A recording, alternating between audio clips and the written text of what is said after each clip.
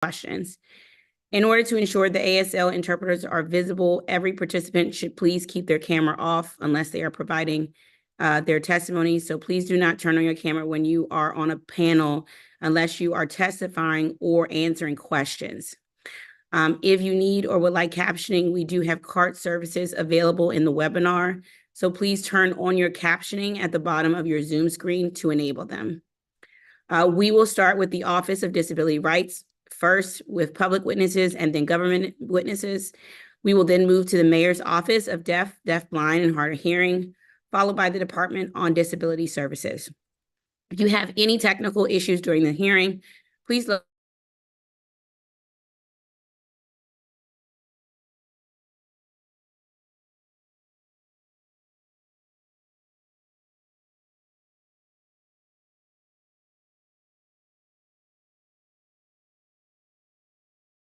a written copy of your testimony for the record by uploading your testimony to the hearing management system. The record for this hearing closes at 5 p.m. on Thursday, May 9th. We will now start the Office of Disability Rights, the Mayor's Office of Deaf, Blind, and Hard of Hearing, and the Department on Disability Services all play vital roles in enforcing the rights of ensuring accessibility for and providing services to people with disabilities in the District of Columbia. Whether it be for district residents, employees, or visitors with disabilities, it is of the utmost importance that all government services and spaces are as accessible as possible, even if such accessibility comes with a cost. Today, we are going to examine what those costs are. With the Office of Disability Rights, we will discuss how increased oversight over district agencies' compliance with the Americans with Disabilities Act has been going so far, and whether ODR has everything it needs in the proposed budget to ensure every district government space and service is not just compliant with the ADA, but is truly accessible. With the Mayor's Office of Deaf, Blind, and Hard of Hearing, we'll look at increases to the agency's budget to expand its capacity to provide ASL interpretation and expand the district's effective communication policy. And finally, with the Department of Disability Services, we'll see how increases and decreases in the budgets for the Developmental Disabilities Administration and Rehabilitative Services Administration will impact services and supports. For DDA, we'll discuss how the proposed elimination of the clothing allowance and a 50% reduction to service providers administrative fee will affect supported persons and our entire provider network. For RSA, we'll look at the budget for pre-employment transition services and get an update on the Randolph-Shepard program. I look forward to hearing from and engaging with our public and government witnesses today about all these issues and more, so we can all work together to make sure that these three agencies have the resources they need in fiscal year 25 to support people with disabilities in the District of Columbia. I would like to acknowledge if there are any of my colleagues present. I do not see any of my colleagues present, so we will begin with the Office of Disability Rights, starting with public witnesses. I will invite our first panel of public witnesses for the Office of Disability Rights. Charles Osinka Otare, public witness.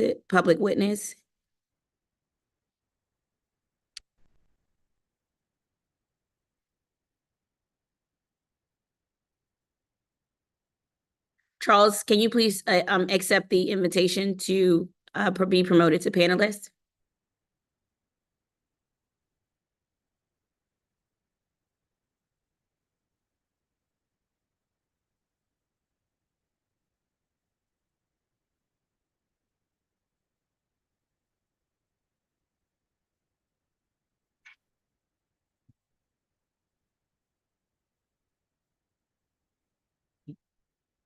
Hello, this is Director Cook speaking. We are having trouble seeing the interpreter.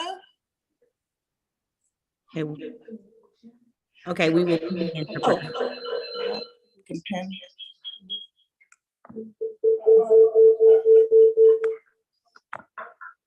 Okay, there we go.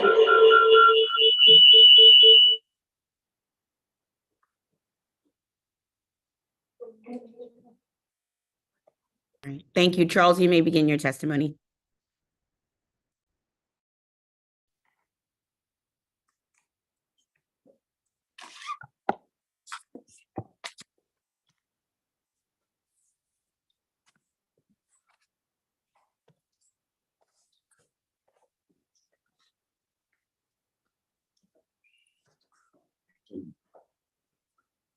Hello, good afternoon. Oh, 1 second, let me adjust myself. Hello and good afternoon, Chairperson.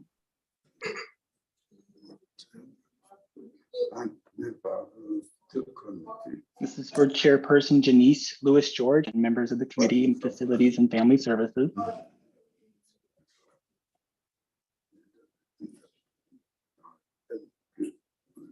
My name is Charles Awusin Inko Taraya. That's right.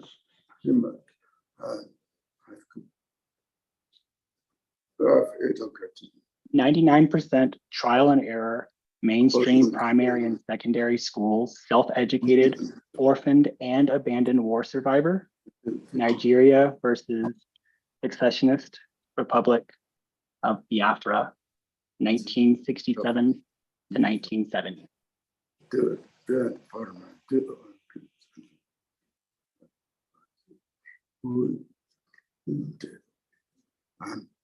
Deafblind, former bank clerk, typist, poet, author, and publisher, as well as 25-year political prisoner, 1994 to 2018. I am here to testify about the Office of Disability Rights and Department on Disability Services.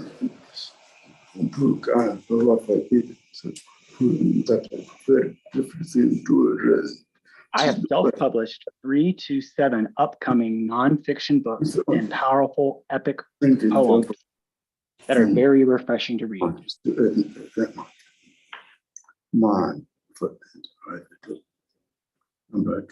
A few are Gloomy Fate, Harbinger in the Temple of Doom, and Glamachus, Man versus Fate 2, American Eagle Empire, Rumbling at the Jungle.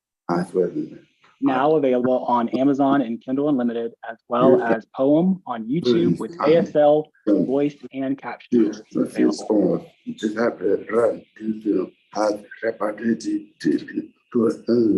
The Office of Disability Rights, District of Columbia, has repeatedly declined to help provide legal representation per my request, despite receiving funding from the DC government to assist the handicapped in their efforts to fight disability discrimination and promote equality.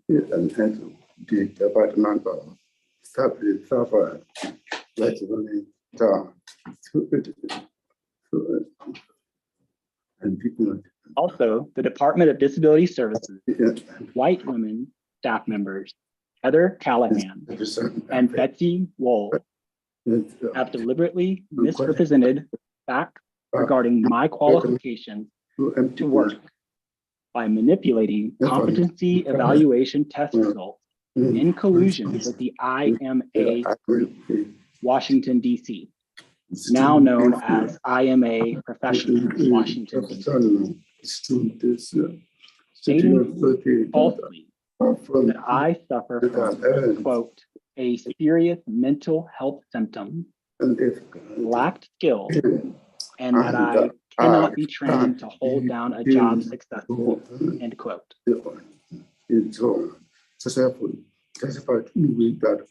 All that despite knowing that I have passed the job competency evaluation test with flying colors and have previously worked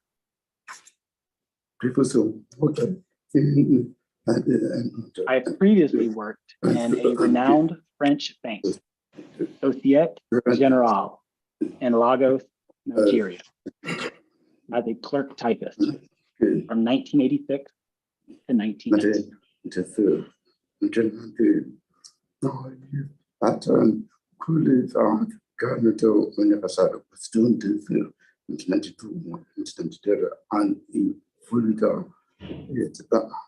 I've attended college at Gallaudet University, Washington, D.C. from 1992 to 1993, and was a volunteer administrative office assistant at MedStar National Rehabilitation Hospital in the Physical Medicine and Rehabilitation Department, Northwest Washington, D.C., 1996 to 1997. Into federal. That was before being taken into federal custody in Butner, North Carolina, from 1998 to 2018 during a subway arson havoc disruption on July 31st, 1998.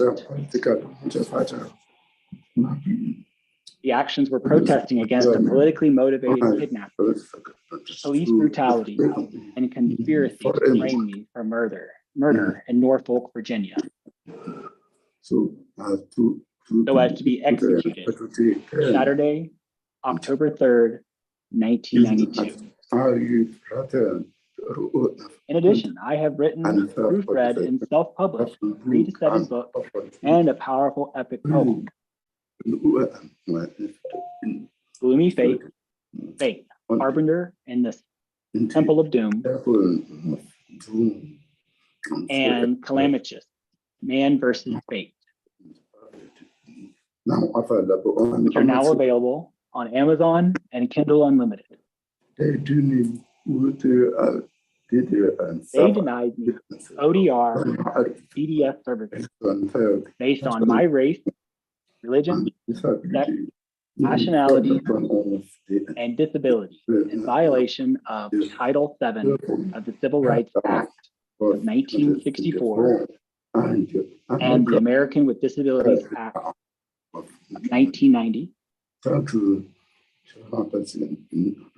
Thank you, Chairperson Louis George, for this opportunity to speak today. And I look forward to answering any questions. Attached are samples of my work project. Thank you so much for your testimony.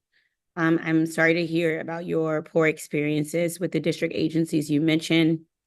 I know you are with the Mayor's Office of Deaf, Blind, and Hard of Hearing, and we also have the Office of Disability Rights and Department of Disability Services here.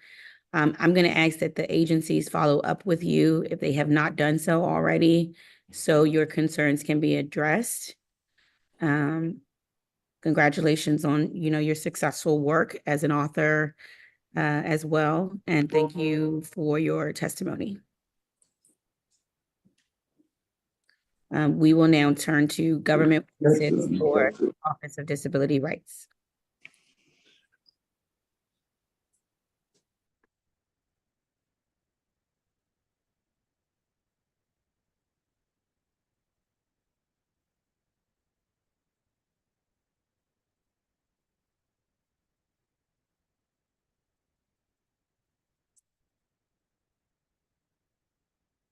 Okay.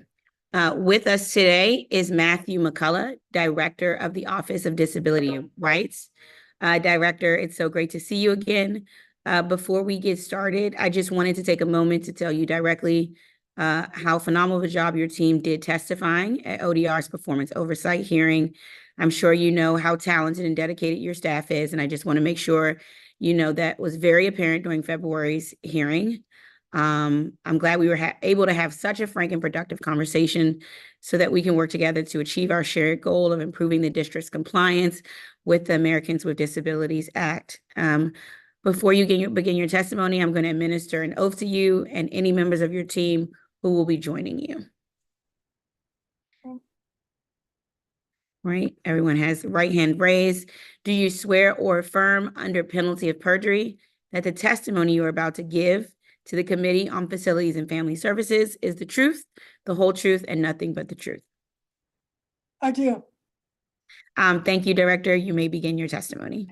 Excellent. Before I give my formal testimony, I also want to thank my ODR staff for presenting at the last hearing, particularly Chief of Staff Doug Tran, Attorney Advisor Peter Steffen, the Duty Council, EDS, and my in partnership with Tony, can't remember his last name at this point. Tony, who serves as the EDC financial officer.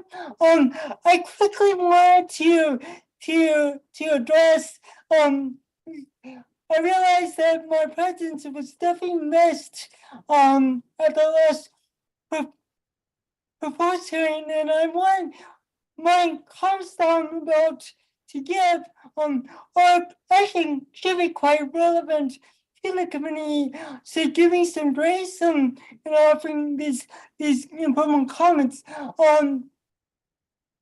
lot of folks within the community know that I'm a cancer survivor since 2017. I was diagnosed with colorectal cancer at the beginning of 2017. And so the fact that I'm a cancer survivor and I'm actively receiving chemotherapy treatment to this day shows that there's been great advancements in the medical field. And I want to particularly thank the Washington Hospital Center and the Georgetown Cancer Institute and their staff for offering outstanding medical treatment over the past 7 years. So with colorectal cancer, when you receive treatment, your digestive tract receives chemo radiation and chemotherapy treatment, and so over time, receiving that type of treatment on your tract, patients with colorectal cancer don't get bowel obstructions. And this is very common for any patient with colorectal. And during the last performance hearing, I was experiencing, I had 2 extensive stays in the hospital, simply because I was experiencing bowel obstructions, and with the second hospital stay, I needed surgery to repair the bowel obstruction at that time. The reason why I'm willing to disclose all this is, one, I'm the head of ODR, and we are the agency that should be open to allowing people with disabilities to discuss their limitations, their disabilities, and their desires of what they want. But I also want to mention that, as you may recall, March was DD Awareness Month, for most of person with developmental disabilities, which is cerebral palsy. But March, not too many people also know that March was also colorectal awareness month, and to this date, the medical field still does not know what causes colorectal cancer, yet there's a great rise of the diagnosis among my particular age group. At this point, 48 years old, I was diagnosed with colorectal when I was 41 years old. And so the fact that there isn't, the medical field still does not know what causes the colorectal is where I would ask the committee, knowing that you deal with family services as well, is that there are too many non-families out there, mothers and fathers that are diagnosed with colorectal and based on the type of treatment that they receive, they may receive a longer track of life and be given more than a few years to live. And so my point of bringing this up before I give my formal testimony on behalf of ODR is that I believe as policymakers, there's great opportunities for for you and the policymakers to encourage the medical field, the scientific field, and the community members to work together to continue finding what causes colorectal cancer, because if we can understand what causes colorectal cancer, the types of treatments will be that much more effective, and which means that we have younger families, mothers and fathers living longer and watching their children grow up being young adults themselves. And so that's the reason why I'm bringing all this up, because this is a real reality for me and many other folks with colorectal cancer. And so my story is not unique. It's good to talk about it because we need to talk about this and find solutions that increase the quality of life for everybody that's impacted by colorectal cancer. Thank you. With that, I can start my formal testimony, but if you have any questions about the bat, I'm going to answer those right now, or I can wait afterwards too. It's up to you. All right. How about if I give my formal testimony and we can continue this conversation? Good afternoon, Chairperson Living George and the members of the Committee on Facilities and Family Services. My name is Matthew McCullough, and I'm the Director of ODR. It gives me great pleasure to speak on the agency's proposed fiscal year 2025 budget and its activities. Mayor Bowser's FY 2025 budget makes strong strategic investments in building local businesses, the area economy, affordable and accessible housing, education and human services, public safety, transportation, infrastructure, and employment services that provide our residents with disabilities with a viable pathway to improve their own trajectory and quality of life. Furthermore, these investments reflect the needs and priorities identified by district residents. ODR's focus is the district of government's commitment to the American with Disabilities Act in compliance with all other federal and local disability-related laws. The district serves as a national recognized leader in ensuring that programs, services, and facilities operated are fully accessible to and usable by people with disabilities. ODR actively supports, promotes, and works to advance the protections available under the ADA and all other laws impacting our citizens with disabilities in areas of community living, employment, housing, transportation, emergency preparedness, and other government programs and services. Particularly, our agency proudly provides guidance, information, and technical assistance to district government agencies and people accessing government programs and services. Additionally, ODR processes requests for reasonable accommodations and modification policies for employees and community members with disabilities regarding accessibility to district building services, programs, and activities. ODR also conducts ADA and sensitivity training and provides staff and administrative support to the federally funded Developmental Disabilities Council and the DC Commission on Persons with Disabilities. ODR's total operating budget for FY 2025 is $2,053,669, consisting of $1,426 million in local funds and $627,669 in federal funds allocated to the Developmental Disabilities Council.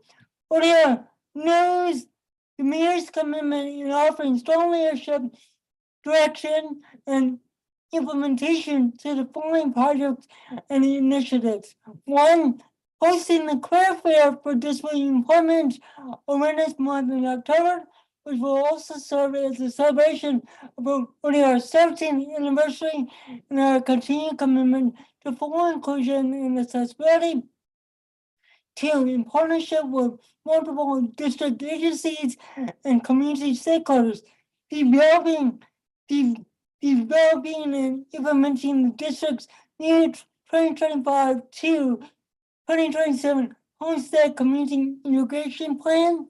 Three, continuing to cultivate opportunities for respect and social inclusion among the aging population, neighbors, and visitors through multi-generational and cultural activities in partnership with the H-Feeling DC Task Force.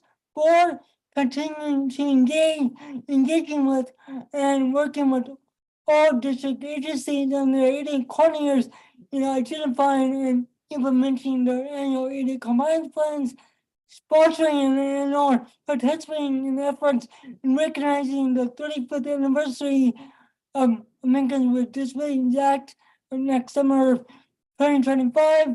ODR is part of the mayor's strong leadership, ensuring that the District of Columbia possesses strong values for disability rights while serving as a national model of accessibility.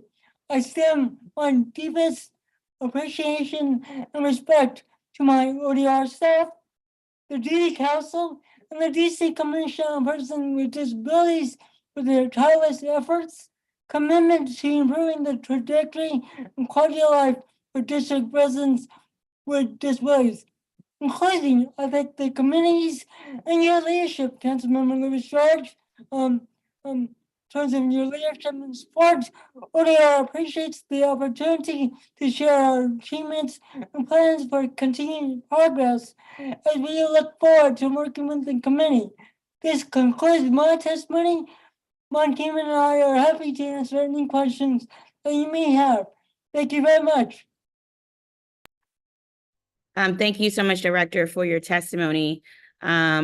Both your testimony as director of this agency, but really your moving personal testimony of your journey with colorectal cancer and the call for policymakers to really do our part to try to find the cause of this and to try to again find a cure for all of all the cancers. So thank you for being willing to share your story, your testimony with the greater public. It really means a lot, and I'm sure you have touched the lives of so many by being willing to share that. So just thank you so much for that. Thank you. Thank you very much. I want to start with some questions. I want to ask about at the time of the performance oversight hearing, DPR had not submitted its ADA self-evaluation and compliance plan to ODR. I'm eager to see this plan, particularly at our DPR sites as they prepare for summer, so we can identify ADA issues before youth arrive for summer program. Can you provide an update on this? Has DPR submitted their assessment yet? And if not, is there an expected date? So yes, the Department of Parks and Recs have submitted their initial documents to ODR. There's been a great collaboration and partnership between the two agencies, knowing that there are hundreds of rec centers and parks that are within DC government's purview, and particularly under Parks and Recs. They are continuously and continuously working with us to identify ongoing accessibility issues. The fact that we have community members that are willing to use their voice and communicate when an accessible button is not working, or when the bathroom stalls within the rec center is not fully accessible. Those testimonies, the willingness for our community members to show their leadership, for their concern for the greater community, is is awesome. That means that as a government, we're doing something that would allow them to voice their concerns. The key on our end is tracking how quickly can we turn around those accessibility barriers into repairs and fixes. And in terms of those accessibility barriers being repaired, it's also we also have to work in partnership with the Department for General Services and in partnership with DDS and ODR. We're getting to the point where we have ongoing communication of if there is an element that needs to be fixed, and if it's an ADA related element that the DDS system has the capability of recognizing it's an ADA barrier and should have a higher priority to be fixed within a timely fashion. And so the fact that your committee has shown a greater investment in ensuring that the enforcement of the ADA and other accessibility laws come to the forefront has really helped ODR really collaborate in teamwork with these other agencies to have the responsibility of making those fixes along the way. And so I want to thank you and your team for showing that leadership. Yeah, thank you. I also chair facilities here at the council, which means I have Department of General Services. And so this You're is super busy.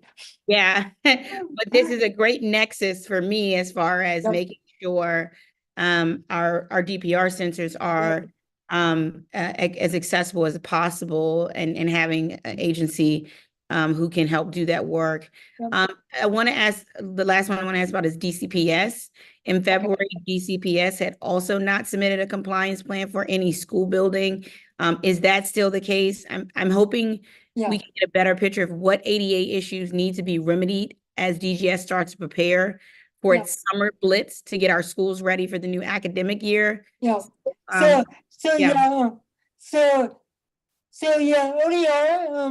ODR has also had greater communication with DC public schools on their ADA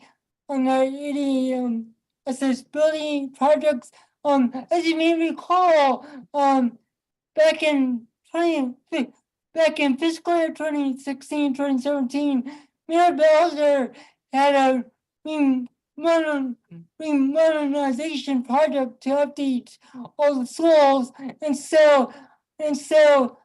and at that time, ODR submitted accessibility reports that would support the remodernization of the public schools back then. So fast forward 6-7 fiscal years forward. Now we need to see if our accessibility suggestions were actually implemented in the new modernization projects, and with the older schools,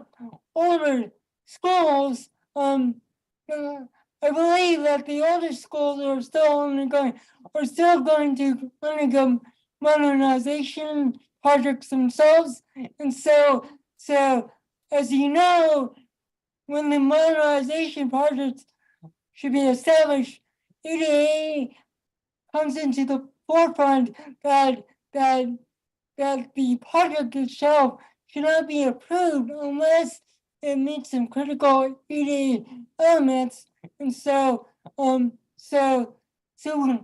ODR's team will certainly continue working with the leadership within DC Public Schools and the General Council, and to ensure that all the schools are fully accessible for our students with disabilities or parents with disabilities, and there's also opportunities if the physical barrier still exists.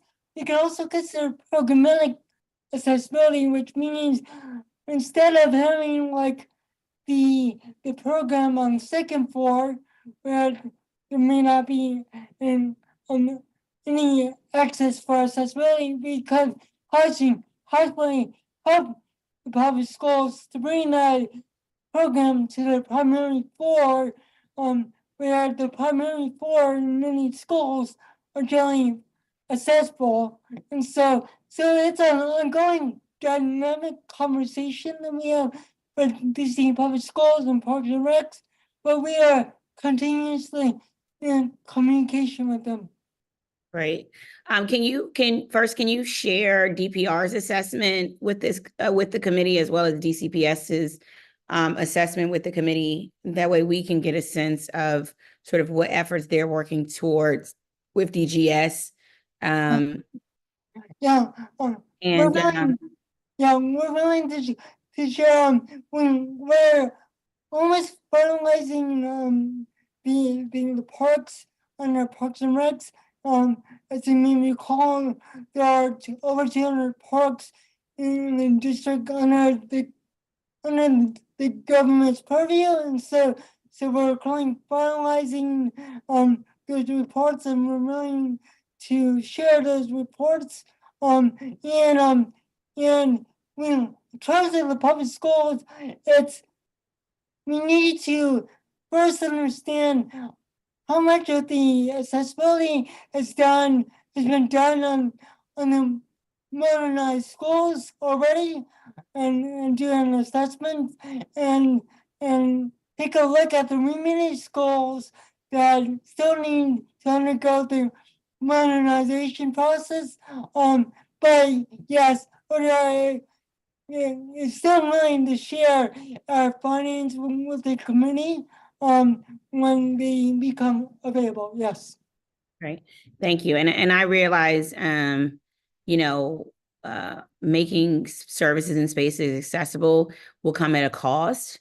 But, it's important for us as a city to recognize that this is a cost that we need to bear to make sure our communities are accessible as possible.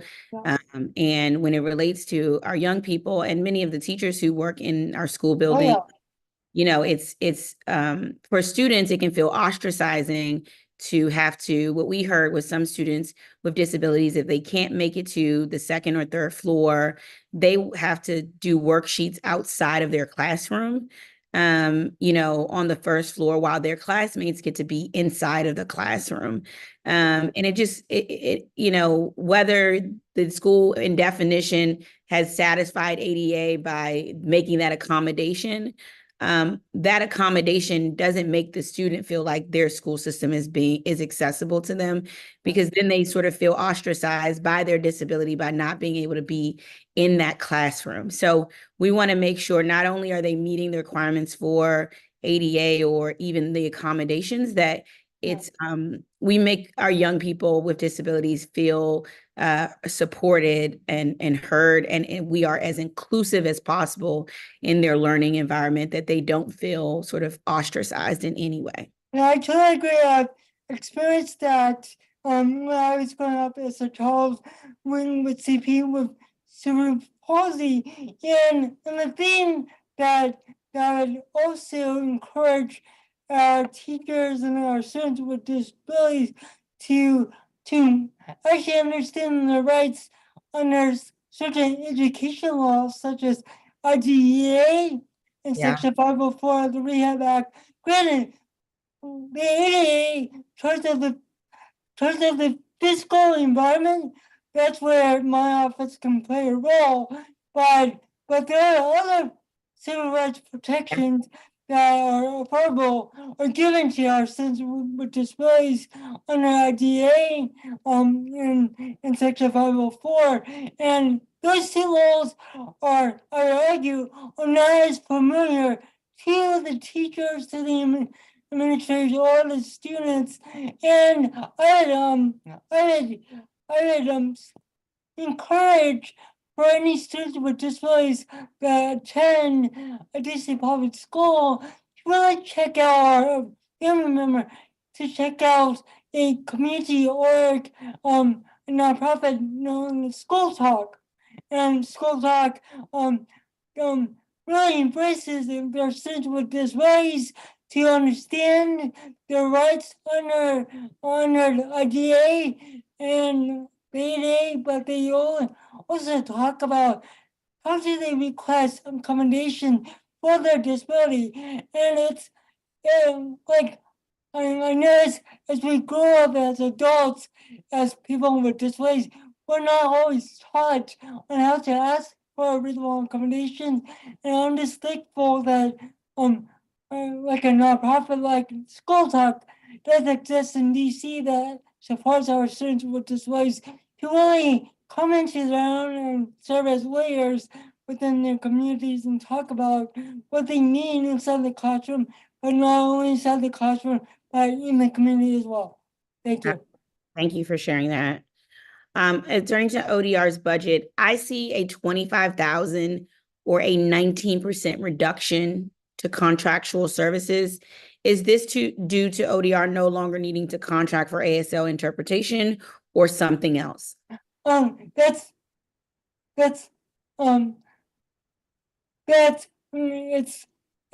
a few things. So it's speaking to funding that the DD Council receives. So DD Council receives a grant, and they're responsible for obligating and expending and liquidating that grant over the course of 3 years. And depending on how much they spend the previous year, it reflects in the contractual dollars. Of you see less money from the previous year, it means that they actually invested more dollars in the community through the grants. And you see a positive in many cases, it means that they're most likely going to invest more in the upcoming year in the community for their grants. So but it does also reflect that we will definitely have a purchase order set aside for American Sign Language to serve our constituents who are deaf and hard of hearing.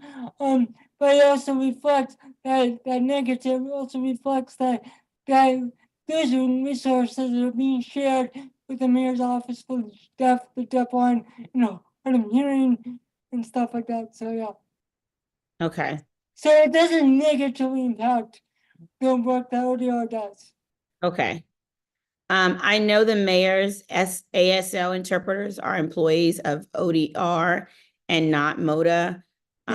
Given that MODDHH is within the executive office of the mayor, why weren't these FTEs positions transferred to MODDHH along with ODR's previous ASL responsibilities? So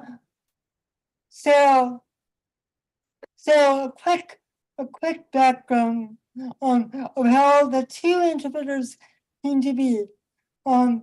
Let's talk about January 6th, the insurrection.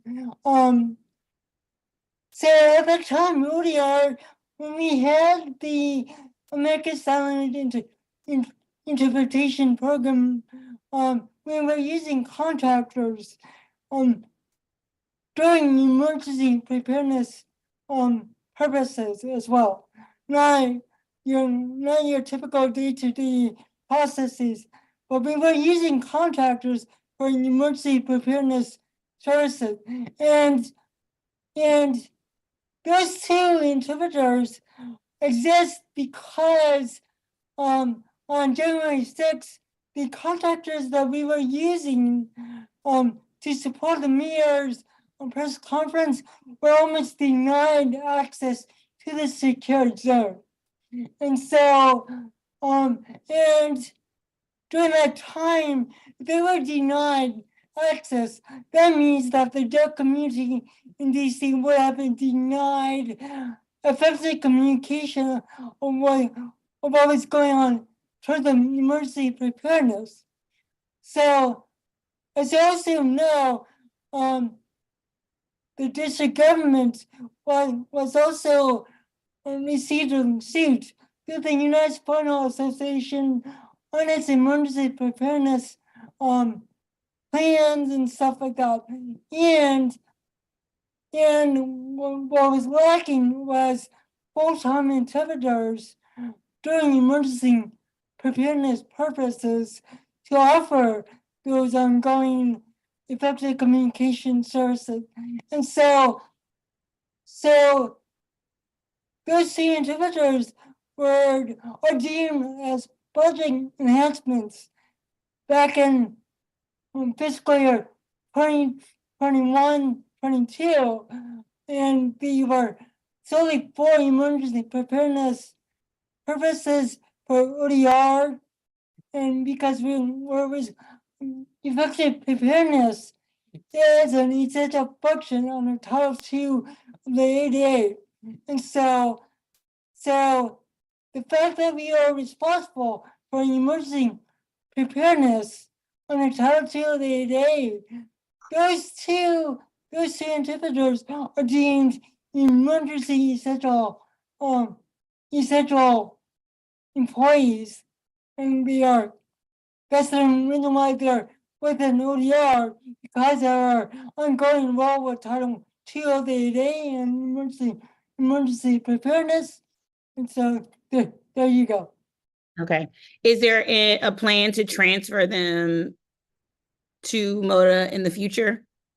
Then there hasn't been any form of communication about that, but I would argue that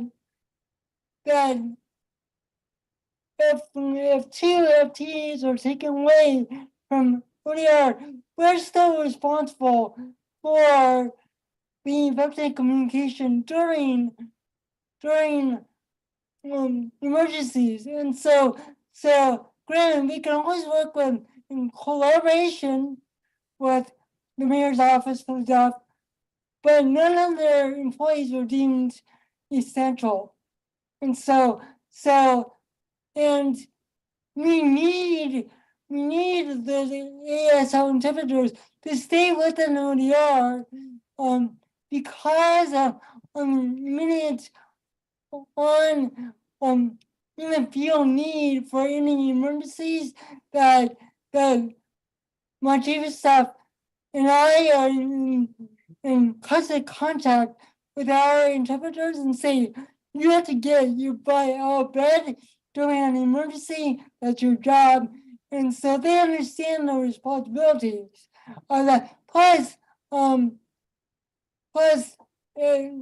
they also support the mayor as well. So I truly believe that those two FTEs are really serving, supporting the ADA, trusted effective communication, and I'm hoping that due to the fact that ODR successful in receiving budget enhancements for those two FTEs, that they respectfully remain in ODR going forward. Thank you. Thank you. I wanted to ask, I'm curious about ODR's involvement in the formulation of the fiscal year 25 proposed budget. For example, both DPR and DCPS have capital projects for ADA improvements. Yeah. I'm wondering if the agencies or the executive office of the mayor requests ODR's assistance in determining how to use this at ADA dedicated funding. So yes, they do. Well, for example, like with the upcoming primary election in June and the general election in November, there's opportunities. Well, I mean, this is not a capital improvement project, but I'm just giving you an example that if there needs to be modifications to the polling locations for greater accessibility, we are constant partnership and communication with DDS and the Board of Elections on making those fixes in preparation for allowing our district residents with disabilities to fulfill their civic duty in terms of voting. In terms of like capital improvement projects, like we're constantly in partnership with DDOT in terms of making sure that that the pathways and sidewalks are constantly improved for our citizens with disabilities. We talk about that in partnership with the ADA coordinator, in terms of DDS, and Parks and Recs. You've seen the ongoing relationship that we have with those two agencies and identifying long-term projects that may need to undergo long-term capital improvement projects such as improving an entire bathroom. That takes time. And another example is DC Public Schools, the modernization project. All of that talks to capital improvement projects that once earlier does the assessments and offers suggestions from those reports on how to make the built environment more accessible. That's where every impact and influence comes in terms of influencing how the other agencies dictating how the capital improvement projects are being implemented and constructed. Understood. I know that it's not your agency, but in DPR's ADA compliance capital project, there's a 1.55 million decrease between what is allotted in fiscal year 24 and fiscal year 25. I know it's not your budget, but I'm concerned about what this cut will mean for people with disabilities and seniors who visit our recreation centers, particularly in light of the ongoing ADA issues at Ward 4's Lamont Recreation Center. My ask of you is just, can ODR work with DCPS and DPR to make sure these ADA capital project funds are not just being spent, but are being spent on the most serious ADA issues at our schools and our recreation centers? Understood. It's an ongoing partnership and collaboration with these agencies.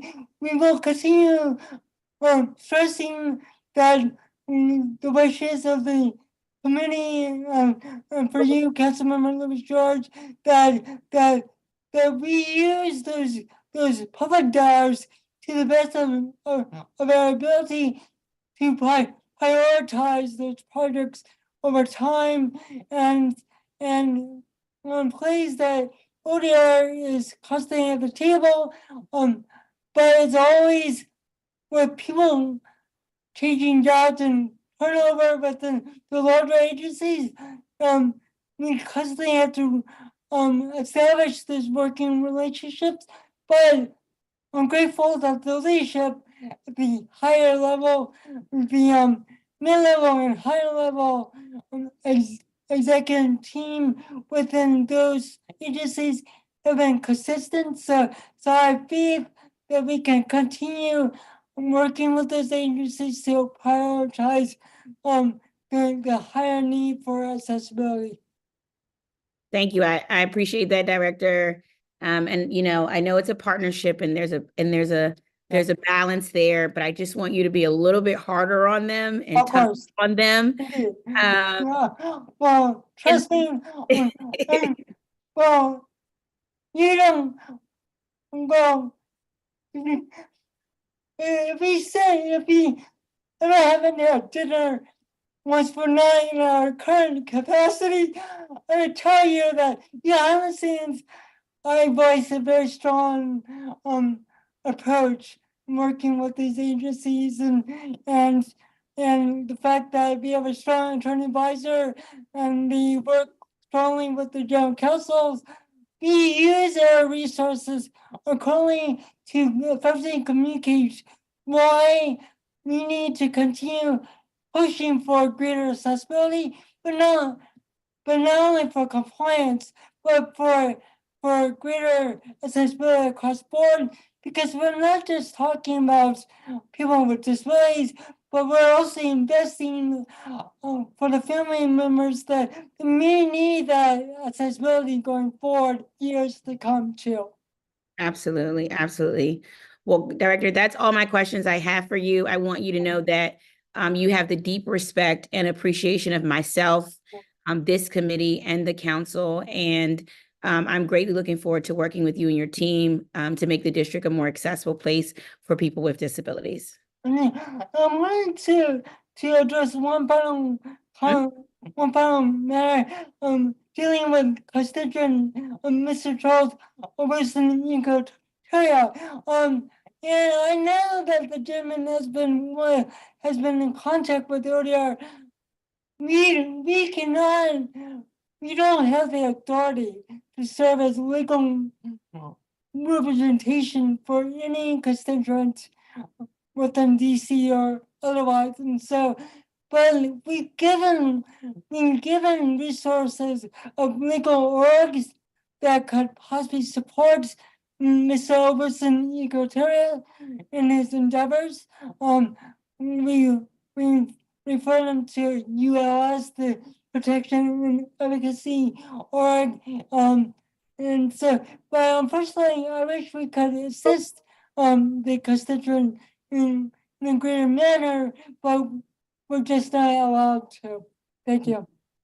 Understood. Thank you so much for sharing the resources that you have shared and continue to be a resource to not only him, but other district residents who come to you with a need in that regard. Outstanding. Thank you for your time and leadership. Thank you. Councilmember Lewis George, you're awesome. Thank you. Thank you. Next, we will transition to the to the budget oversight hearing for the mayor's office of deaf, blind, and hard of hearing, also known as MODDHH.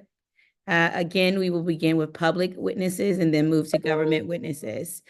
Our first panel of public witnesses will be Prudence Shaw, public witness, Shanquella Barcliffe, public witness, Travis Dowdery, public witness, and Diana Martin, public witness.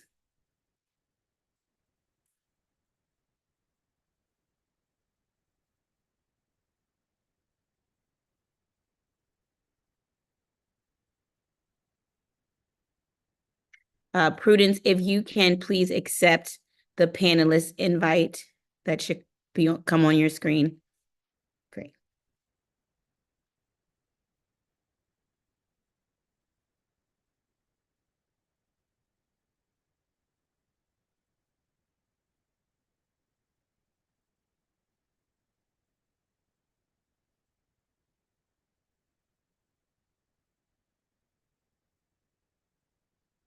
And Diana, if you could accept the panelist link that comes across your screen.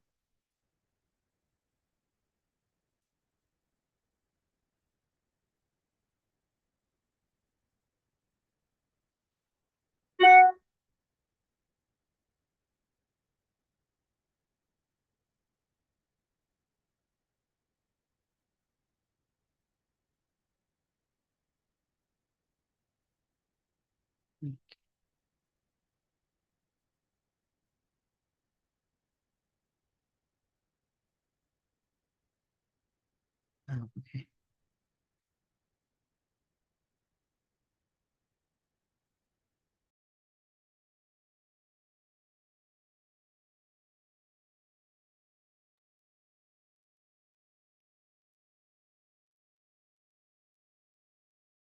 Who's next after her? Okay. All right. Diana, I see you. If you're here, you can come off screen and begin your testimony.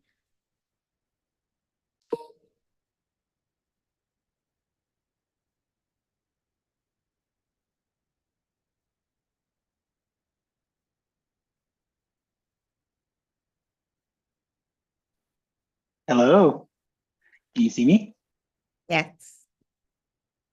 Excellent. All right, thank you. So I don't sign ASL very well because I'm originally from Colombia in South America. So bear with me if you don't mind. So this is an issue about accessibility here in DC. it seems that the community is aware of safety concerns, the deaf and hard of hearing community as a whole. But as it comes to interpreters and access, it seems as though sometimes the interpreters that we have, the relationship, I would like to build more on the relationship on relationship between interpreters, the deaf blind community, deaf and hard of hearing community, and just increase that relationship between our interpreters and our community as a whole. Thank you so much.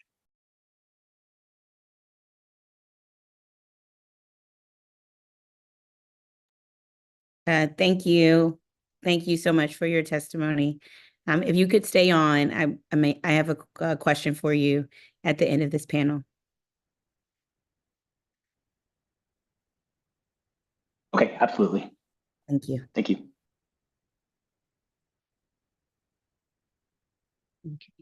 Shanquilla Barclift, Travis Dowdery, if you all are here in the Zoom, can you please raise your hand so we could promote you?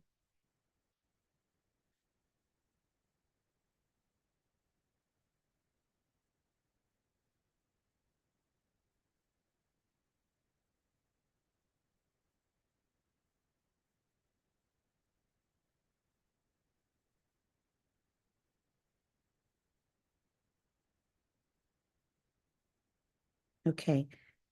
We don't see Shanquilla or Travis, and Prudence has indicated she does not want to testify at this moment. So Diana, I just want to come back to you with the question, which is how can the district government, and particularly the mayor's office of deaf, blind, and hard of hearing, assist in improving the relationship between interpreters and district residents? What are some things we can do to make that relationship better?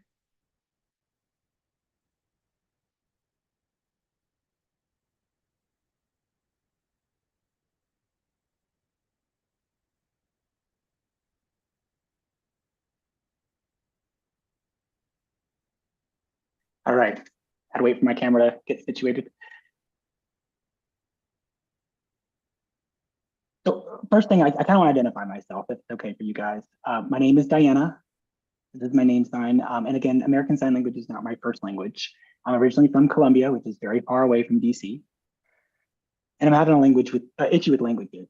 Colombia Sign Language is completely different with interpreters than it is here in America. And so I'm having an issue with the interpreters, because here in DC, it seems that we have public accommodations for interpreters, but the interpreters and the deaf community, when it comes to the translations, I'm trying to figure out how we can maybe improve these relationships.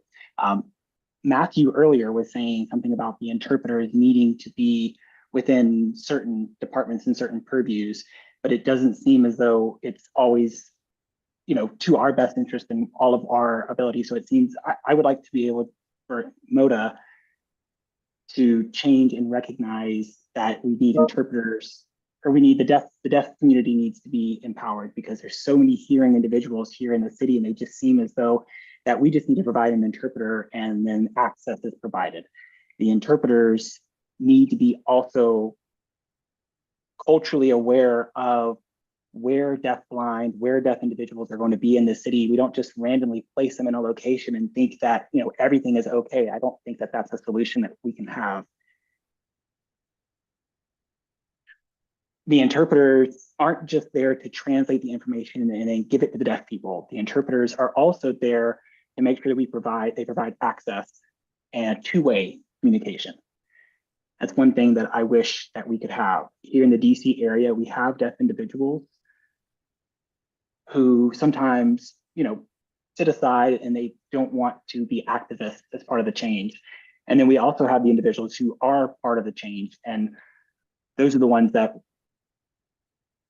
individuals that are part of the government and everything need to follow the laws that we do have in place. And whether we provide interpreters for deaf, deafblind, hearing individuals as well, need access to the sign language that's going on. And so all the offices need to work together, the government offices and the offices that involve the deaf and hard of hearing community. It's nice that we have this access, but I wish we had more deaf participants involved within this process, because then we can have more power and provide insight as to where the need really is in our community. And it's just something that I've noticed as I've been here in the community. Just I wish that the DC area could improve that. Yeah. Awesome. Thank you. Thank you so much for those suggestions and recommendations and that feedback. You're an amazing advocate. And so I hope to see you more, even at these hearings as well, for sure.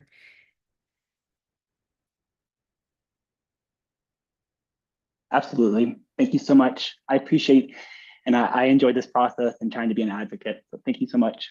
Thank you. We will now turn to our government witness.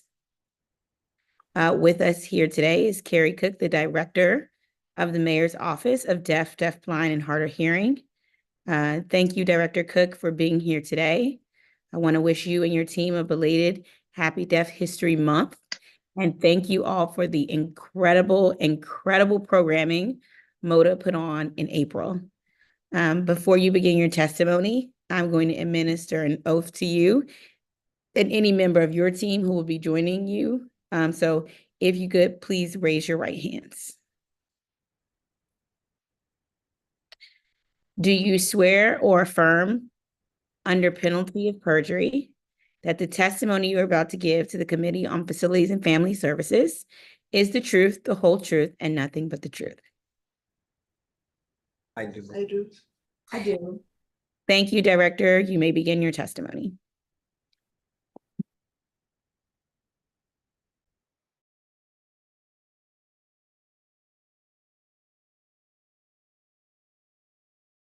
So first, I want to let the interpreters know that I have an interpreter that will voice for me, so you don't need to voice. Thank you.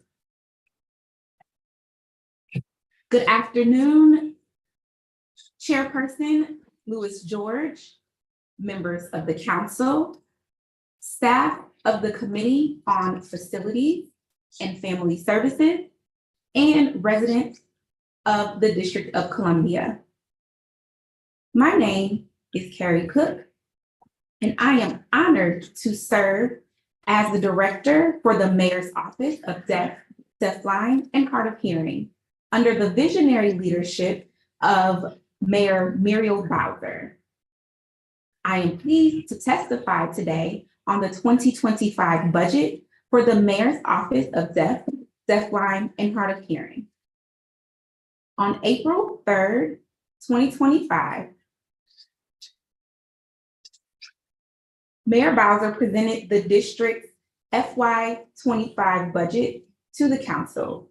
In addition to continuing on the progress since 2015, the budget for the fiscal year will focus on 3 core elements: public safety, public education, and downtown investment.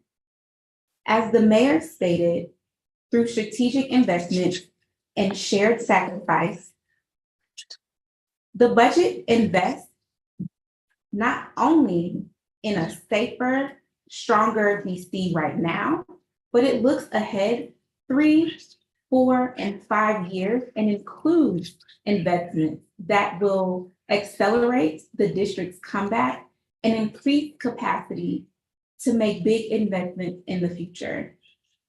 The proposed FY25 budget for the Mayor's Office of Deaf, Deafblind, and Hard of Hearing includes a total of $1,610,076 and 7 full-time employees.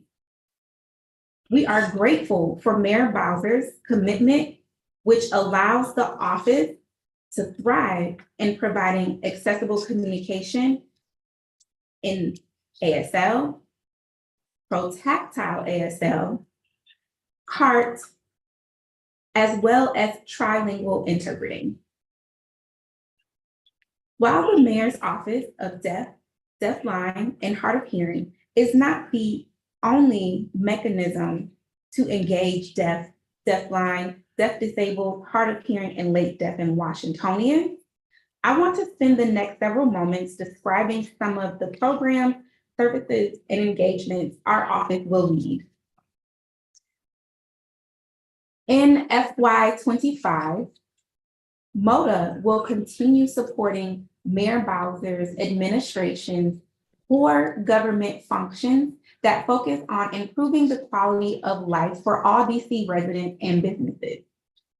We will continue to focus our work on the following areas. Focus on public safety. We are excited to partner with MPD, particularly the Deaf and Hard of Hearing Unit, to improve relations between our hardworking public safety officials and deaf, deafblind, deaf disabled, hard of hearing, and late deafened residents. We are also excited to work together on unique communication accessibility tools to help residents with hearing loss have equal access to safety with law enforcement. We are most excited about a burgeoning partnership with the Office of Neighborhood Safety and Engagement to increase accessible services and resources for residents with hearing loss. Our next priority is focused on hiring opportunities. At a 12% unemployment rate for deaf, deafblind, deaf disabled, hard of hearing, and late deafened residents, according to research from the National Deaf Center on Post-Secondary Outcomes, the district has one of the highest unemployment disparities among its counterparts in the country. We know that one of the key paths to the middle class is to become a business owner. Thus, in addition to partnering with the great work of DDS, Vocational Rehabilitation Services, MODDHH aims to amplify the many opportunities of the Office of the Deputy Mayor for Planning and Economic Development and our partnerships with the Department of Licensing and Consumer Protection and the Department of Insurance, Securities, and Banking. During National Disability Employment Awareness Month in October, we will host the hashtag HHDB Deaf DC Work Summit, offering opportunities for residents to enroll in workforce development training programs and interview for employment opportunities in the district. Judging by the success of last year's employment summit, we look forward to annual improvements with stronger partnerships from district agencies. Our third focus is focused on educational advancement. One thing that makes all the staff of MODDHH proud to work for Mayor Bowser is her commitment to innovation. As members of the DC Early Hearing Detection and Intervention under the Department of Health in partnership with Strong Start DC Early Intervention Program under the Office of the State Superintendent of Education, we are able to connect parents and families to resources and services benefiting their children at pre-K level.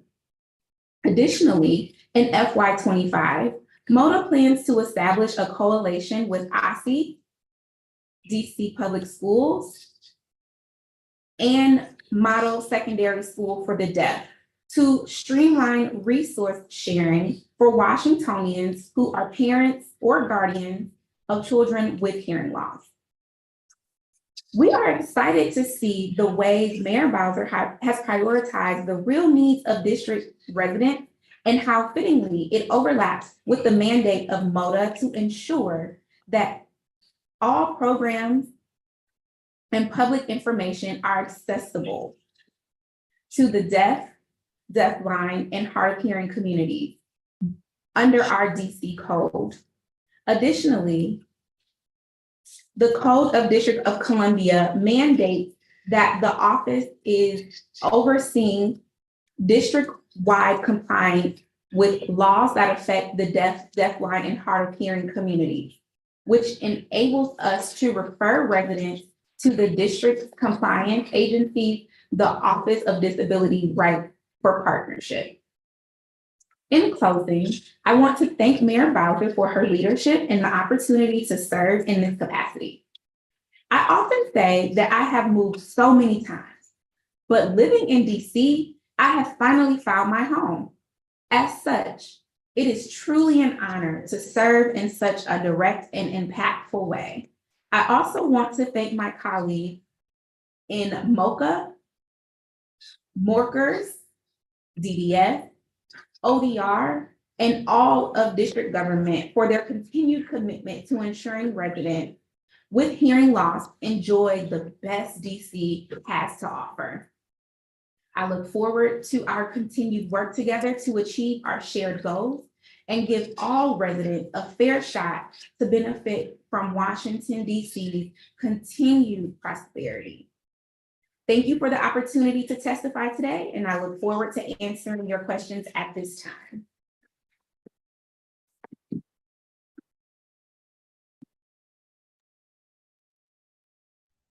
Thank you, Director, for your testimony and all the work that you all do. I want to start with your reaction to the public testimony that was just provided. Diana expressed a need for accessibility in the district to be more than just providing interpreters. She also said interpreters also need to be more culturally aware, especially for people for whom ASL is not their first language. Director, these sound like the exact types of things MODDHH was created to fix. So what can MODDHH do to address the concerns and the recommendations that Diana raised? Well, we're really proud that we're still in the process of that. One example of that is in our fiscal year 24 contract with the vendors that provide ASL and PT, ASL, and CARD services. We were the first to put in the cultural competency as a requirement. That had never been done before. Right, so that's just one example of the ways in which we're continuing to ensure that we not just have interpreters, but culturally competent interpreters. Additionally, we are, I believe you mentioned, we are faced with a scenario now where across the United States, there is a dearth of interpreters. More and more are leaving the field, leaving the work, and there's not a match with the new interpreters up and coming. That has hit the district extremely hard. Well, I'm very grateful to our vendors. We have the vendors who have worked diligently to find interpreters night and day. We also, for the first time in fiscal year 24, allowed for equal access to communications accessibility. What does that mean? So for example, typically in the past, we have to wait about 5 days in advance to request for an interpreter. However, we're well aware that the hearing community doesn't have to wait 5 days, in advance to decide if they're going to an event or attending a meeting or taking part of a district resource. So we changed it up to 24 hours notice. With that, that puts an extra demand on the vendors because now they don't just have to find interpreters who are culturally competent, but also who are available at the last minute. And of course, because of the shortage, that has impacted us considerably. I am very grateful in that we were able to at least fill all of the requests that we've received. And we're looking forward to partnerships with organizations such as the National Alliance of Black Interpreters, Greater Washington Asian Deaf Association, and others to increase the number of interpreters of color, both PTA-ASL, ASL, and CUT as well. Wonderful. That's great to hear. Especially some of those partnerships sound like they will be critical for us to make those improvements. The proposed budget includes a $400,000 increase to fully fund the effective communication policy. What is MODDHH currently not doing that it will newly be able to do with this enhancement? Well, this enhancement is not a brand new enhancement per se. Currently, you may remember from the performance hearing, the questionnaire, we have a lot of MOUs with the OCA, the Office of the City Administrator, that covered all of the district agencies under the mayor's purview, as well as several independent agencies. Under that MOU, they are required to give us some of the money for the project line to go into the ECP project line. What Mayor Bowser is trying to do is say, instead of every single fall, each agency we have to reach out and say, hey, you spent 20,000 on it, access last year, so you need to give us 20,000 this year. And by the way, if you spend all the money in the middle of the fiscal year, we'll give you a call and let you know to send us more money. Just streamline it off. So if you look at the mayor's budget, you will see there's like the 3 stars under each agency's budget, because that is where their funding is coming into the MODDHH project line at the beginning of the fiscal year. So it really just streamlines everything. So instead of having to draft an MOU, the Mayor Bowser had invested that money into a process change. So it's not a funding change, it's a process change. Got it. Okay, that makes sense. And so is this entire enhancement going towards contractual services, or is this for any agency provided services? This will be for any agencies under the mayor's purview. So we will still have to, do our MOUs for independent agencies. So, the Office of Administrative Hearings and so on. But those numbers are relatively low. So that will be for OCA, that kind of, where Mayor Bowser had control, that's where we're able to get the funding ahead of time. Got it. Okay, so this isn't it's not that you all be able to provide any additional services. The increase is just sort of a transfer of money that was getting to you all later in the process. And so it's just helping the process move more efficiently. Exactly. And it's great because what ends up happening at the beginning of the year, we have, to create our purchase orders with our vendors, and we have to use our internal budget until the money from the project line comes later on during the year. So this is why, Mayor Bowser is really committed to making sure that we're not just able to do our work, but to do it in a way that makes sense and it's just seamless and really addresses system change. Okay. Understood. The proposed budget also includes a transfer of 1 FTE. This is the chief of staff position that is currently filled, but up until now, I guess has been funded by EOM. Is that correct? Yes, that is correct. Currently, the position is Chief of Staff Kishore Gore's position to detail to MODDHH for the past year and a half. And so in FY25, the official transfer will take place. Understood. Okay. The proposed budget also includes an increase of $281,000, which according to the budget chapter, quote says, will primarily be used to support internal service sign language activities. Is this money also included in the money that was transferred from other agencies, or is it new? Well, actually, the $281,000 is in reference to the agency's initial budget submission before the mayor's policy decisions in FY25.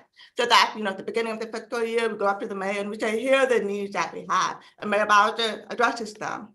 So this $281,000 includes a restoring of the one-time funding of $306,000 that's specifically for the agency staff. So Title I of the ADA and Title II of the ADA have to be paid out separately in different project lines.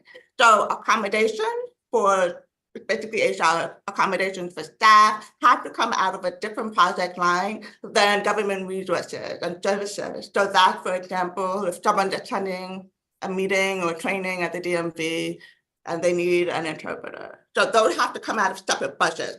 So that $306,000, that one-time $306,000 enhancement was for the staff, the Title I, the HR need of the staff in the office.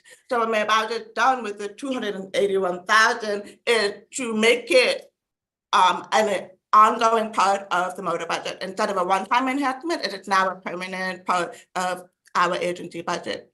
Now, where the 281 comes from, that actually is subtract 15,000 from our supplies. So we realize, Okay, go ahead. yeah. So you know, 306,000, we take out 15,000 for supplies. It's not a subtraction, it's just moving to a different project line. Got it, because I see a 59% decrease in the proposed budget for supplies and materials. And my question was whether $17,000 would be enough, or does the agency plan on cutting back on anything specific? Well, we do plan a decrease on specific supplies. That is correct. We were, our first year of operation, we were grateful to the executive office of the mayor, and they gave us their funding so that we could cover supplies. The Mayor Bowser gave us in fiscal year 24, I believe it was 25,000 for our supplies. We're in the middle of the year and we were like, we're not spending all of that. So we want to make sure we're funding and making good use of the government fund and taxpayers' dollars. So we said we don't need this much, so we're going to go ahead and cut this. Okay, got it. You mentioned, and you'll let us know if that ends up not being enough. Oh, of course. Okay, all right. You mentioned in your testimony partnering with the Office of Neighborhood Safety and Engagement. Can you talk more about that and what will that partnership look like? So one thing that we realized when we were doing our partnership with MPD is that MPD is doing great work, and especially the Deaf and Hard of Hearing unit is doing a lot of work in relationship building. And we also know that the ONSC has also been doing a lot of work in terms of community engagement at safety levels. And so we have partnered with that agency just in initial communication. So in the future, what we plan to do is have the same relationship that we have with MPD. We want to have a similar relationship with the Office of Neighborhood Safety and Engagement. So that's something we're really looking forward to. They have been really excited as well from our outreach because they know that this is an area that it always needs support. All of this, however, fits under our SAFE program, that is Securing Accessibility for Emergency SAFE. That is a program where we provide training, resources to all the agencies in district government that deal with emergency management. So that's ASHIMA, EMS, FEMS, MPD, and Office of United Communications, and now OSCE. So with SAFE, what we do is we provide training, we provide resources, and this is on hand, which means that it's not like a virtual training. We have people that come into our training to maybe deaf, blind, or hard of hearing, and then the people that would be out in the field, for example, in the case of an emergency, they're coming up and we're teaching them, okay, here are a few words you need to know. Here's how you approach someone with just a little bit of hearing loss versus someone who's deaf blind, right? All of that. So all of those trainings, all those resources, all of that is under the Securing Accessibility for Emergencies program, the SAFE program, which we initiated this year under the great leadership of Jacqueline Ting, the policy analyst for MODDHH. Okay, understood. It sounds like exciting work that's happening in conjunction together that will go a long way to making our community safer. So I'm looking forward to seeing progress that's going to be made in that area. You also mentioned MODDHH plans to work with OSCE DCPS and Model Secondary School for the Deaf in fiscal year 25. Can you share about this partnership as well, and what are some of the areas that you all plan to work on? Sure. So in the beginning of the fiscal year, we always do an outreach to the community, deaf, blind, and hard of hearing Washingtonians, and we say, what are your needs? What are the areas that are growing and improving, and what are the areas that are not growing and not improving? One area that really stood out to us was parents and guardians who were deaf themselves. So we know that people with hearing loss have a delayed access to information for tertiary information, right? So yes, you can go to a PTA meeting and hear stuff and learn, oh, okay, so we're doing a field trip to NASA this year. That's awesome. But because of communication barriers, they're not able, for example, to make friends with a hearing parent. And we know that parents share information like, oh, by the way, Did your daughter have trouble in this class? Here's some information, here's a resource, right? So tertiary information sharing. That is a huge gap in the deaf, blind, and hard of hearing community. So what we're planning to do is start a coalition that focuses specifically on deaf, blind, and hard of hearing parents and guardians, not the kids, but the family side, to ensure that they're getting access to information. Got it. Okay. Okay, great. That's necessary. So thank you for that. And I'm looking forward to that progress, hearing about that progress as well. You noted MODDH's planned partnership with ODR to ensure accessibility and ADA compliance among district agencies. Has MODDH made any referrals to ODR so far? Oh yeah, we've made many referrals to ODR. One great thing about the Code of Offices says that we're in charge of compliance. However, because we are an agency under the Executive Office of the Mayor, more specifically the Mayor's Office of Community Affairs, we make sure that we leave compliance up to the people who know the best, who have a legal team, who have the background, and who have the resources to do so. And so with that in mind, we make sure that we refer not just to ODR, but also to OHR. So anytime there is a report of a compliance grievance within district government agencies, we refer them to ODR. Anytime there's a compliance grievance outside of district government agencies, so nonprofit, private sector, so on and so forth, that is under the purview of OHR, the Office of Human Rights. Okay. So you all don't enforce the ADA compliance itself, but you make the referrals to OHR and ODR as applicable to each of them. That is correct. So that's how we're in the loop. One great example is, I believe during the performance hearing, one of the constituents who was shared as a witness shared his frustrations with DPR and said, felt like they weren't accessible exactly. We were able to connect them with ODR so that he could file a report, as well as on our end, doing what we do, which is a community engagement piece.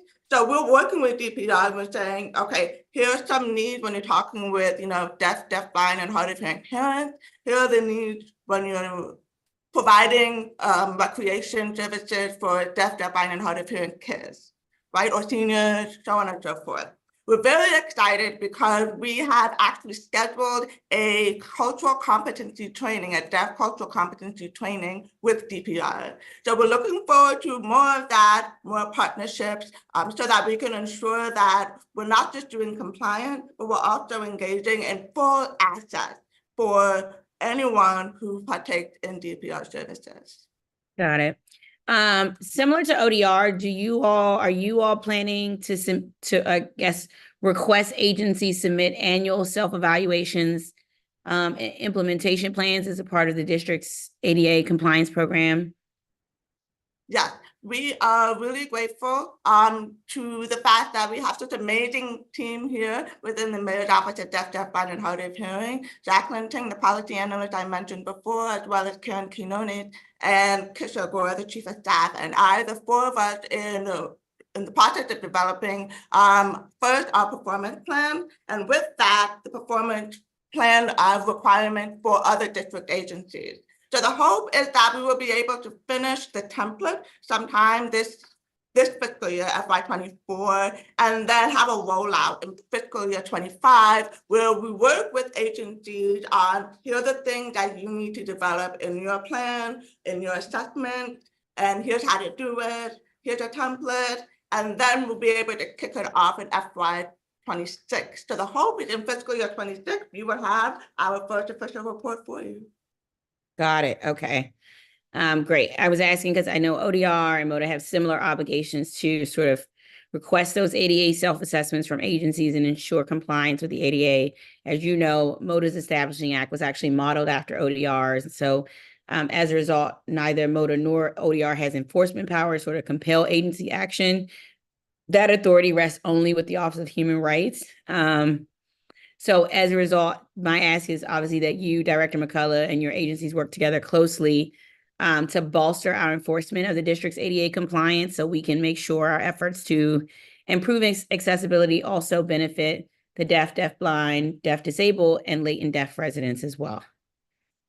That is correct. And you know what? We're grateful. I say this all the time. I've been pleasantly surprised that when I engage district agencies and I say, you know, we received grievances or frustration, and of course, I do my job. I refer the constituent to ODR or OHR, but we take on the extra task of, okay, you know, it's one thing to file a report, it's another thing to actually solve the problem. And so that's why we provide training, that's why we provide our resources. And I've been pleasantly surprised that the vast majority of agencies, if not all, have been like, yeah, please teach us. We want to learn more.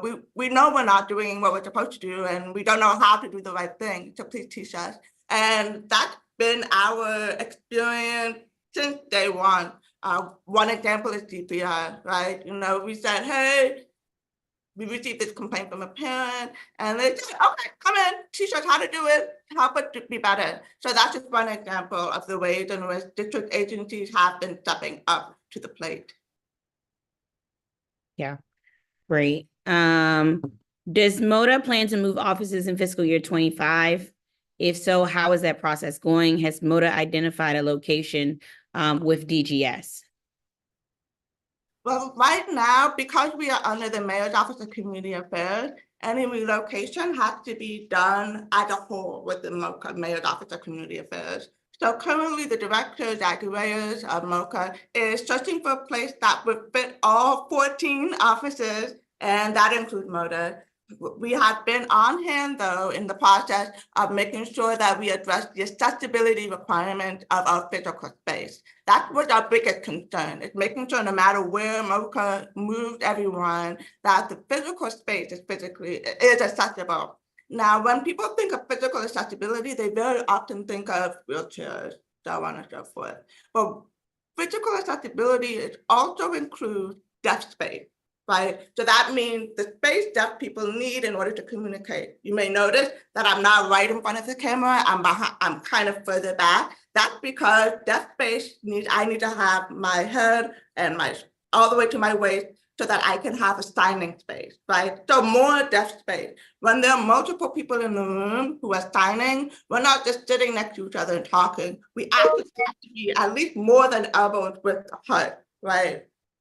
Deaf space also includes the deaf-blind community. So they have, very often they'll have a co-navigator that is an additional person who is helping them maneuver physical spaces, as well as maybe providing some protactile or voice interpreting in the process. If they're walking down the hallway, that's two people walking down the hallway at the same time. So this is what we mean when we talk about physical accessibility. It's not just wheelchairs, it's across disability-wide physical needs. So we're talking about people with autism who may have overstimulation if the physical space is too busy, right? So, you know, we're keeping all of that in mind. One great thing about the office and all of our staff is we're committed to ensuring that we're not just focused on people who are deaf, but really looking at people who are deaf, deaf-blind, deaf-disabled, hard of hearing, and late deafened, and the unique needs of each community as it relates to communication accessibility. Absolutely. Director, let me ask you this. If you are a member of the deaf, deaf-blind, deaf-disabled, and late deafened resident, and you're listening in, how do they engage with your office? There are multiple ways in which you can reach out to our office, always through phone calls, emails, moddhh@dc.gov. We are very much online, all across social media, LinkedIn, Instagram, Twitter, Facebook. You can find us, same handle, @DC MODDHH. Again, that's @DC MODDHH. So that is also a space where we not just provide, you know, fun events we're doing, but it's actually part of our communication accessibility mandate. Because there we are providing, for example, translation and language access to different emergency announcements and things of that nature. So for all of you watching, please come by our office. We are located in Suite 101 of the Reeve building at the corner of 14th and U Northwest. And come on by, our doors open. We look forward to seeing you. Thank you, Director Cook, for your testimony and service to the district, as well as you and your amazing staff as well, and your service to our deaf, deafblind, deaf, disabled, and late deaf and residents. We look forward to your continued success and continued progress. Thank you. Thank you all. We will now transition to the performance oversight hearing for the Department on Disability Services. We're going to take a 5-minute restroom break and we will return at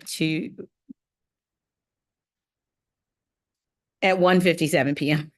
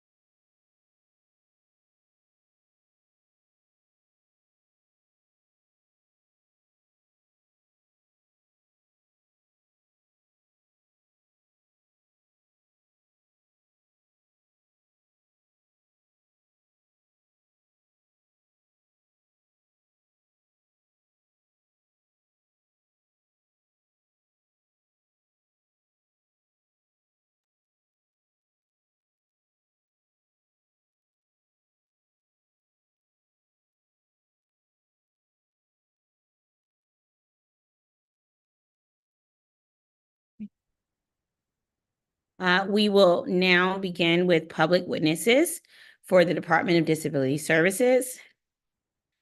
We will hear from Carmel Philippi, Jamin Hollingsworth, Pam Logan, Tion Logan, Letitia Reed, Latifa Dawkins, Kelly Mulligan,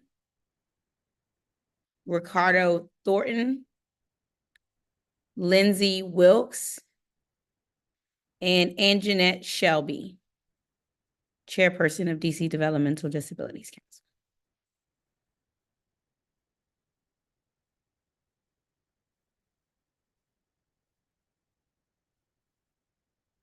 If everyone can please accept your panelist at the link that should appear on your screen so that you can be promoted to panelist.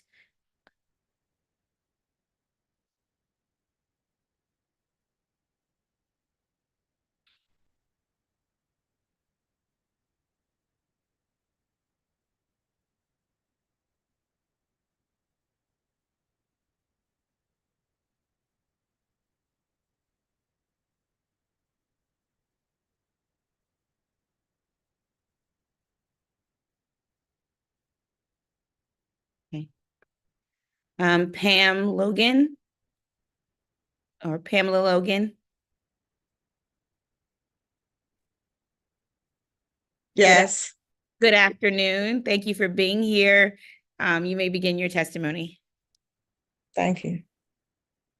Good afternoon. My name is Pamela Logan. I am testifying for the Department of Disability Services.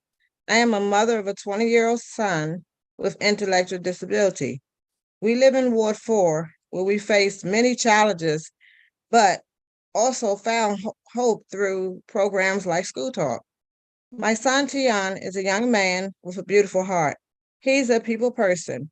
He loves to learn from other people and help them.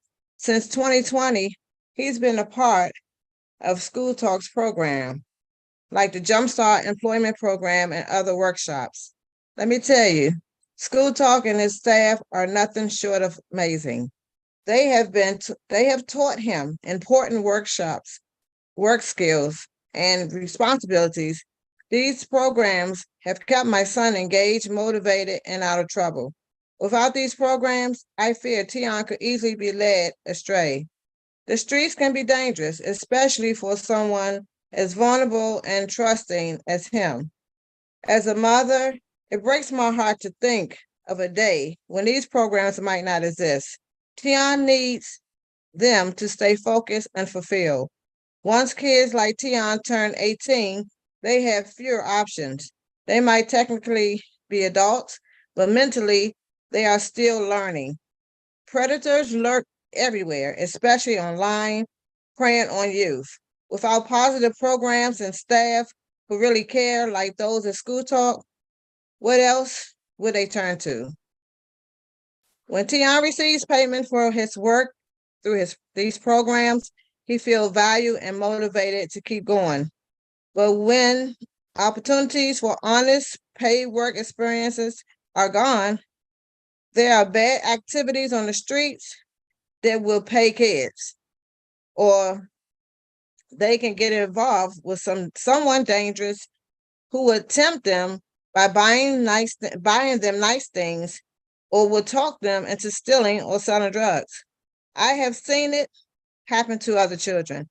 Our kids deserve better. My son deserves better. Transportation is another hurdle students with disabilities face. When the bus or train is late, have extremely long routes, or just doesn't come, can you imagine the stress and anxiety that causes? Our children need stable transportation, not just for convenience, but for their mental well-being. In closing, I urge you to consider the importance of continued funding of programs like School Talk. They're not just keeping our kids busy, they're about giving them a chance to thrive, grow, and enjoy the simple things kids his age enjoy, like eating at Chick-fil-A. My son is proof that with the right support and opportunities, individuals with disabilities can shine. Let's not dim their light by cutting these vital programs. Thank you for listening. Thank you so much for your testimony. Is Tion with you? Is he also going to testify? He's at school. Oh, he's at school. Yeah, but Okay. he's there. Okay, yes. Okay, Yeah, well, to be honest with me here. oh, wonderful. Okay. And then I was going to say, could you send me, I want to send Tion a Chick-fil-A gift card. So I want to, let me know, please let me know where I can, bring or send the gift card to as well. God bless you. Thank you so much. Are you waiting for me to give you information, or were you waiting for Oh, them? no, I'm waiting for, Okay. Tion, you can begin your testimony. Okay, yeah, I'm Tion's teacher. We're both going to testify. You want to go Wonderful. first, Tion, or you want me to go first? I can go first. Do you need your? You No. know what you want to say? Yeah. You don't want to read it? Okay. Y'all can hear me, right? Yes, I can hear you. Okay. I'm Tion Logan. I'm 20 years old, and I'm currently a student here at Ripper Terrace. Within years of working at WDC and working with School Talk, Jumpstart, and all that, you know, it really teach me how to be more independent and more prepared for the real world. And you know, this program is a great program to be in. I'm truly grateful for it. I always want to start a photography business, and going to School Talk, a good friend of mine, a good teacher, Miss Sarah Grimes, and a good friend of mine, Elijah, they taught me how to work with photography, how to work with a camera, and other equipment, and etc. There are really good people in this world, and especially like the two of them. They are very, very kind, very helpful, very good people to look up to. And this program, like I said, helped me so much. And not just photography, also other workshops that I work with, like with Jumpstart, like over the summer. I did closed captions, and like I said, it was a good experience. My former teacher was there. He was also there, even though we didn't. Mr. Hollywood was there, even though we didn't work with each other, but we still agree with each other every now and then. But that's not the point. School Talk and Voice of Change, like I say, not just help people to keep them busy, but also like to help them shine. Because there's plenty more people with disabilities have special talents that doesn't require college or you know, any laws or things of that nature. So it's like you don't need college to be successful, and other than that, you have any special talents and elsewhere that can make you successful in life. So, and I feel like these programs are the right programs the right programs to be in. And this was a very great opportunity and very great learning experience. Plus being in WDC, you know, these programs like this need to be around like for a very, very long time. And with this testimony, I hope this is enough for programs like this to be very, like I said, to be around for a very long time. So yeah, I'm very grateful. Thank you so much for sharing your testimony. No problem. Okay, should I go now? Yes. All right. Yeah, hi. I'm Tion's teacher, and my name is Jamin Hollingsworth. I'm a DCPS employee for 10 years, and also I work with School Talk in the summer at their Jumpstart program, which Tion was referencing. So with School Talk and the Jumpstart program in particular, in my time with DCPS, I've probably had about 200 to 250 students as a DCPS teacher, all students with, in special education. I have all of my students sign up for SYEP because I work in a adult aged transition program. So that's the best fit academically and for independent living skills for the students to participate at SYP. Now, unfortunately, SYP is a fantastic program for all of our youth in the city. And I have nothing but positive things to say about SYP, but unfortunately, it's not always accessible for all of our youth. So with the Jumpstart program, that really, makes it more accessible, especially for students who might need more support, youth who need more support to participate in SYP. So if you want to talk about the 200 to 250 students that I've personally worked with in my classroom in DCPS, I would say that 85 to 90 of them cannot participate without the supports that Jumpstart provides for SYP. So the Jumpstart program, in terms of accessibility and providing supports, is very important for students to, and then they can obviously get the benefit of everything that SYP offers citywide for all youth. I also, as a teacher, work with School Talk during the school year, and they supplement things that we do in DCPS. So one thing that Tion mentioned that we're all excited for in my classroom right now is the Voices of Change conference that I've just signed my class up for. So that's a fantastic opportunity that the students all love. They're able to have camaraderie in a supported, build themselves up with their peers at the Voices of Change conference citywide. So there's not that many opportunities citywide for students from this school, that school, et cetera, to practice, independent living skills and build out their networks as they transition to being adults, but also to, see each other in a really positive environment and network with each other. So the Voices of Change conference is also another very worthwhile thing that School Talk supplements DCPS with. Do I have anything else I wanted to discuss? No, just that I know as a DCPS teacher, some of the district government and DCPS priorities, of course, attendance is one. Anything that is going to create, anything that's going to engage students more is going to help with attendance. So anything that we're doing to engage students, whether it's during the summer, whether it's supplementing what we do in our schools, which is fantastic, it's all going to help everyone meet our goals. And I know that we all care about attendance and, of course, creating opportunities for our students to have full independent lives.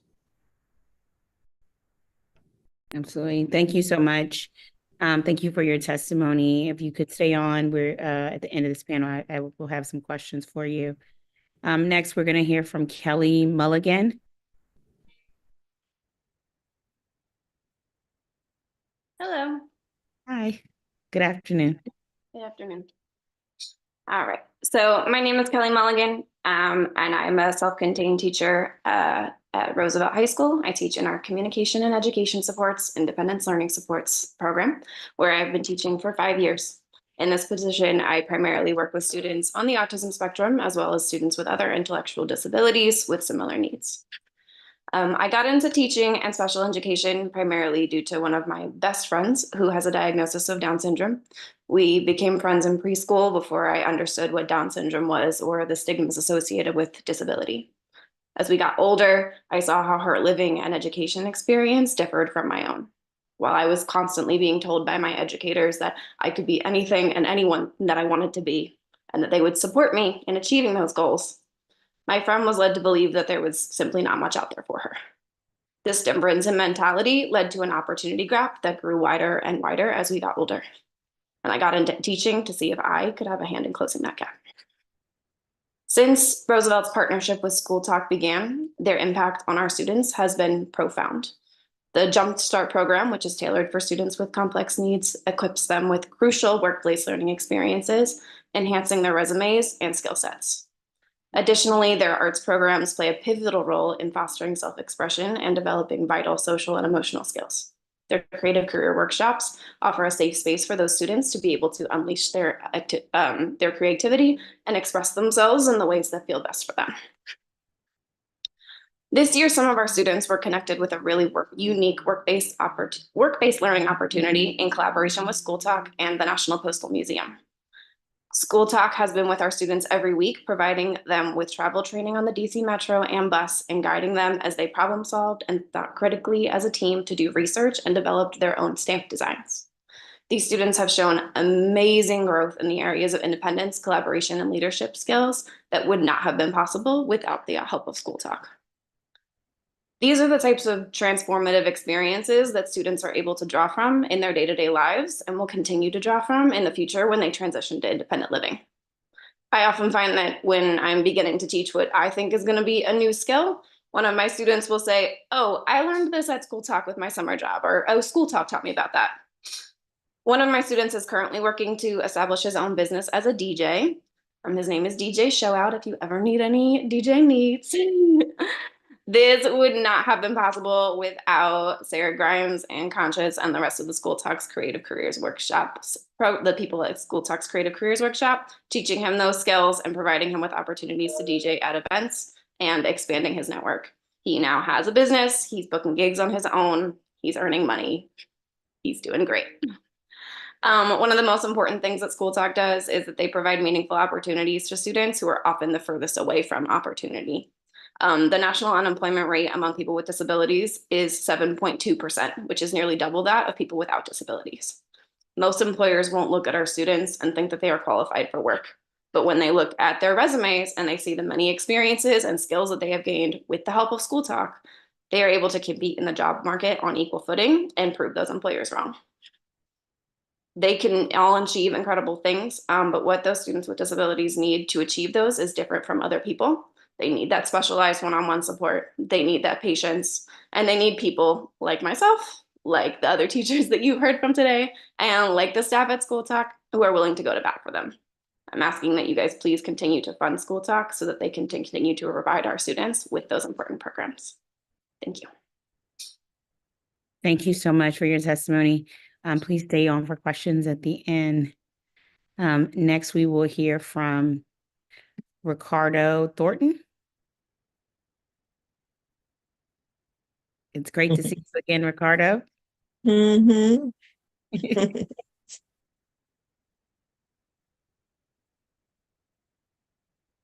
You may begin your testimony.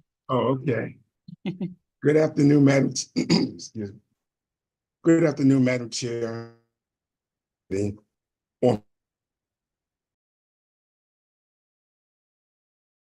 I am the co-president of Project Action, Self-Advocacy, and I serve on a number of coalitions. I serve on the many committees in policy and the committee of the Developmental Disability Council. My wife, who could not be here today, but she wants to say hello and let you know that she's with me. My wife, Donna, and I are both former residents of Forest Haven, and we're now living in Vote in Ward 4. I have worked at the Martin Luther King Library for over 40 years. I'm not going to retire yet. And Donna has retired after working at Walter Reed Center for over 30 years. Project Action's motto is to let our voice be heard. I'm here to let my voice be heard. I am here to support the increase in FY25 budget. Service to residents with disabilities strongly support the increase in the Department on Disability Services. The budget to get 2 more services coordinators. I remember at the time when we served and we had coordinators and it was a little too high. The service was just unbelievable. So I remember that you had to kind of like wait a while and it was something. But anyway, I remember that so well. To coordinate and to get back on track here. We do not need and we do not want to go back to those type of services again. So it's good to bring in some new people that continue to keep our caseloads and handling that, coordinating that. That's very important. The next is, I think the DDS budget should be increased with the more. I have 3 requests. The first request was the $150 personal need allowances. The $50 increase in the personal need? The personal need allowance is good because many people who receive SSI or SSDI rely on that money every month. When the PNA went to the $150, people were excited. But some people are still waiting. They're waiting on that money that they have not been provided yet. It's just a process they have to go through to get that. The other thing was I wanted to make sure everyone gets their $150 each month, including DDS check with everyone who should be given it and confirm that they are getting it. The second one is the support of providers. The support of providers. We have good providers here in DC, and they're working really, really hard to keep their services up. The budget looks kind of bad right now for them, and some of the out providers and would leave if there's not enough money in to keep them here. We don't want to see them wandering off to the DC, leaving DC going to Maryland and Virginia because we can't keep them or afford to keep them. They have been an inspiration to a lot of us in providing service, spending, providers, leasing, funding, and receiving for clothes. Many of my friends go clothes and they get $600. They get excited about that to go shopping to buy clothes. So they have clothes for the winter and the summer. Unfortunately, at the end of this month, I think April 1st, that budget will be no longer exist. Such expenses are many who get cable and have cable network and internet and a lot of good things that the company has been doing, they had to cut back on their budget. So a lot of people are not very happy about that, but it is something that I was wanting to bring to the front. I hope that we can get an increase and save some of that. And thirdly, let's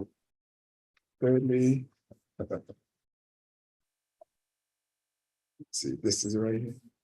This one. Oh, the third one is employment.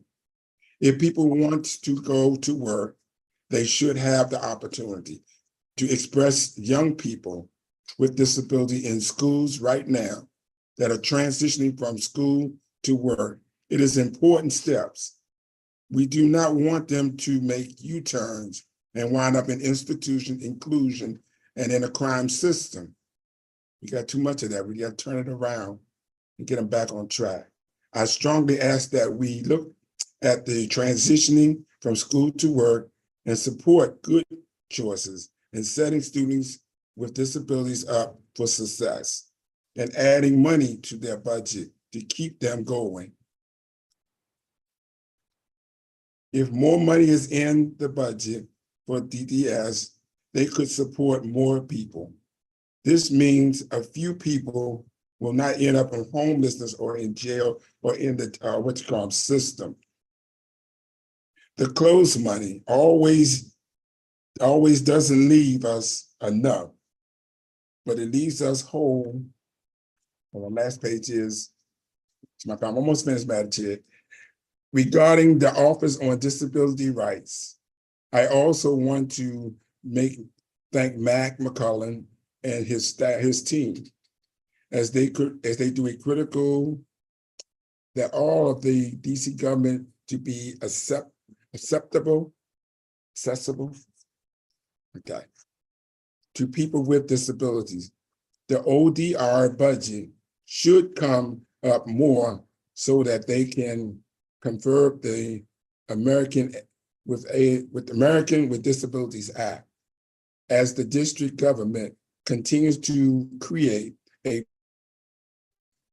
model of employment of people with disabilities.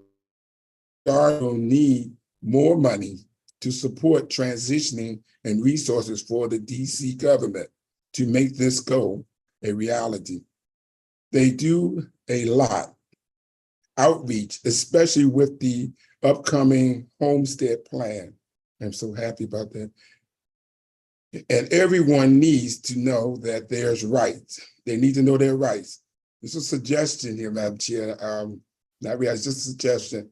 If the people who do not know what their rights are, they should be penalized, and people who violate their rights should be put money in a fund to support the disability rights, just so that it be understood, reminded that we have a voice, and we have a choice, and we have rights, and should not be violated. The mayor has talked about sharing sacrifices in the budget. I think that people who have more should sacrifice more if we can have a fair budget. We can all stay here together. Those of us who are from here and have lived here in a long time do not want to have to make a U-turn and push out. We need something all of us can be proud of. Let me say that again. We need something that all of us can be proud of. Please support the increased funding that helps DC residents with disability. Thank you, Madam Chair, for this opportunity to speak, and I'm here to answer any questions that you may have. Thank you so much. And I'll have some questions for you, and please send my regards to Donna as always. Okay. Next, we will hear from Lindsay Wilkes. Good evening, Madam Chair. My name is Lindsay Wilkes. Also, I went not geography for 40 years. Am I right? 40 years? 40 years you worked at NASA. Yeah, you got 40 years. Also, and not this spelling Olympic. But I tell you about, and also, I like to see budget cut. And also, I like to help see kids, help kids out, school kids out, what they're gonna be their future, what they want to do, their future. And then what I like to see, reach out them, help out there, and then they can't read, but get somebody to help them, teach them how to read. And so I like I said, I've been meeting her, I like to help out her kids, like exercise and stuff, be a coach, such a coach, help out exercise and stuff, teach other people ability, teach them out, reach out. They go, like I said, go. And also, and last one, and oh yeah, also, I don't like see, like I say, I don't see the budget cut, Madam Chair. Also, get the kids, because I got a lot of schools want to learn. Got of kids in the world in school, wild world in school. That's small, but if you give me a chance, if you call me, let me know. I might help you out, them out. And my name, like I said, my name's Will, and I love sport. I do sport, I do basketball, bowling, and track and field.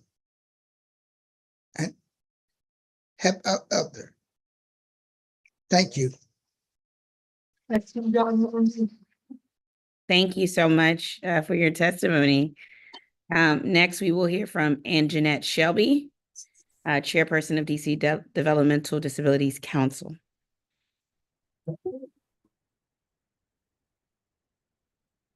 Good afternoon, and thank you for being here. Thank you. And other members of the Community on Facilities and Family Services. My name is Angie Shelby, and I am the chair of the DD Council and the vice chair of the Commission on People with Disabilities. I am testifying on behalf of the DD Council. and about proposal FY25 budget for the Department of Disability Service. I am a Ward 6 voter and advocate for people with disabilities and seniors. I have received RSA services for many years. The DD Council partners closely with DDS on several initiatives, and we enjoy a positive working relationship in our programs and advocacy. We support increasing DD's budget so that more DC residents with disabilities can get support. We support the mayor's budget enhancement to hire 2 additional service coordinators and a DDA. We also ask that additional enhancements be added by the council to eliminate reductions to services providers, human care agreements, and increase RSA services capacity to support youth and adults with disabilities in employment. In our performance oversight hearing testimony, we discussed the importance of direct care workforce, service providers, and experiencing historically high vacancy rates, leading to high overtime, pay costs, and overall dissemination. The DPS are essential to enhancing the quality of life, promoting independence, and ensuring safety for people with disabilities and their families. Yet service providers are being asked to cut their budgets, resulting in fewer DSPs and nurses. We encourage the council to increase the DDA's budget so that service providers can hire and maintain quality service staffing to provide quality service. Further, we have supported the increase in the personal needs allowance to $125 per month, and we are glad to see this continue. However, we do not want this to come to it at the expense of closing budget service providers receive. We encourage council to reinstate the $600 closing allowance in service providers, human care agreements so that people with disabilities can use their $150 for their own enjoyment and leisure activities. We encourage the council to dedicate more funding to support youth and disabilities in transition to employment after school. If people want to work, they should be able to go to work. We must set students with disabilities up for success and increase the local funding investment that in the work. Additionally, the DD Council commends the work of the DDS. It is leading along with the DC Human Resource and the Office of ODR and other agencies to establish a state as a model employee program. Achieving this goal will require financial investment in RSA's budget and other DC agencies' budgets. Finally, we continue to advocate for self-direction in the IDD Medicaid waiver, increasing resource for undocumented people with disabilities, creating a Medicaid buy-in program, and eliminating racial disparities in employment outcomes of people with disabilities. The DD Council stands ready to partner with the council and DDS in making DC the best place to work for people with disabilities and their families to live. We appreciate the opportunity to testify today. If you have any additional questions, please follow up with the DD Council's Executive Director, Allison White. Thank you. I'm ready for Thank you for your testimony. I'm going to ask a set of questions for these witnesses. I don't see any of my colleagues, so I will begin with my questions. Tian, I want to first thank you so much for your testimony. I know he was in class. I know you were in class. Is Tian still here? Yes. I know they were in class. Yeah, I think they're in class, Miss. I'm sorry. Chairwoman. Yeah, I figured they might be in George. class. I wouldn't be able to. Okay, that's totally fine. Class is more important. Ms. Logan, I wanted to ask you first, thank you for your testimony. I also love to see Ward 4 residents show up at these hearings to represent our community as well. And I'm glad to hear how much School Talk has helped Tian. One thing you mentioned was transportation as a hurdle for students with disabilities. And transportation has been a major topic of this budget, from WMATA to Neighborhood Connect to School Connect, and all of these things are experiencing cuts. They're gonna be cutting Neighborhood Connect, cutting School Connect at a time where transportation is a huge issue. But I want to make sure our district looks at transportation system. We are not forgetting about district residents and young people with disabilities. How can the district's transportation system be improved to be more accessible to young people with disabilities? I just feel that just make them well on time, and just provide how you call it, this better service, because sometimes like certain kids, they want to say, okay, I'm gonna go ahead and walk to school when they live in neighborhoods that they shouldn't be really walking, you know, alone, because their parents have to go to work because the school bus, if they late or some of them don't show. And that's one reason. And then you have other transportation, like when they had the little jobs for the summer. Last year, Tion went to Department of Disability, and he came home the first day he came home. They left like maybe 5 o'clock from Department of Disability downtown, Southwest. And by the time he got home, it was 8 o'clock. And he was just so like overwhelmed. He said he never wanted to go back, you know, little stuff like that. You know, like I guess some drivers are like overloaded with, you know, because maybe like, well, I'm in Southwest, I'm gonna take these kids to this, you know, closer location, whatever.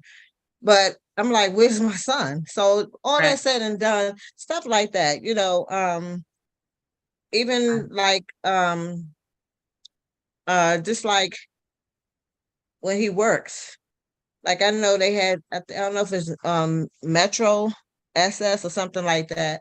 You know, they just need a lot of more availability. Like sometimes they come early, sometimes they come late. Sometimes it's just stuff like that, you know. And I just feel that they should get more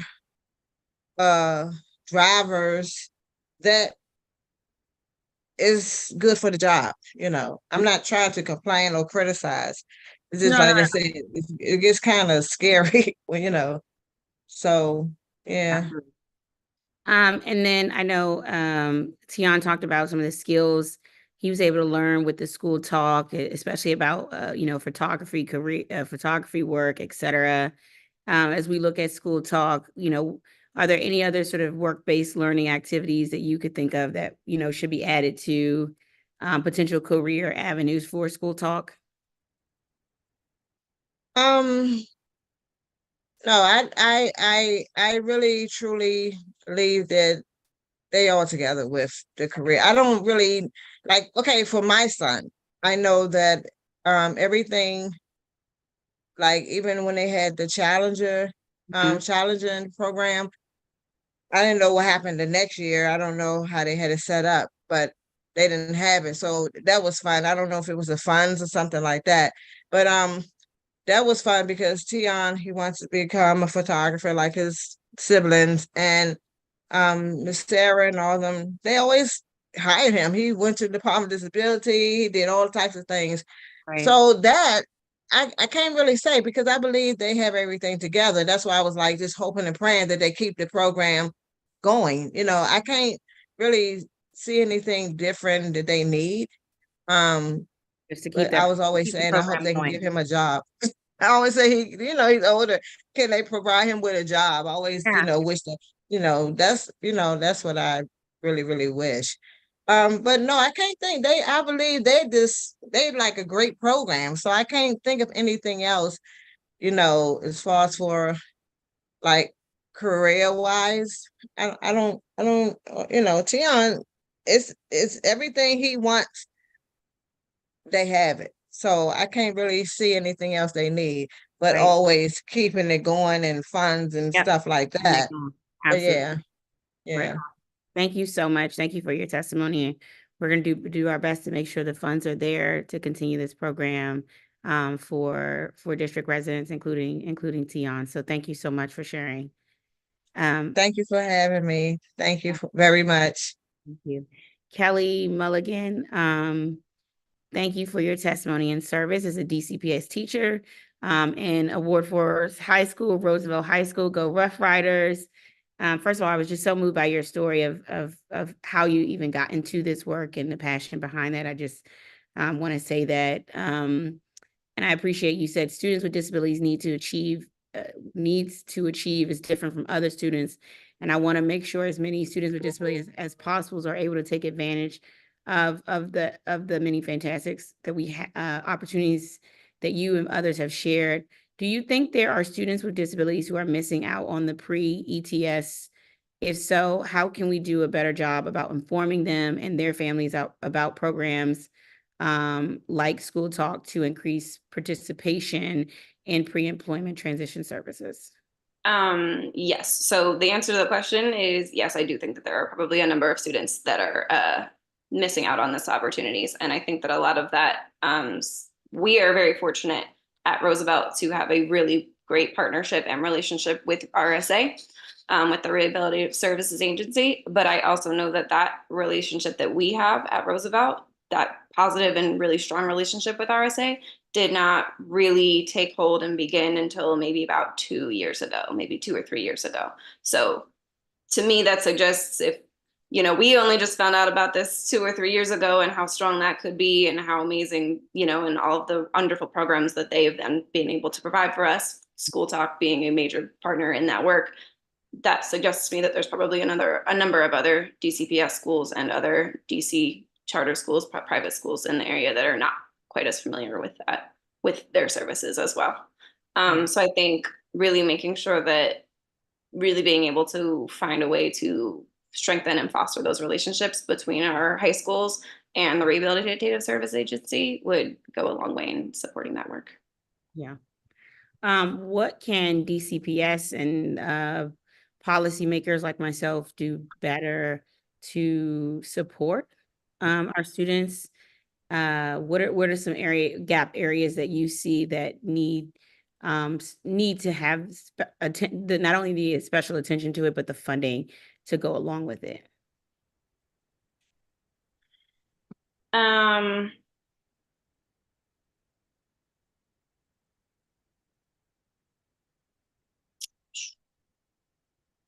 I think a major area that we lack is just we do lack in terms of support in the building. We often lack in terms of the staffing portion. For example, we've been unable to fully staff our building in terms of the support that we need in order to be able to provide all of these services to our students. And I know that that's the case across the district. So being able to add more support into our programming so that we are able to have the number of people that we need in order to make sure that students are able to get out of the building, have these experiences, and also be able to fund field trips, as many as we can, so that we're getting out of the building and experiencing real life. Those are really the areas that we need. Yeah. Okay. Great. Thank you. I appreciate that. Appreciate your testimony and also appreciate the work that you're doing. And we're going to do our best to make sure we can fully fund these programs moving forward, and also do a better job at making sure every school community is aware of this opportunity as well. Mr. Ricardo Thornton, it's great to see you again. I'm also very concerned about the proposed elimination of the $50 a month clothing allowance. Like you said, you all worked so hard to get an increase in the personal needs allowance last year, and getting rid of the clothing allowance now would wipe out that long overdue and much needed increase. Can you talk about what it would be like if people supported by DDA no longer had their clothing allowance and were forced to use their personal needs allowance to cover the clothing? Well, the concern is like $600 that they get, and they look forward to getting that, receiving that, and they have providers that take them out to get clothes, and they get to choose those. There's some who are not working that wants to work, but they're not at this time. But I'm concerned about them too. But I think what happens is that they're all kind of like stung tissue right now because of that. They feel that it should maybe another year or so, we could probably talk about cuts in that area, but maybe it's so, like I said, some of the people I have talked to, they're very they're very unhappy with that. And they really want to see their closed lounge stay if they can. But unfortunately, as Andy, who we had a meeting at Project Action about a month ago, close to, had mentioned, he did go over the budget cuts and stuff that's going to happen. They did let us know that the closed lounge will be, as of the end of April, cut. There will be no more of that. You use your own personal money. And some of those that can use personal money will do that, but some who does not have that kind of money to get it is a concern. Correct. That's right. Okay. Absolutely. And just let you know, my wife just told me to tell you hello, and we are celebrating our 39. I'm gonna make sure I get that in there. 40. 40. Is it 40? 40 anniversary, God dang. Now you about to get, you're gonna get in trouble. 40 years. Oh, God. Exactly. I'm gonna stop, Madam Chair. I'm gonna stop while I'm here. You're celebrating 40 years of marriage? We'll be 40 years, June the 30th. Oh, wow. And, That's amazing. We're very happy about that, and we're looking forward to doing something fun. So hopefully Okay. providers can get together and we can all get together and celebrate. Absolutely. I love it. 40 years. That's amazing. Thank you. We just celebrated 5 years on April 19th. So we got a ways to go. Thank you. And congratulations. Anjanette, you mentioned, first of all, thank you for your service on the DC Developmental Disabilities Council. You mentioned the DD Council's support for self-direction in the intellectual and developmental disabilities Medicaid waiver. Can you explain why it's important self-direction be expanded and how people with IDD waivers will benefit from that? More control. That's the best answer I can give, is more control. Control. Yeah. And is this something that you all hear sort of as something that you hear from people is that they would like to have more control? Definitely. Okay. Okay.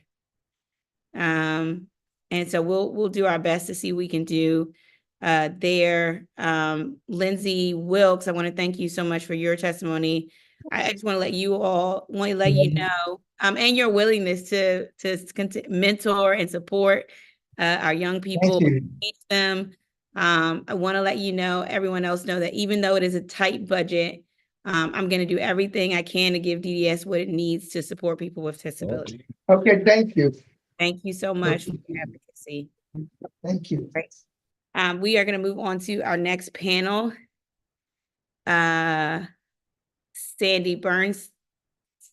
I want to get it right. Sandy Bernstein, Legal Director, Disability Rights DC at University Legal Services. Robin Schaefer, the Senior Policy Associate and Research Instructor, Georgetown, UCDDL Lind. Carol Grigsby, and Mahaney John, President of the DC Provider Coalition.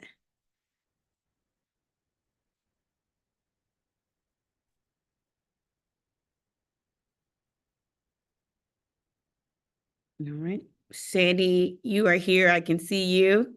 Good afternoon, and you may begin your testimony. Okay, thank you. Good afternoon, Councilmember Louis George and members of the Committee of Facility and Family Services. My name is Sandy Bernstein, and I'm the Legal Director at Disability Rights DC at University Legal Services. DRDC is the federally mandated protection and advocacy program for people with disabilities in DC, and also serves as the client assistance program for people in DC seeking vocational rehabilitation services. As a protection and advocacy program, DRDC has represented hundreds of individuals supported by the Developmental Disabilities Administration and the Rehabilitation Services Administration, and has assisted even more through our systemic advocacy and investigations. DRDC also provides assistance to people with disabilities with funding from the DC Bar Foundation's Access to Justice Initiative, and we want to thank the foundation for their support. DRDC appreciates that the mayor's fiscal year 25 budget provides adequate funding to maintain the level of services provided by DDS to DC residents with disabilities. It is critical for people with intellectual and developmental disabilities to receive robust and quality community-based services from DDA, and for people with disabilities who seek employment to be provided with comprehensive vocational rehabilitation supports from RSA. DRDC appreciated that the mayor's budget last year included a one-time enhancement of $744,600 to increase the monthly personal needs allowance provided to people with intellectual and developmental disabilities living in DDA residential placements. The personal needs allowance is the amount of funds people in DDA residential placements receive from their monthly SSI or SSDI benefits. The fiscal year 24 enhancement increased the personal needs allowance from $100 a month to $150 a month. Prior to this increase, which went into effect on October 1st, 2023, the personal needs allowance had not been increased since 2007, despite an annual cost of living allowance from the Social Security Administration every year. The increase to $150 a month was provided to people supported in DDA residential placements to attempt to compensate them for what they had lost due to failure to increase the personal needs allowance for more than 15 years. As Director Reese stated in his budget testimony last year, the enhancement was thoughtfully designed to meet the needs of the people we support. And as Director Reese further stated, the SSI payments have increased approximately 50% since 2007, and therefore the increase mirrors the increase in SSI payments over the years. As these funds are essential to people supported by DDA, DRDC does appreciate the increase to $150 a month will continue to be funded in the fiscal year 25 budget. However, DRDC requests that people supported by DDA be provided with a portion of the 3.2% COLA that was added to their SSI or SSDI checks effective January 1st, 2024, and not have to wait until next year in January 2025. DRDC is especially troubled regarding the funding change announced by Director Reese at DDS's April 19, 2024 budget forum, that the $600 a year clothing allowance that is provided to people in DDA residential placements and that has been provided for years will be eliminated in fiscal year 25. If the clothing allowance is eliminated, people in DDA residential placements will be in the exact place financially they were before the personal needs allowance was increased to $150. If this change occurs, people in DDA residential placements will only have $150 a month for all of their personal needs, their community outings, and now their clothing. DDS has stated that the clothing allowance should be removed as it is not provided by other DC agencies. To be equitable, such support should be provided to all vulnerable populations. The budget should not be balanced on the backs of those who need it most. Thank you for this opportunity to provide testimony today. Thank you. Please stay on for questions at the end. Next, we will have Robin Schaefer. Schaefer. Short A. I know. I always forget. I know it. I'm You're always not, like, another you're one. not alone. I'm disappointed in myself. But anyways, thank you for being here. You may be in your testimony. Thank you. Good afternoon. I'm Robin Schaefer, and on behalf of the Georgetown University Center for Excellence in Developmental Disabilities, thank you, Chairperson Lewis George, and members of the committee for the opportunity to testify today. The Georgetown USID is a federally mandated and funded program of the Administration for Community Living of the U.S. Department of Health and Human Services. It is part of a national network of 68 USIDs in every state and in U.S. territories. Mayor Bowser and DDS Director Reese have described the proposed 2025 budget as one of shared sacrifice. Yet the proposed budget asks people receiving residential supports from DDS's Developmental Disability Administration, a small group of highly vulnerable, primarily African-American DC residents living on low incomes and residing often in under-resourced neighborhoods, to bear far more than their fair share of the sacrifice. The mayor's budget documents for DDS state that there is a net decrease of $1.7 million across multiple divisions, primarily attributed to administrative costs for residential services, contracts, and transportation needs. As explained by Director Reese at the DDS budget forum, the proposed budget includes 2 reductions in the funds paid to service providers under human care agreements related to residential supports for people supported by DDA. The proposed budget first removes the $50 monthly clothing allowance that has been provided for many years And second, extends a reduction in the administrative fee implemented during FY24. These proposed cuts, which are not apparent from the budget documents, undermine steps taken last year to address longstanding inequities and violate the mayor's commitment to advancing racial equity. In introducing the district's first racial equity action plan, Mayor Bowser stressed that it is our charge and responsibility to put in place policies that are intentional about ending structural racism. These proposed cuts are a breach of that responsibility. In a higher profile proposed cut, the mayor proposes to eliminate the Early Childhood Educator Pay Equity Fund. Council Chair Mendelson has stated vigorously that the council will take steps to restore those funds. The Georgetown Youth urges the council to also restore funds related to residential supports for people supported by DDA. The mayor's FY 2024 budget included a $744,600 one-time enhancement to increase the personal needs allowance from $100 to $150 a month. Prior to that increase, the PNA, the portion of monthly supplemental security income or Social Security disability insurance payments that is retained by persons supported for their personal use, had not been increased since 2007, even though SSI and SSDI payments are adjusted each year to reflect changes in the cost of living. In January 2024, the PNA was not increased to reflect the Social Security cost of living adjustment of 3.2%. Under the rationale that the PNA can be used for clothing, the mayor now proposes to eliminate the clothing allowance and require persons supported to use funds from the PNA to purchase their clothing. This proposed change would impose a new $50 monthly cost on persons supported and effectively reduce the monthly PNA back to the 2007 level of $100. As the district recognized when it raised the PNA just last year, inflation has steadily reduced the value of the PNA. The council should restore the $50 monthly closing allowance, provide funds for a COLA to the PNA effective January 2024, and ensure that the PNA be increased each year consistent with the Social Security COLA. Over the last several years, the district has increased wages for direct care workers in recognition of the importance and difficulty of the services these vital workers perform, as well as to mitigate the impact of the direct support workforce crisis. Nonetheless, providers struggle to recruit and retain staff. The high vacancy rate often requires providers to pay overtime to existing staff to provide services to persons supported. Reducing the administrative fee is short-sighted. The reduction will constrain providers' flexibility in managing the worker shortage and will also require providers to trim their managerial staff, which is likely to increase risk and result in a reduction in quality. The Georgetown Youth urges the council to reverse these ill-conceived and inequitable proposed cuts. And I also want to echo the importance of the transition services and other employment support services that other witnesses have testified about today. Thank you for the opportunity to testify, and I'd be happy to answer any questions. Thank you. And Sandy, I understand that you have Carol's testimony, so you can begin reading Carol's testimony. I do. Thank you.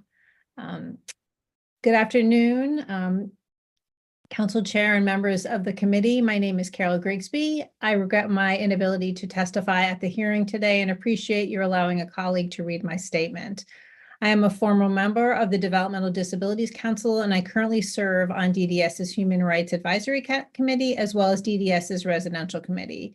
I also blog on local disability issues at ddnwdc.com. My young adult son receives supported living services from the Developmental Disabilities Administration. In my testimony before this committee in February, I called attention to two cost of living issues that I hope to see addressed in the fiscal year 2025 budget for DDA. First, I called attention to the need for ensuring that the COLA for the personal needs allowance would be part of this year's and all subsequent years' DDS's budgets. Second, I observed that there has been no fiscal year 24 COLA in the rent cap for people receiving supported living services at a time when rents continue to rise precipitously in the district, and I expressed the hope that the COLA would be reinstituted in fiscal year 2025. On the first point, in the DDS budget briefing on April 19th, DDS Director Reese made two announcements. One, that the COLA, first announced for January 2024, then for October 2024, will now not take place until January 2025, skipping 2024 entirely. Second, and more significant, he announced that the personal needs allowance for people in supported living will now have to pay for clothing, previously covered by a $600 annual clothing allowance. This change wipes out the $50 monthly increase in the personal needs allowance that took place last fiscal year.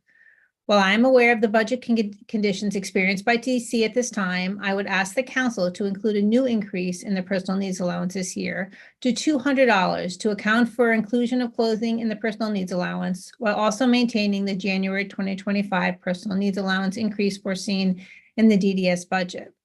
With respect to the rent cap, Director Reese indicated that far from reinstituting a COLA on the rent cap this year, the intent is for the rent cap to remain flat for the second year in a row. I am a realist and I understand this is unlikely to be revisited in a stringent budget year, but I would like to ask the council to put the rent cap COLA high on the agenda for the fiscal year 2026 fiscal year, since the ability to keep people in livable housing situations in the district continues to deteriorate. We are in a fundamentally different budget climate from what we expected at the time of the February performance review. However, in addition to my comments then with respect to the need for improved internal DDS communications and improved communication between DDS and the provider community, I would add the need for DDS to internalize and expect providers to internalize the laws and regulations governing federal benefits, which sometimes do not seem to be well understood. These measures can take place with no impact on the budget. Thank you for this opportunity to testify today. Thank you. Is not on here. Okay, great. Okay, thank you. Thank you to this panel for its testimony. I asked some of the last panel about this, what impact this would have on those who depended on the clothing allowance and what impact this would have on overall costs based on your experience. Sort of what impact can we see happening to those who previously depended on this funding? Yes, I mean, I think it would have a tremendous impact. I mean, this money is the only funds that people have for their monthly expenses. So if you're deciding between, I need some new shoes, I need some new winter boots, I need a new jacket, I no longer fit in my pants, but I also want to be able to go out to the movies and see my friends and take transportation to see them, and just go out and enjoy my community. And I also need to buy some hygiene items. I mean, you're deciding between what you want to do. This is such a small amount of money. And it's really unfair since it was raised not to give them this extra bonus. This isn't newfound money. This was money they were owed all along. It was to make them whole. And now what you're doing is just putting them right back where they were back in 2007. And I very much think it's going to affect people's quality of life and ability to truly be a part of their community, because they would just simply not have as many funds to do so. Yeah. It just to add to what Sandy said, you only have two choices. You either don't buy clothing or you buy fewer of the things that have been bought with the PNA all along. And it's a 3.2% worse situation than it was last year when the COLA was raised, because because we all know we've been in a period of additional inflation. Right. And we also know that the inflation is significant among these kind of these basic needs items. We know about grocery store, drugstore inflation, which is where the hygiene and other items come from. So either people will have to not buy those items or not have any recreational funds, or they won't have decent clothing. Yeah, that's it. That's absolutely right. I want to thank you all for your detailed testimonies. I'm not going to ask you all any more questions because I want to get asking DDS about these significant and concerning cuts that you all discussed, but I want to let you all know I understand the severe consequences of the cuts you all spoke about, particularly the elimination of the clothing allowance and 50% cut to the administrative fee. Your testimonies and continued advocacy will help me make the case to my colleagues that these cuts are affecting people with disabilities that the council should not stand for. As we talk about a shared sacrifice and what that looks like, this is not the sacrifice that we should be putting a burden on at all. And as we look at this budget overall. So it's my committee's intent and my intent to try to restore as much as I possibly can, even within this tight budget year. So I'll be reaching out should we need some more support advocacy wise to the rest of my colleagues. And I hope you all will just stand ready to support me with additional advocacy as we move forward in this budget process. Absolutely. We're here. We will, and thank you. Thank you. Thank you so And much. thank you to your staff for their hard work. Yes, thank you. All right, we're going to go to our, I think it's our last panel. Okay, second to last panel. Next, we have Sean Ullman, Chief Executive Officer, Quality Trust for Individuals with Disabilities. Constance Reese, Program Director, Community Multi-Services. Danielle Darby, Chief Operating Officer, RCM of Washington. Kimberly Scott, Chief Executive Officer, My Own Place, Inc. Hodge Jala, President, Health and Joy Services. Dr. Casey Nelson, Executive Director, Mid-Atlantic Region Individual Advocacy Group. Eva Elizabeth Chisholm, Director of Professional Services, LRJ GWDC. And Terrence Keene, Chief Executive Officer, National Children's Center.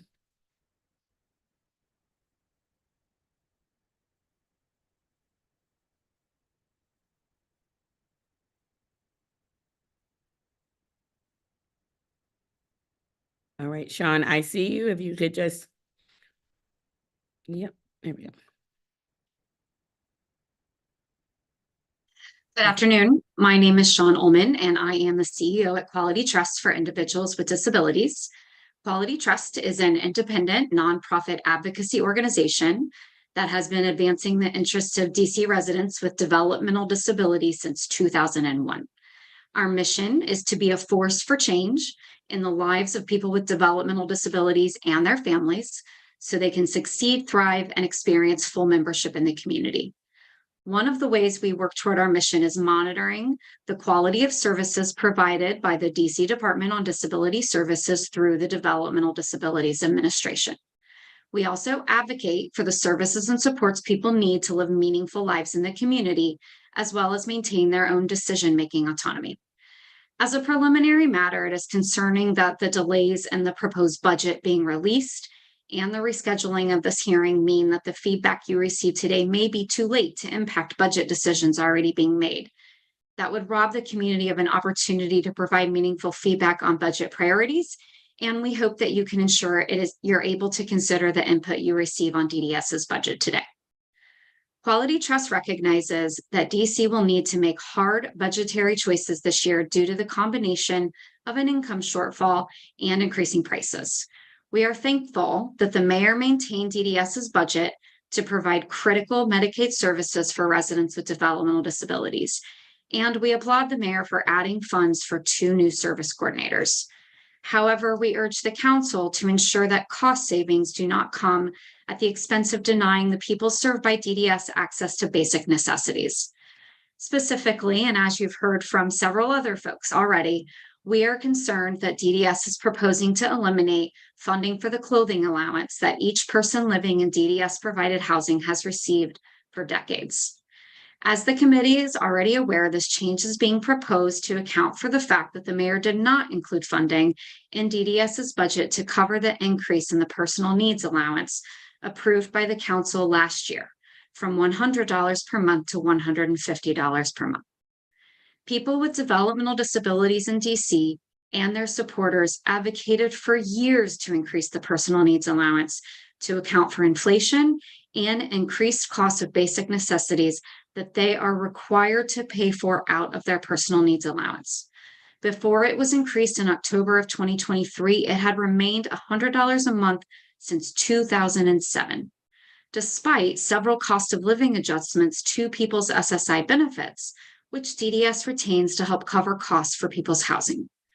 Offsetting last year's increase to the personal needs allowance by eliminating the clothing allowance wipes out the progress that people with developmental disabilities fought hard to make. Further, This reduction in the funds people have to cover personal expenses forces people with developmental disabilities to choose between having presentable and well-fitting clothes and paying for other basic costs of living like personal hygiene products, haircuts, and day-to-day purchases in the community. We urge the council to restore funding for the increased personal needs allowance and ensure that the increased and annual cost of living adjustments are made permanent so that the existing clothing allowance is maintained. Providing one-time funding like last year places people with very little income to begin with at risk in every budget cycle of having their personal needs allowance reduced or losing other funding to maintain it. Thank you for the opportunity to testify. I'm happy to answer any questions you may have.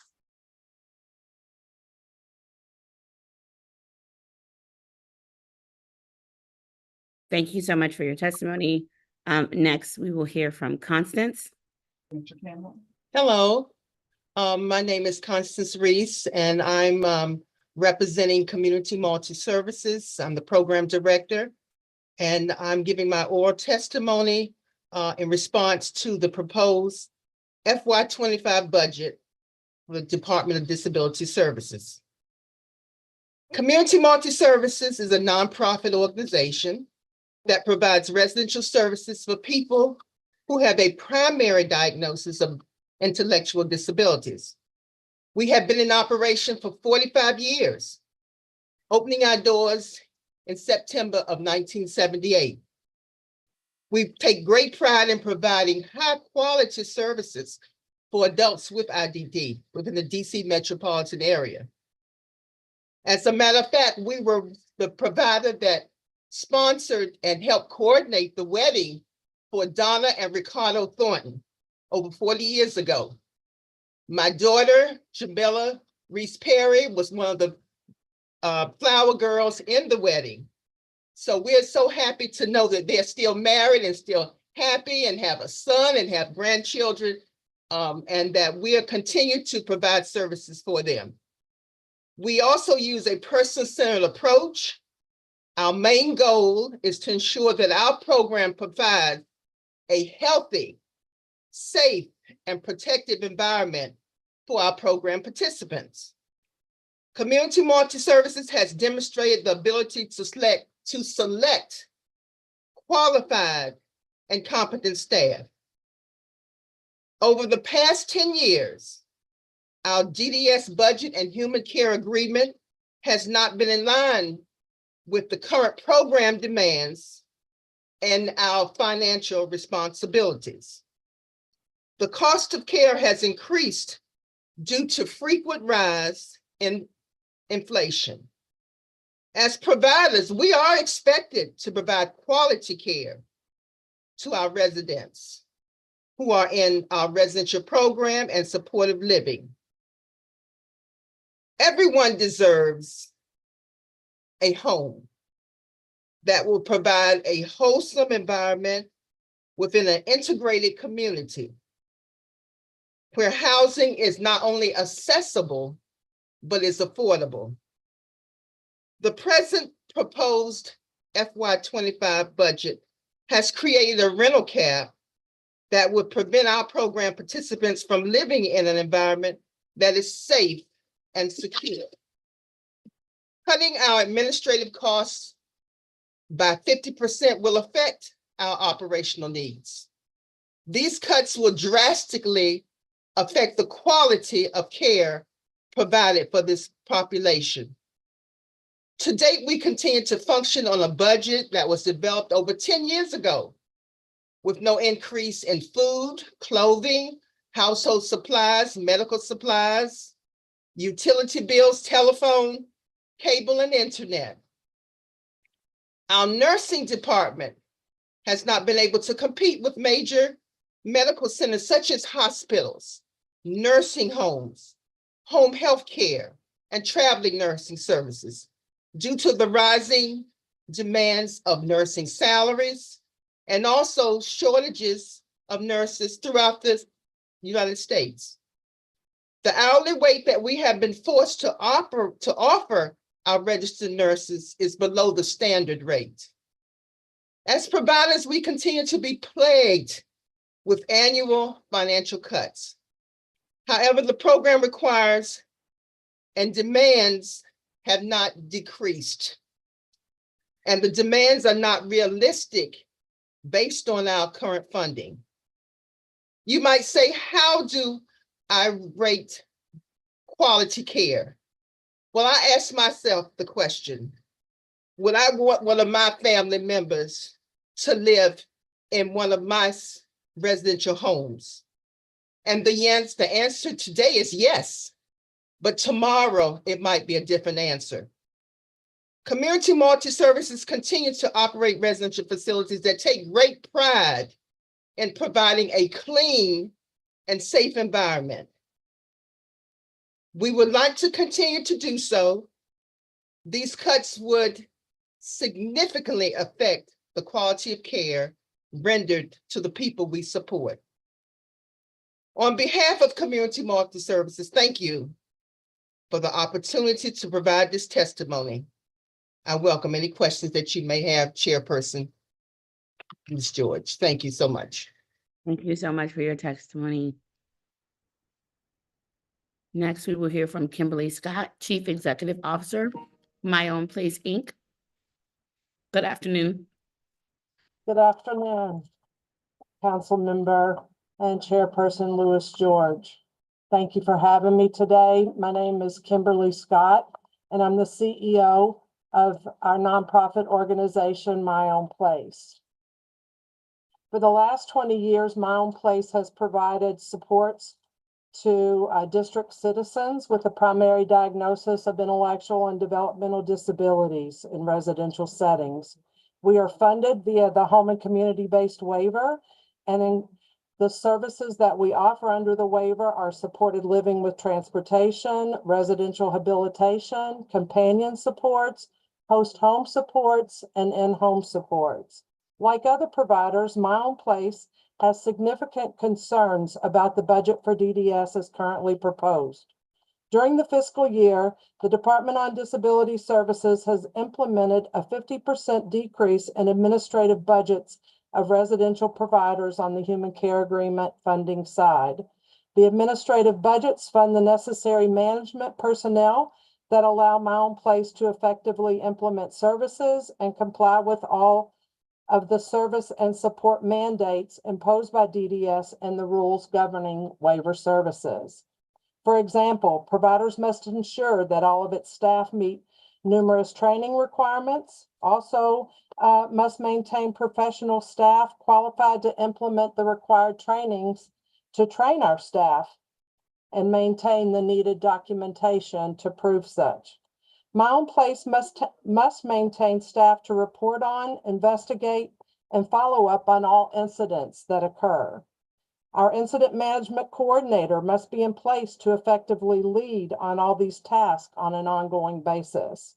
CEOs and executive directors provide overall leadership and direction for all services provided, and the program director oversees day-to-day services.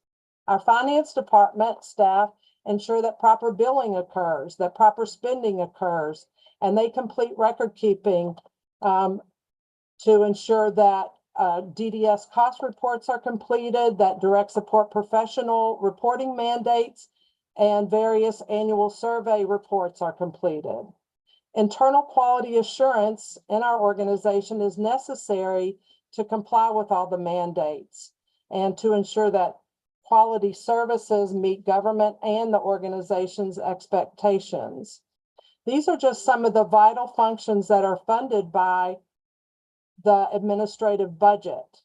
The 50% cut was implemented without regard for the impact on service quality and the provider's continuous ability to meet all regulatory mandates and rules.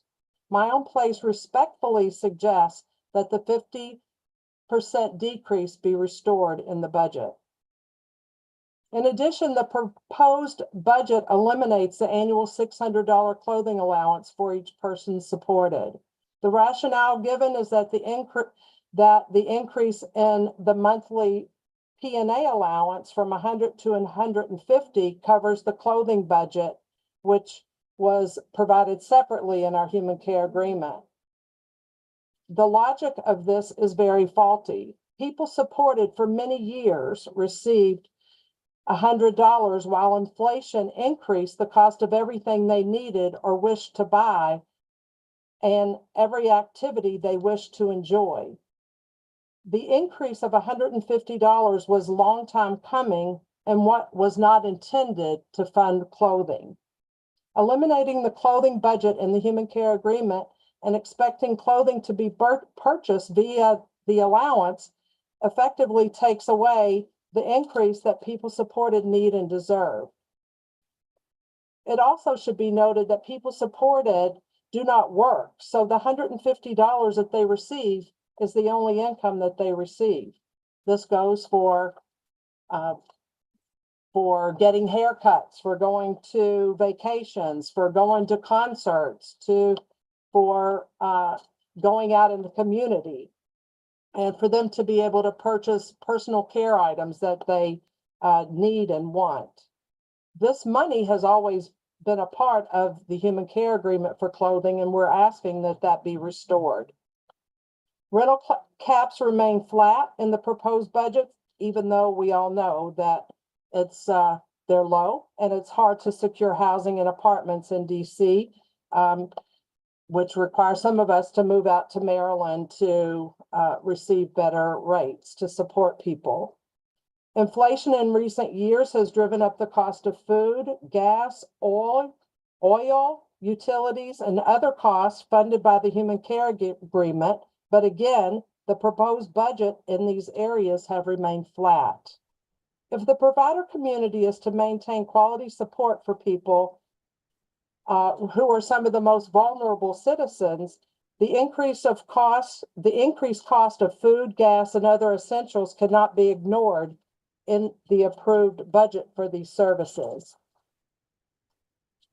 On behalf of my own place, I thank you for the opportunity to provide this testimony, and I welcome any questions that you may have. Thank you. Thank you so much for your testimony.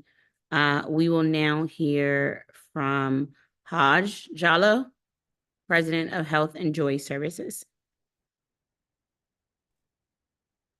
Good afternoon, everybody. Chairwoman. Good afternoon. Thank you for the opportunity to share today. My name is Haj Jallo. I've been the president and co-owner of Health and Joy Services since 2018. As a small business provider in the district through home and community-based setting, we rely on strict and healthy budget management. However, we have profound concerns regarding the recently proposed fiscal year 2025 budget for the Department of Disability Services. As home and community-based services providers, we are always at a critical juncture to support the lives of countless participants who rely on each provider's essential services and supports. I am expressing my concerns about the reduction of administrative fee components. The decision to continue the reduction of the administrative fee components of our human care agreements for our residential services is a matter of significant concern. The allocated savings in the budgets, although fiscally advantageous in the short term for the Department on Disabilities, may unintentionally compromise the quality and quantity of services available to the people we support. The long-term implications of such reductions on the operational success of service providers and ultimately the well-being of the people we support may suffer, because it is through such benefits or flexibility that Health and Joy and other providers can hire quality staff and additional resources beyond the regular reimbursements fee for cost. Quality employees such as qualified intellectual disability professionals coordinate care and individual support plans for the person's life and support services, and registered nurses monitor the person's health and safety. Furthermore, eliminating the clothing allowance raised negative eyebrows among service recipients. The proposal to eliminate the clothing allowance has rightfully concerned the people we support. In a recent self-advocacy group meeting led by DDA participants, they were presented with this updates from DDS, and their reactions were very discouraging. While understanding the intention behind increasing other budget areas, it's essential to recognize that specific allocations, such as the clothing allowance, serve distinct needs that a generalized increase in the budget may need to be revised. However, removing such a targeted allowance neglects the nuanced needs of participants, potentially leaving them with inadequate services and supports in all aspects of their personal care and dignity. In conclusion, while fiscal consciousness is undoubtedly important, it must not come at the expense of the well-being and dignity of those we aim to serve. As stakeholders, we share collective responsibility to ensure that today's budgetary decisions foster a supportive, inclusive, and comprehensive system of care for all people with disabilities. I hope this written testimony contributes to a deeper understanding and reconsideration of the proposed FY 25 budgetary allocations and the impact on the disability services ecosystem as we continue to provide healthy and joyful services to all people. Thank you. Absolutely. Thank you so much for your testimony. Next, we're going to hear from Danielle Darby, the Chief Operating Officer of RCM of Washington.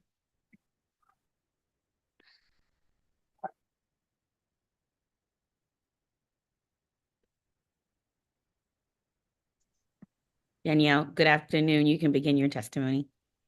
Thank you, Chairperson Lewis George and members of the Committee on Facilities and Family Services.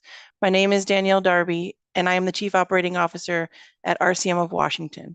We are an IDD service provider in the District of Columbia, serving over 120 adults with intellectual and developmental disabilities throughout the city in residential, day, and employment services.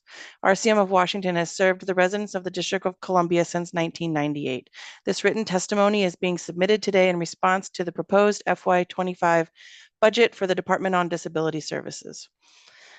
I am very concerned that DDS has cut the provider's administrative costs by 50% with a 15-day notice for 6 months of the FY 24 and all of the FY 25 budget.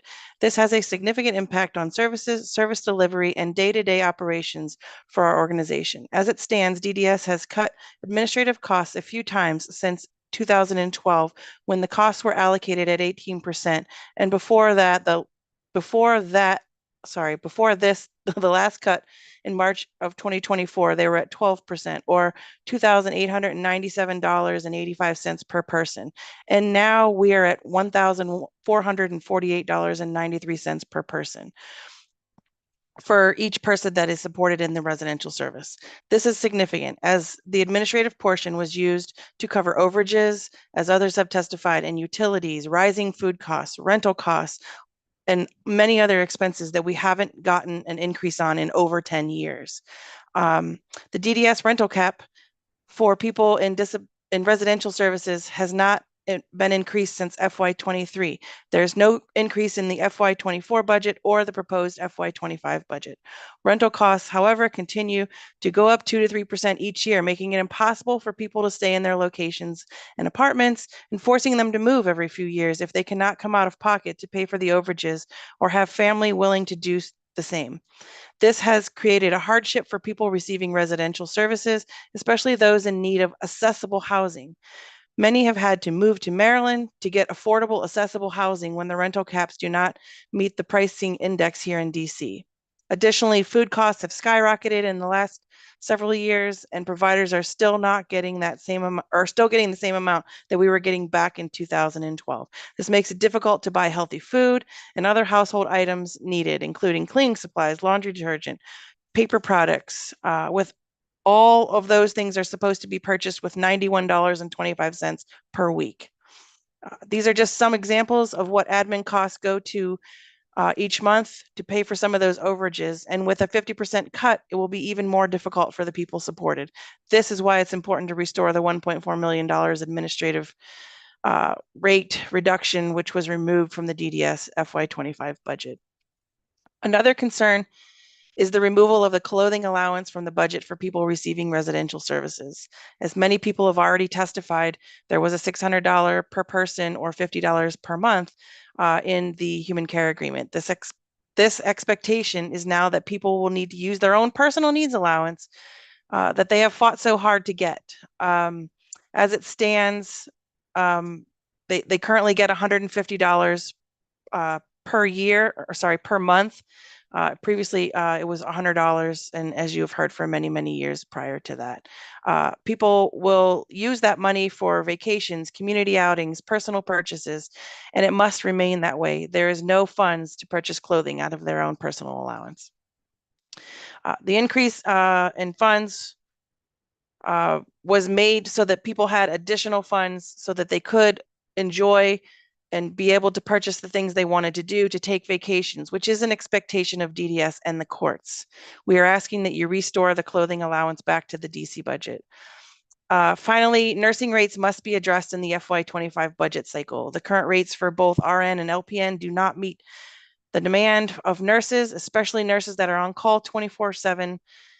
Reimbursement rates for RNs are currently $43.95 and LPNs are $27.42. The going rate for RNs that work in our field is between $48 and $52 an hour, and LPNs between $30 and $35. You can see the providers are making up that difference, and we can no longer continue to do so. Our hands are tied, and we must demand that we are able to pay nurses to have sufficient nursing coverage to provide all of the services and supports that are expected of us. The significant overages providers are currently using to pay for some of them come out of administrative costs, which again we discussed were already cut by 50%. On behalf of RCM of Washington, I thank you for the opportunity to provide this testimony, and I welcome any questions that you have. Thank you. Thank you. Next, we will hear from Dr. Casey Nelson.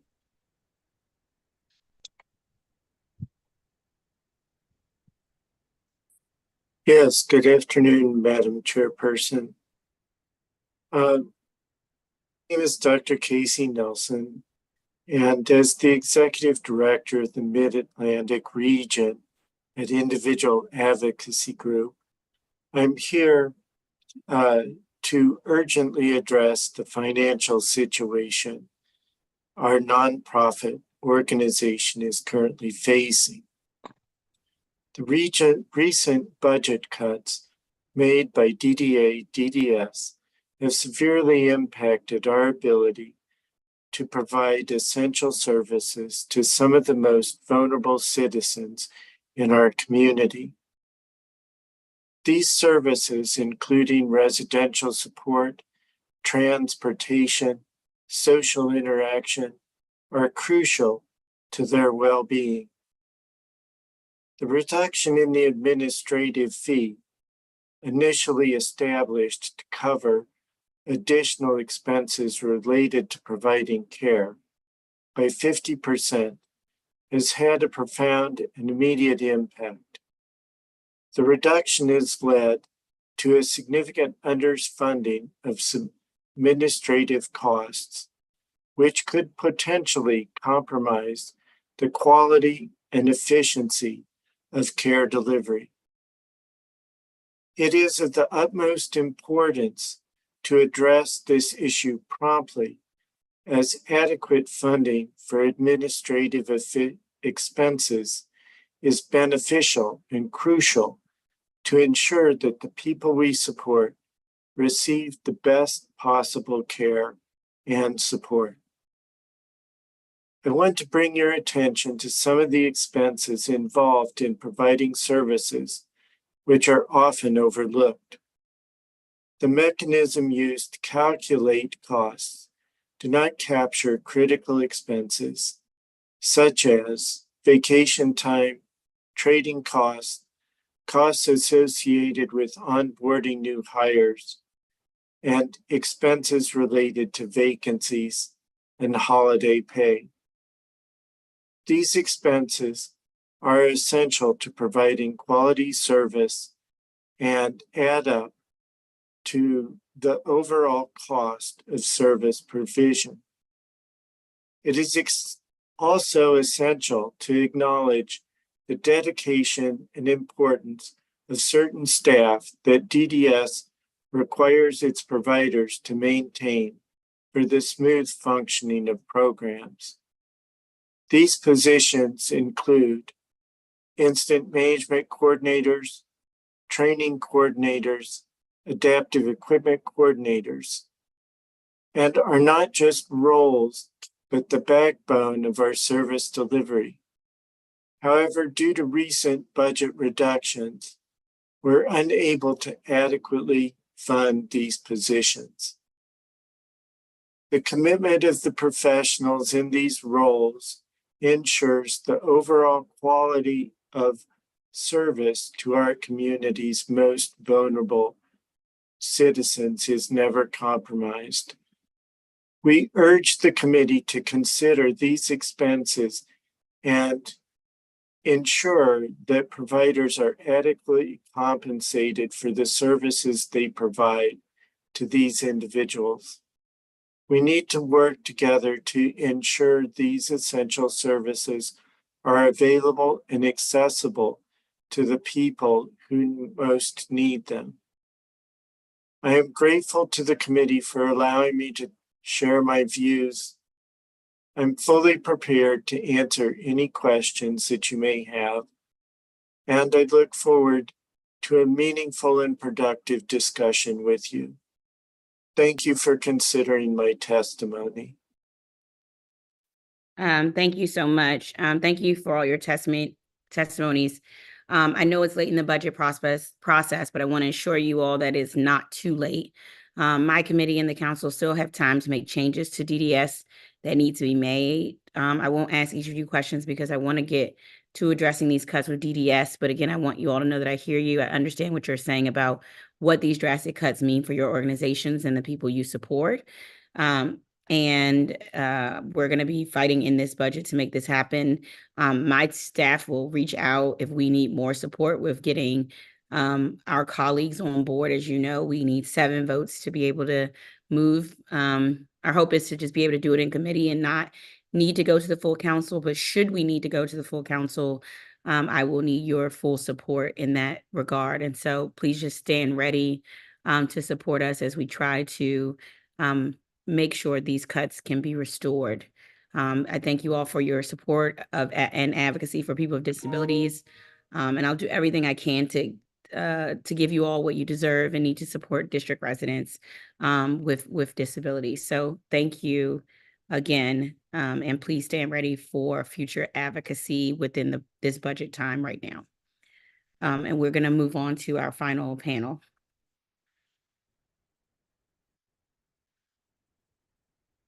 Denise Edwards, Sojourner Truth Montessori Public Charter School. Sandra Wright, parent with Parents Amplifying Voices in Education, also known as PAVE. Yolanda Corbett, parent leader with PAVE. Erica Thomas, developmental educator, DC Special Education Cooperative. David Freed, community engagement coordinator, DC Special Education Cooperative. Jess Gonzalez, inclusive DC program director, School Talk. Elijah Lee, senior program assistant, School Talk, and Ian Pergol, executive director of the DC Coalition of Disability Service Providers.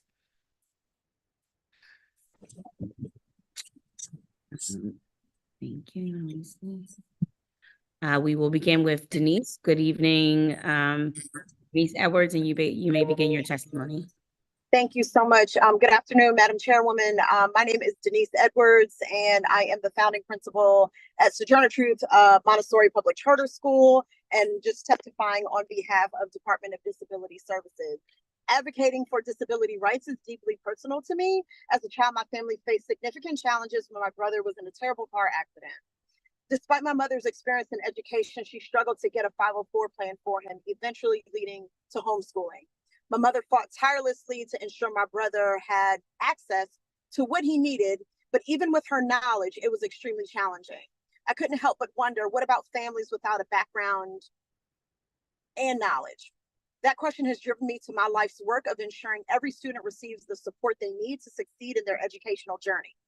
Partnering with School Talk since 2021 has been an essential part of that journey.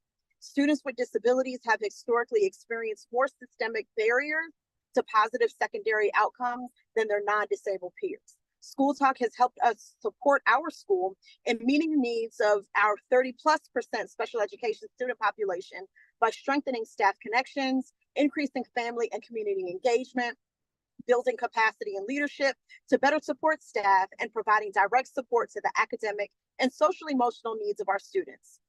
Through School Talk's inclusive DC programs, our students have been given opportunities to learn the power of their voice, the confidence to recognize their creative talents, and the tools to help them succeed as adults. Our students have had the chance to take on leadership roles, speak on panels, share their strengths and needs, and advocate for themselves and others. School Talk has been instrumental in training our staff and mental health team and supporting families through a restorative lens. Their work has helped us gain the mindset, skills, and tools to create an inclusive climate for every student. Our students are excited to participate in School Talk programs. Many programs only want to recruit quote unquote good or quote unquote well-behaved students for their programs. But School Talk staff are dedicated and prepared to ensure every child can benefit and receive the services they need. When a student is selected for School Talk programming, it allows them to see their voices matter. They then have the chance to form connections and realize their potential. School Talk makes a meaningful difference in the lives of our students. Reducing their funding would mean depriving already disadvantaged students of essential services, deepening inequality. We must shift the narrative away from giving students the bare minimum to recognizing their innate strengths and gifts and providing them with what they need to thrive. I urge you to continue funding School Talk so that they can continue the hard work they have done. And thank you for your time and thank you for listening. Thank you so much for your testimony. Next, we will hear from Sandra Wright.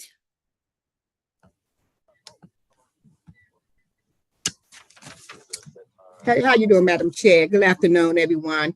My name is Sandra Wright, and I am the mother of an 18-year-old son with autism. We reside in Ward 5. I am here to testify on behalf of the Department of Disability Services. My son has been enrolled in School Talk Jumpstart program since he was 15 years old. He also participated in their video and music program. I want to commend School Talk for their commitment, patience, professionalism, and excellent service provided to every student in the Jumpstart program. Even amidst the challenges of the pandemic, when the program went virtual, they ensured active engagement with students. The staff went above and beyond to make sure students were comfortable and understood their assignments.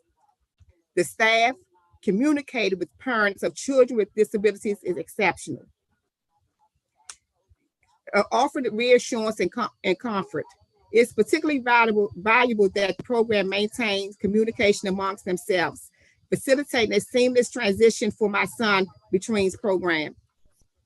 Children with autism require support in development of their social skills. Through these programs, my son has made significant improvement in his social skills. Jumpstart has taught him crucial life skills such as financial literacy, independence, and self-sufficiency. He's learned practical skills like money management, budgeting, and professionalism. They have assisted him in setting up a debit card, taught him how to prepare for work, pack lunch, and selected professional attire in advance. Additionally, he created a video profile of himself expressing his strengths and needs that he proudly shared at the end of the program. These programs play a vital role in protecting students who struggle with communication from being exploited.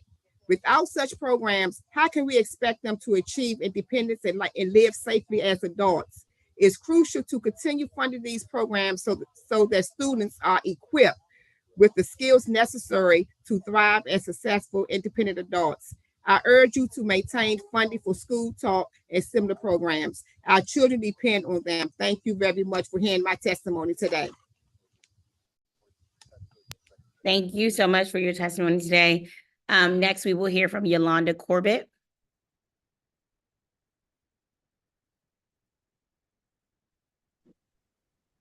Good afternoon. Good afternoon. My name is Yolanda Corbett. I am a single mother raising three young Black men, with my oldest, age 17, diagnosed with autism at the age of 5. I'm a DC native and reside in Ward 5. Tyler was first introduced to School Talk through the Voices of Change conference, where he facilitated sessions for his peers. Since then, he has been given many work-based learning opportunities through School Talk and is currently enrolled in their Creative Careers program. While Tyler is still exploring his interest in art, he shows a passion for photography. A significant part of Tyler's autism diagnosis is anchored in his need for social and emotional skill development, which has made it challenging for him to form friendships. However, his involvement in School Talk has notably boosted his confidence in building relationships. The program has provided Tyler and his peers with a safe environment to cultivate friendships and enhance crucial social and emotional skills. I firmly believe it takes a village to raise a child, and School Talk is a part of his village. On March 27th, Tyler was the victim of a brutal attack while at school. My immediate instinct was to reach out to School Talk for support, not only for their support for Tyler, but also for the organization's restorative justice approach at the school level. School Talk has consistently checked in on Tyler and me, offering ongoing support and genuine care. Through the Creative Careers program, Tyler had the opportunity to visit the botanical gardens and practice his photography with friends and staff who cares about him. This program has been a saving grace in keeping his spirits high during these challenging times. As both a parent and an advocate in the disability justice space, I understand the dire need for programs like School Talk. Many parents, including myself, struggle to find adequate support for our neurodivergent children, both in and out of school. Schools often lack sufficient staff training and funding to support neurodivergent students. By cutting funding for programs like School Talk, you risk to further harming these students, including my son. If my words as a mother are not convincing enough, take the time to look at the data. The graduation rate for students with disabilities in DC stands at 58%, which is 17% lower than their non-disabled peers. Students with disabilities in DC face an unemployment rate of 24%, 3 times higher than the individuals without disabilities. Employed individuals with disabilities in Washington, DC earn an average of $30,000 less than those without disabilities. We need these programs even to scratch the surface of allowing students to be successful in the future. Being a parent of a neurodivergent and Black son and facing these cuts gives me a lot of anxiety. Since he was diagnosed at 5 and him now 17, I'm only now getting a glimmer of hope for my son. I need these spaces of hope. He needs these spaces of hope. I urge you to continue funding important programs like School Talk. I thank you for your time and welcome any questions. Thank you so much for your testimony. Next, we will hear from Erica Thomas. You're on mute. Sorry, my apologies. Good afternoon, and thank you, Chairwoman Lewis George and members of the committee for the opportunity to speak at today's budget hearing. My name is Erica Thomas, and I am the Director of Secondary Transition at the DC Special Education Cooperative, or Co-op.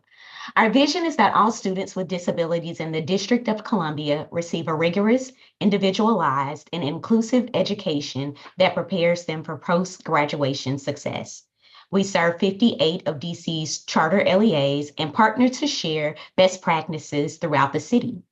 I oversee our DC 3C program, which provides direct student programming to support secondary transition activities and improve post-secondary career and education opportunities for students with disabilities.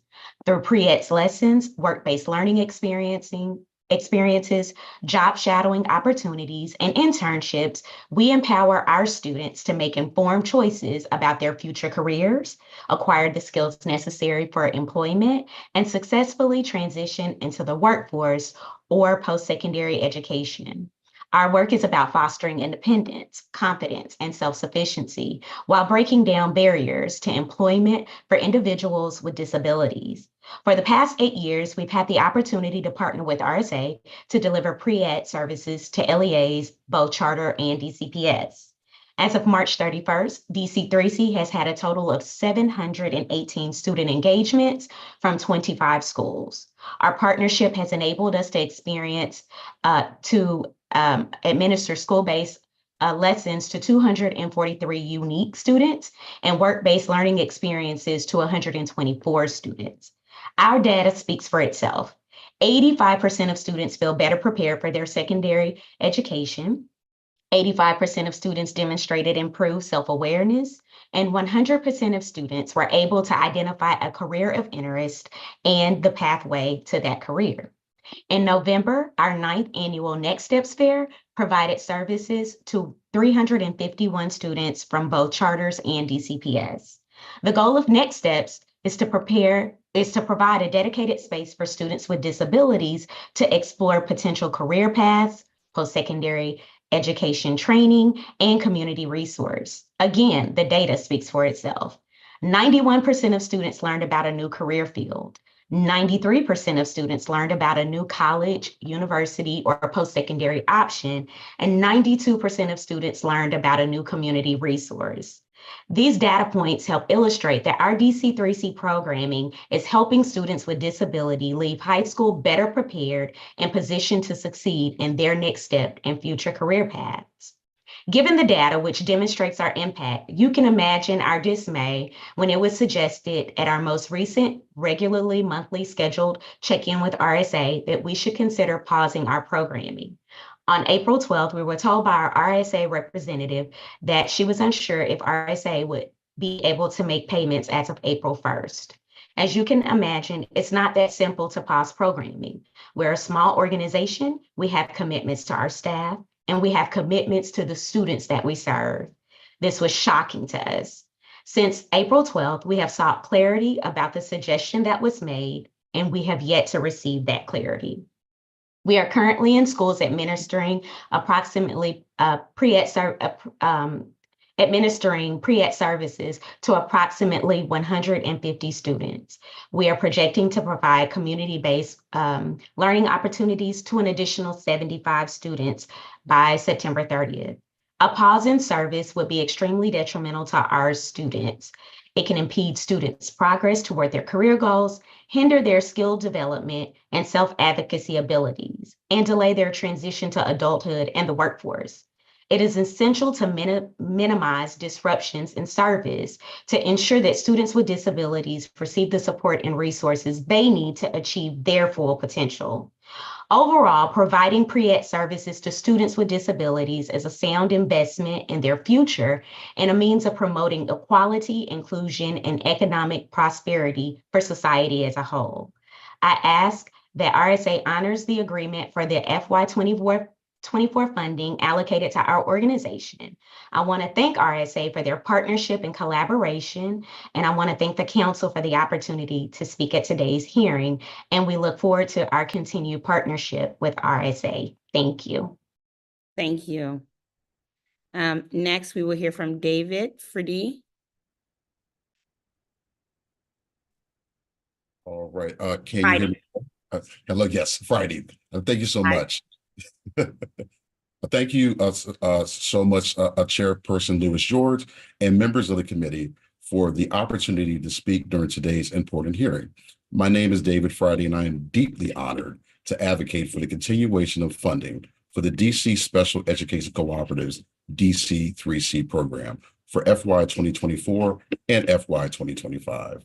As a proud fourth-generation native Black Washingtonian with deep roots in the city, dating back to the 1880s, I am passionately committed to the success and well-being of students with disabilities within the District of Columbia.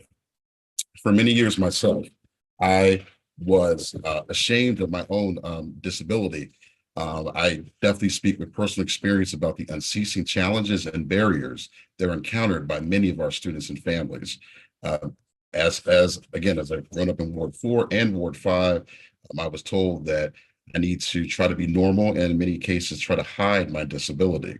Unfortunately, many years later after leaving DCPS schools, I'm hearing from students that they are still experiencing the same unfortunate circumstances. At the DC Special Education Cooperative, I do have the unique privilege of following my passion for the youth of our city by serving as a community engagement coordinator. Since 2019, I have been working tirelessly to empower students through our community partnerships that provide opportunities to access the numerous career, community, and post-secondary resources that exist within our city.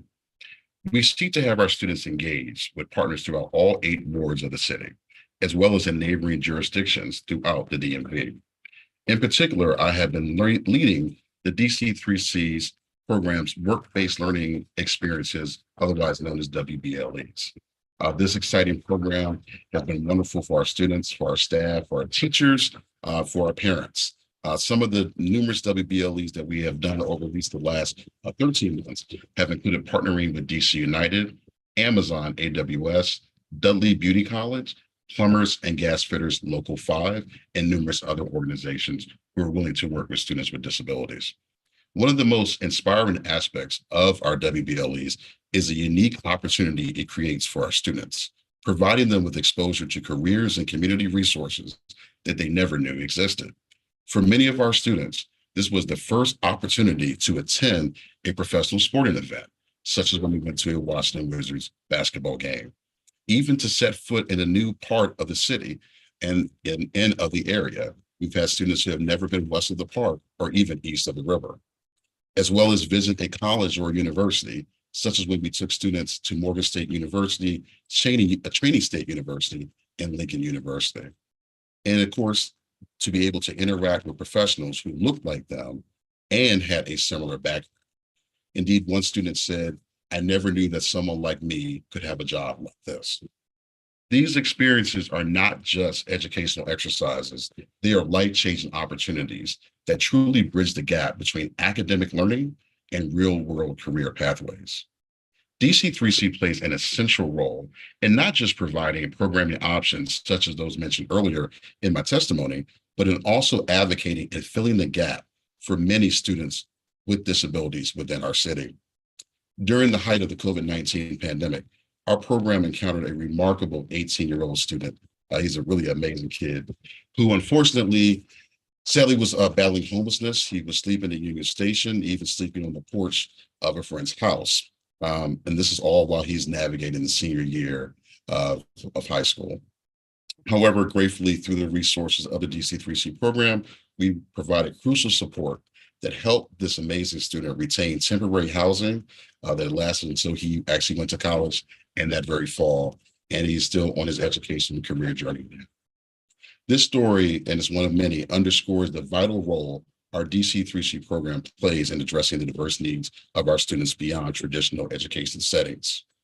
Moreover, many of our students have experienced consistent disappointment and neglect within the traditional school system. I myself had when I was a student. Sadly, this is not a new phenomenon within our beloved city, let alone our nation. Despite our students' initial and parents' initial reluctance to trust others, they have found solace and empowerment within the DC3C program, returning year after year. We have one amazing student who has been part of the program since 2021 and is currently enrolled in their second year at UDC, who has stated that as a person of color with a disability, our DC3C program has provided them with invaluable opportunities to advocate for their rights, understand their worth, and build meaningful connections within a supportive community. Another DC3C student who has been part of the program since 2020, and he is now in his second year at Frostburg State University, has stated that DC3C has empowered me to accept myself and my disability. It's a very powerful story. He's an amazing kid as well. These are just a few firsthand accounts of these just wonderful students that speak volumes about the safe and nurturing environment we have cultivated, where every student is valued and supported unconditionally. As we look towards fiscal year 2025, I urge you and the committee to continue supporting the DC3C program and its vital mission. Thank you for your time and dedication to the well-being and success of all students in our beloved city. Thank you. Thank you so much for your testimony, all you do. Next, we're going to hear from Jess Gonzalez, Inclusive DC Program Director, School Talk. Good afternoon, Chairwoman Lewis George. Thank you. I would like to begin by thanking you for allowing me to give my testimony. My name is Jess Gonzalez, and I'm the Inclusive DC Director for School Talk. And I have served DC youth for over 10 years as a bilingual special education teacher, as a special education coordinator, and a school leader. My testimony, in a way, is their testimony. As an Afro-Latina who grew up in Brooklyn, New York, I know many of the struggles our students are facing firsthand. I'm also the sibling to someone with special needs. I have been an advocate and a translator for her my entire life.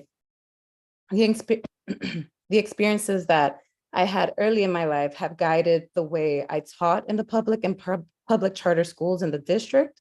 Leading with compassion, empathy, and understanding, my work with School Talk is a culmination of many of my experiences.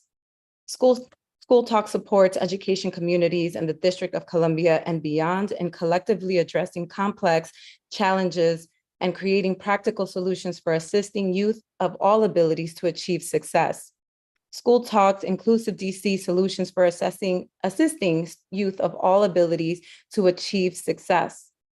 School Talk's Inclusive DC initiative aligns research-based youth development and college and career readiness frameworks to create lasting impacts on students with disabilities. Inclusive DC identifies the bridges opportunity gaps, enhancing post-secondary outcomes in employment, education, and adult living. In our work, we see many of the challenges students with disabilities face each day. Youth with disabilities comprise 20% of the student population, but not the DC labor market. The Department on Disability Services has built and maintained significant partnerships with community-based organizations like School Talk to deliver critical pre-employment transition services, or PREETs, that ensure equal access to the labor force for youth with disabilities. CBOs are uniquely positioned to provide the individualized one-to-one and small group services this population needs to access meaningful employment. My testimony is intended to highlight the role of community-based providers and their impact on DC youth with disabilities. Some of the challenges our youth with disabilities face are they represent approximately 1 in 5 students. However, they face substantial gaps in opportunities and outcomes, including a dismal graduation rate of 58% and unemployment rates 3 times higher than their peers. Once employed, individuals with disabilities in Washington, DC earn a concerning $30,000 less than those without disabilities. Understanding the implications of these statistics is important, but I would also ask you to look at the youth behind these numbers, to see these youth with disabilities as whole people with talent, skills, and interests that need to be understood, supported, and nurtured. School Talk programs seek to help students with disabilities feel they belong, are self-determined, hopeful about their future. Some of our programming includes, and you've heard some of our students and members who have participated and showed up for our programming include annual Voices of Change conference. Over the 14 years of School Talk has convened this event. It has become a celebration of what is possible when students with disabilities are allowed to shine. If you attend, which is May 31st on a Friday at MLK Library, where are we? Oh, if you attend, you will be able to see students dancing to the Kennedy Center sponsored local artists such as Fly Zaya and Ahmad Woodward. Experience 100% student-led workshop on self-advocacy with entrepreneurship and learn about resources specifically for students with disabilities related to employment, education, and independence. DC students with disabilities take on leadership role in the planning and implementation of all aspects of Voices of Change. DDS and RSA has been not only a principal founder, but staff come and volunteer at these events. Jumpstart is a program that has 2 primary goals. The first one is to support students with disabilities with significant supports needs to meaningfully access the Mayor Summer Youth Employment Program. And second, to partner with DDS, RSA, DOES, and DC schools to make the summer youth program more accessible to every student with disabilities by identifying and problem solving about barriers and implementing system changes. There is a great deal of work to be done to rebuild programs and services to pre-pandemic levels, especially related to employer engagement and training, transportation, job coaching, and travel training. Students this year will be connected with 6 employer sites, including the DC Office of Disability Rights, where Jumpstart students will work with staff to visit places throughout DC and report on accessibility. Our Creative Careers and Careers that Create Change work-based learning experiences program. Work-based learning experiences program provides students with knowledge and skills to connect school experiences to real-life work. Students build soft skills, hard skills during interactive workshops, and then get to move into the community with job site tours, speakers, job shadowing, internship, and entrepreneurship coaching. We have focused on work-based learning experiences and creative careers and careers that create change because 1, the labor market data shows that there are many opportunities in the DMV for these career pathways, and 2, youth are able to build small, soft, and hard skills that will help them be successful in any career they go into. And 3, they are meaningful and engaging for DC teenagers dreaming about their future. With consistent funding, we are able to build relationships with local artists, employers, and work with them to overcome accessibility issues. As the DC City Council and DDS and RSA deal with the challenges of a lean budget years, we ask that you continue to invest in DC youth with disabilities and the community-based providers that support them. Over the years of my career, I have too often seen my students lose access to critical opportunities due to cuts to community-based programs directly, or cuts to the supports and services that allow them to access such programs, including transportation, technology, and other services. DC students with disabilities and their families and teachers need to know that there will be consistent and quality secondary transition programming. As an advocate for youth with disabilities, I am grateful DDS works diligently to remain in federal compliance by reserving 15% of funds for meaningful pre-EDs. As decisions are made regarding how funds are allocated, I ask you continue to support, I ask for continued support of the CBOs and rely on CBOs like School Talk to fulfill needs outlined in individualized plans for employment. CBOs are able to provide one-on-one or small group individualized services, positioning them to develop and maintain strong relationships with youth. Today, you have heard testimonies from some of those who have been impacted by our programs, and we are proud of the work that we do. However, I ask that you keep in mind the following. With the current funding, School Talk is only able to reach a small percentage of DC students with disabilities. For example, the funding that was budgeted for School Talk for FY24 Jumpstart program will only be able to serve 35 out of the 80 plus who have been referred. Rebuilding in-person programming requires other investments in rebuilding, employee networks, ensuring transportation and other supports available, and outreach to students, family, and school staff. These students may have more complex needs, but they also have gifts and talents which can be supported and blossoming. All students deserve to live lives of dignity and experience success. Thank you for your consideration, and I would welcome the opportunity to share more about what we do with our funding from DDS, RSA, and how it impacts DC students. Thank you all. Thank you. We will now hear from Elijah Lee, Program Assistant, Elijah Lee, Senior Program Assistant, School Talk. How's it going, everybody? My name is Elijah Lee. I'm testifying on behalf of the Department of Disability Services. I'm a Senior Program Assistant at School Talk, where I've been working for 7 years. I was first introduced to School Talk during the Voice of Change Conference in my 11th grade year of high school. As a student, I participated in co-led workshops and work etiquette. Having these opportunities to share my experiences and impact our youth lives was a great experience. The experience also had an impact on me because I also gained firsthand experience working directly with youth and direct impact of their life. After I would assist School Talk here and there, and after leading one of the School Talks workshops, I received multiple letters from youth showing appreciation. The motivation that motivated me to continue working for School Talk as an intern, and eventually it led to me being hired full-time as a program assistant. 7 years later, as a senior program assistant, I support and develop facilitated our creative careers workshops. I enjoy my job because I get to work directly with youth with disabilities, figure out what their needs are, and help them get to where they need to be.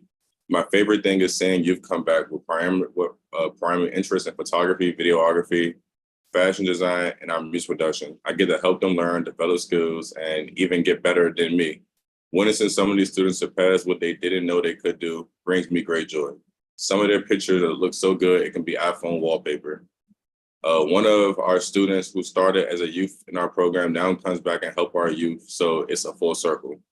These programs offered by School Talk are crucial to students with disabilities. We often lack opportunities to develop their skills, showcase their strengths. At School Talk, we bridge the gap of providing tailored support to unique opportunities for those students to grow and excel. Our programs are about learning skills and empowering these students to realize their full potential. What I want to leave you with today is that our work helps students out a lot. We know this because our students come back and tell us. Please consider funding School Talk so that we can provide students with these opportunities. Thank you guys for listening. Thank you. Thank you so much. And so inspiring to hear your story of how you got involved from such a young age. And last but not least, we will hear from Ian Perigal. Thanks so much. Good afternoon, Madam Chair. Please note that I greatly appreciate your comments at the end of the last panel, and we stand ready for continued advocacy with the other council members. Again, my name is Ian Perigal, and I serve as the Executive Director of the DC Coalition Disability Service Providers. The DC Coalition currently represents over 50 provider agencies supporting over 2,300 persons with intellectual and developmental disabilities and employing over 4,700 staff. On behalf of the IDD provider agencies and those whom they support, we are deeply concerned about the cuts that were proposed in the mayor's FY25 budget as they relate to DDS, particularly the reduction of the administrative support funding by 50% of the original FY24 budget allocation, and the elimination of the clothing allowance, both of which are part of the human care agreement funding.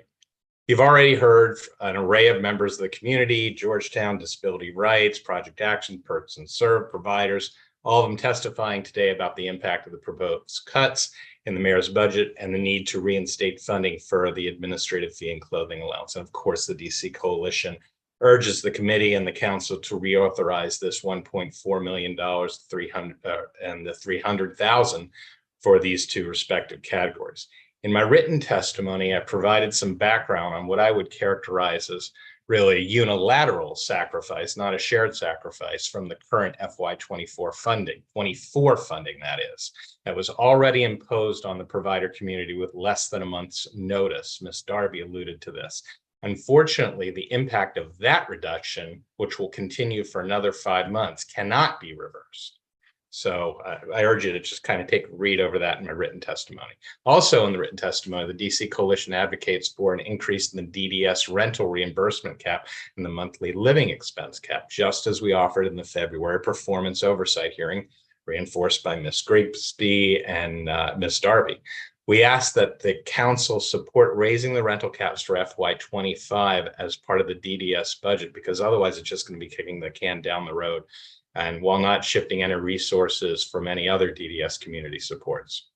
We continue to recommend increased fundings for LPNs, RNs, qualified intellectual disability professionals, which are QIDPs, supervisors, and house managers, whose wages have only been adjusted by CPI over the last several years, and even less than the CPI percentage from FY23 to FY24's funding. We ask for additional funding in the FY25 budget designated for mid-level supervisors in order to address quality concerns. In particular, funding for our nursing cohort lags behind the wages that these same nurses can earn in more traditional or institutional settings, as Ms. Reese pointed out. We do recognize that there are nursing shortages throughout the region, but we are also asking for funding so that our IDD providers can pay their nurses at least a competitive rate with the hospitals and even the governmental employers. Presently, our LPNs and RNs are funded at about $26 an hour to $27.43 per hour, depending on whether they're serving waiver locations or ICF. And the RNs are at $41.75 to $43.95 per hour. That is not even remotely close to the DC market rate, with RNs earning in excess of $100,000 a year annually. We recommend that these hourly rates be adjusted in the FY25 budget to at least those of the district is paying its nurse and staff. On behalf of the DC Coalition of Disability Service Providers, I thank you for the opportunity to provide this testimony. I welcome any questions you may have, but I understand you might want to get right to the DDS testimony. Yes, thank you. I appreciate your testimony because we want to make sure we get right to the DDS. We're going to ask any questions of this panel because we have all the questions prepared for our government witnesses at this time. We also want to make sure we have time to keep our interpreters here as well. So thank you so much to this panel of witnesses, and we will be moving to our government witnesses. We're off by 3 minutes. All right. Joining us today is Andrew Reese, the Director of the Department on Disability Services. Thank you, Director Reese, for being here today. Before you begin your testimony, I'm going to administer an oath to you and any member of your team who will be joining you. If you could please raise your right hands. Great. Do you swear or affirm under penalty of perjury that the testimony you're about to give to the Committee on Facilities and Family Services is the truth, the whole truth, and nothing but the truth? I do. Great. Thank you, Director, and you may begin your testimony. Thank you very much, Council Member. Good afternoon, Chairperson Lewis George, staff of the Committee on Facilities and Family Services. I am Andrew Reese, the Director of the Department on Disability Services, DDS. With me today is Anthony Young, the DDS Agency Fiscal Officer. The mission of DDS is to provide innovative, high-quality services and supports that enable people with disabilities to lead meaningful and productive lives as vital members of their families, schools, workplaces, and communities in every neighborhood in the District of Columbia. On behalf of Mayor Bowser, I'm pleased to provide testimony today on the Mayor's fiscal year 2025 proposed budget and financial plan. On April 3rd, Mayor Bowser presented her proposed Fair Shot budget and financial plan for fiscal year 25. The budget includes strategic investments in public schools, public safety, and the downtown, as well as shared sacrifices necessary to close the gap between projected expenses and revenue. The Mayor's budget provides a roadmap to sustainability during a critical time when we must navigate a confluence of post-COVID challenges, including slower revenue growth and the end of the federal stimulus funding, higher operating costs, and the impacts of the remote work environment. By focusing on maintaining and enhancing core services, the Mayor's proposed budget for DDS reflects her ongoing commitment to equity and full inclusion for people with disabilities. The proposed Fair Shot budget is thoughtfully constructed, informed by careful analysis of expenditures, growth rates, and potential spending pressures, and ensures that DDS will continue to meet the service needs of everyone we support. The Mayor's proposed FY25 total budget for DDS is $205,375,866, which is a 0.7% increase from last year's approved budget of $203,926,235. This does include a 1.3% decrease in local funds from $143,047,670 in FY24 to $141,206,726 in FY25. The proposed budget also includes $36,983,578 in federal grant funds, $16,705,241 in anticipated federal Medicaid payments, $10,382,801 in special purpose revenue, and $98,520 in other federal payments. The proposed FY25 budget funds 430 FTEs. This is an increase of 2 FTEs from FY24. DDS received 2 service coordinator FTEs in the Developmental Disabilities Administration through enhancement in the FY25 budget to address the increased caseload resulting from the FY23 DDA eligibility expansion. Our proposed FTEs include 62.5 FTEs, within agency management, 187 FTEs in the Developmental Disabilities Administration, DDA, 106.5 FTEs in the Rehabilitation Services Administration, RSA, and 62 FTEs within the Disability Determination Division, DDD. We also fund 12 financial operations positions with the Office of the Chief Financial Officer. Other than the enhancement of 2 positions within DDA, there have been no substantive staffing changes within our administrations, and no restructuring has taken place within the agency. We currently have 47 vacancies, 11 of which are in active recruitment, with 2 new hires scheduled to start on May 20th. The remaining 36 vacancies are not in active recruitment. 17 of these positions are 100% federally funded vacancies in DDD, and they're on hold pending Social Security Administration approval. 10 positions that are 80% federally funded are on hold for vacancy savings, and 7 locally funded positions are on hold for vacancy savings.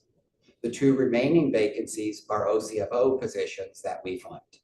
One of these is on hold for vacancy savings, and the other is in active recruitment. Within the Developmental Disabilities Administration budget, the proposed FY25 budget for DDA is $148,384,620. This does represent a 1.3% decrease from the FY24 approved budget of $150,333,869, but it continues to fully fund all services under the purview of this administration and maintains DC as one of the few states in the country that does not have a waiting list for IDD services. DDA's budget consists of $128,522,526 in local funds, $8,781,801 in special purpose revenue, and $11,080,293 in Medicaid payments. DDA operates 2 Medicaid home and community-based services, or HCBS waivers. The IDD HCBS waiver for people with intellectual and developmental disabilities provides 23 services and supports to more than 1,900 adults with intellectual and developmental disabilities in their own homes and in integrated community-based settings. DDA also operates the Individual and Family Supports, or IFS, HCBS waiver, which focuses on people who do not require residential supports and can leverage supports from family or friends to meet their needs. The IFS HCBS waiver provides 18 services and supports approximately 60 adults with intellectual and developmental disabilities.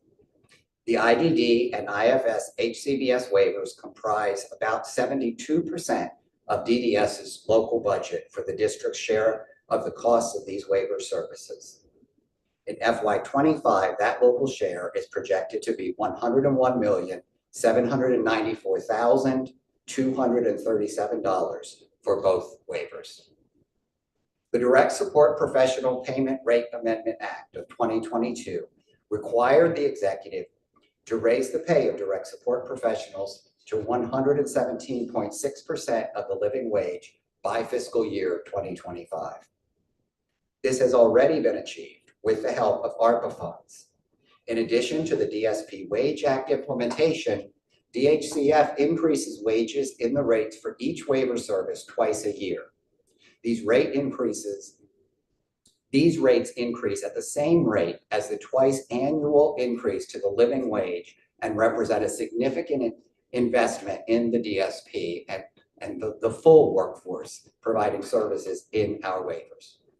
The impact of this ongoing investment in the DSP workforce can be seen in the National Core Indicators data. National Core Indicators for Intellectual and Developmental Disabilities, NCI, is a national collaborative effort to measure and improve the performance of public developmental disability agencies.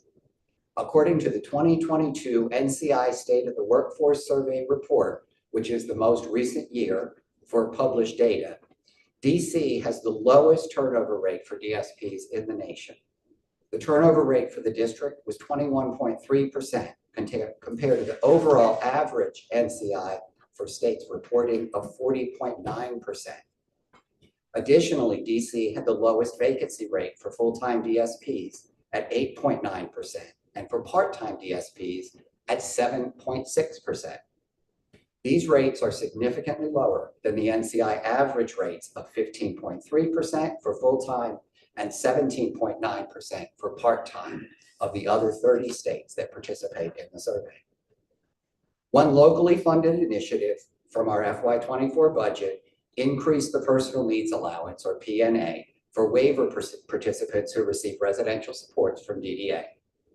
Mayor Bowser included a one-time budget enhancement of $744,600 to allow us to increase the PNAs by 50%, from $100 to $150 per month, beginning October 2023. As of January 2025, the PNA will be adjusted annually, consistent with the federal cost of living adjustment paid by the Social Security Administration. There were not funds to include this enhancement in DDS's continuing budget.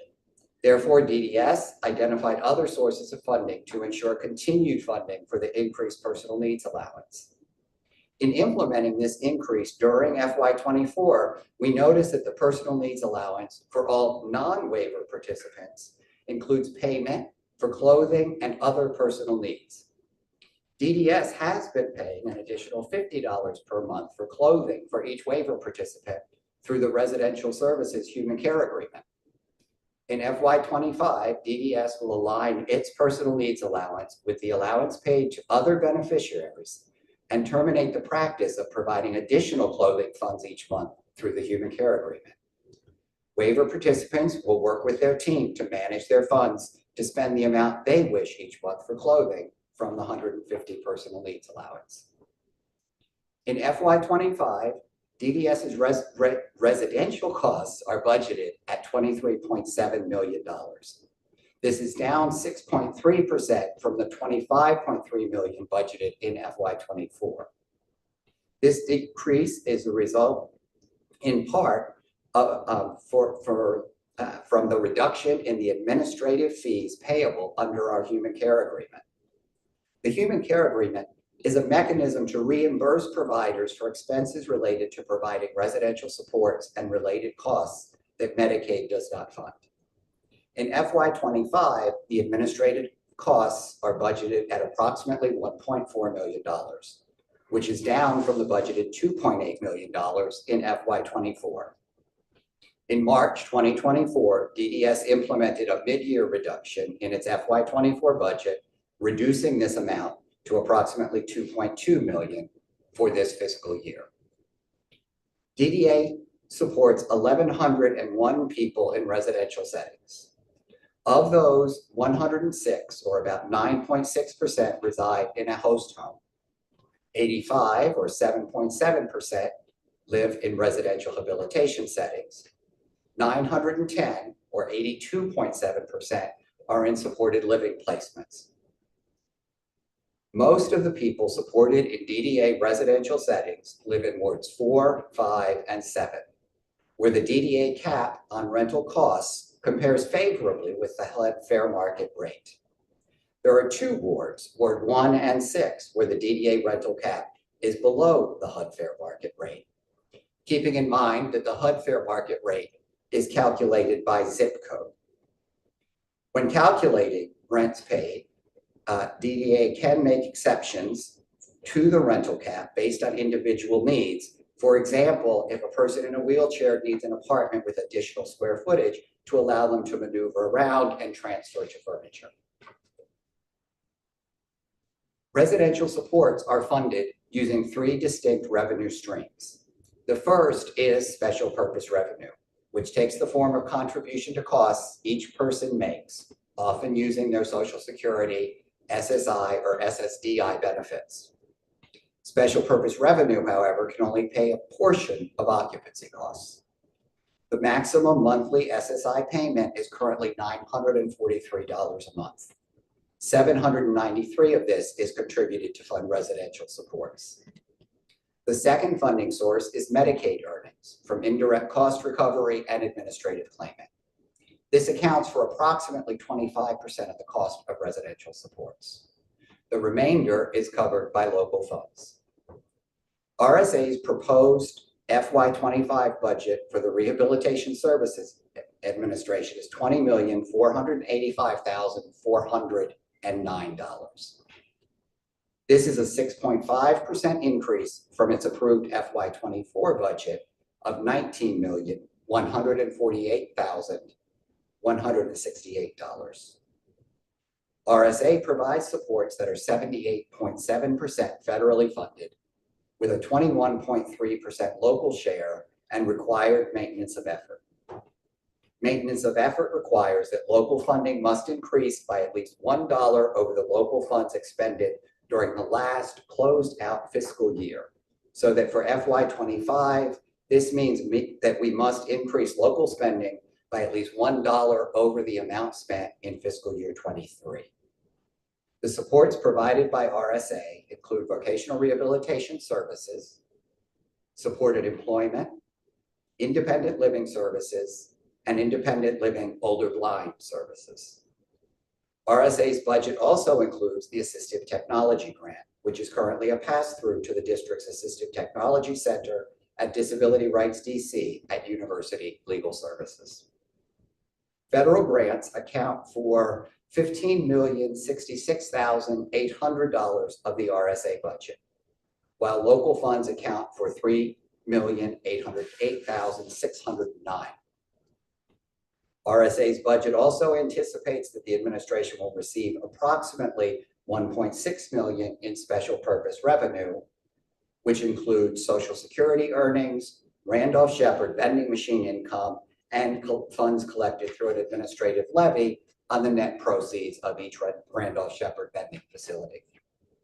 The Workforce Innovation and Opportunity Act of 2014 included a requirement that 15% of the federal vocational rehabilitation grant must be reserved for funding pre-employment transition services for eligible and potentially eligible students under the age of 22. Pre-ETS includes 5 required services. These are job exploration counseling, work-based learning experiences, counseling on opportunities for enrollment in comprehensive transition or post-secondary educational programs at institutions of higher education, work readiness training to develop social skills and independent living, and instruction in self-advocacy, which may include peer mentoring. The requirement to reserve 15% of the federal grant for pre-ETS, along with the maintenance of effort for local funds, has created significant budget pressure for RSA. However, the proposed budget is sufficient to meet the needs of everyone supported by RSA in fiscal year 25. DDS is the agency host for the Disability Determination Division, the district office in which the Social Security Administration's review and determination of Social Security disability claims takes place. This operation is 100% federally funded, with a proposed fiscal year 25 budget of $13,160,434. This budget is an estimate based on likely workload. Still, there is a mechanism allowing for an increase in federal funds in the event that DDD needs additional funding. It is therefore possible that the DDD budget could increase, but not in a way that would impose any local costs on the district generally or DDS in particular. Thank you very much, Chairperson Lewis George, for the opportunity to share our vision for FY25. We at DDS appreciate your thoughtful engagement and partnership. I would also like to thank our providers and staff. Their resilience, skill, and compassion are what helped us to confront an unprecedented public health emergency and emerge recommitted to the mission of full inclusion for people with disabilities. They embody person-centeredness every day. That person-centered spirit is shared by our community self-advocates, family members, and other partners who challenge us to rise to the occasion and to ensure that our work is worthy of the people that we serve. We at DDS know that we are never alone in pursuing our mission, And there is no more authentic form of support than the honest, thoughtful feedback that our stakeholders continue to provide. Finally, I would like to thank Mayor Bowser. The budget before this committee is the manifestation of a profound commitment to ensuring the full inclusion of people with disabilities on the part of the mayor. That abiding commitment in lockstep with the commitment that defines our staff and provider communities is part of why people with disabilities are and will continue to be integral participants in the district's comeback. This concludes my testimony. Mr. Young and I are available to answer any of your questions. All right. Thank you so much for your thorough testimony. I want to start with DDA. Actually, I'm going to start with DDS.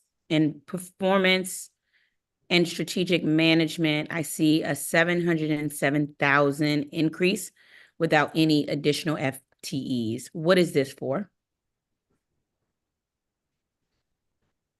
Good afternoon, Chairwoman George. The adjustment that's indicated in that area is due to the adjustment for our vacancy savings. In fiscal year 25, DDS did not take the same level of vacancy savings that it did for fiscal year 24. So the adjustment is being reflected in that area. Okay, understood.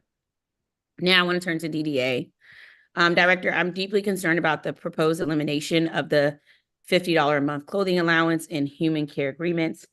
I understand DDS plan is for supported persons to now use their personal needs allowance to pay for clothing.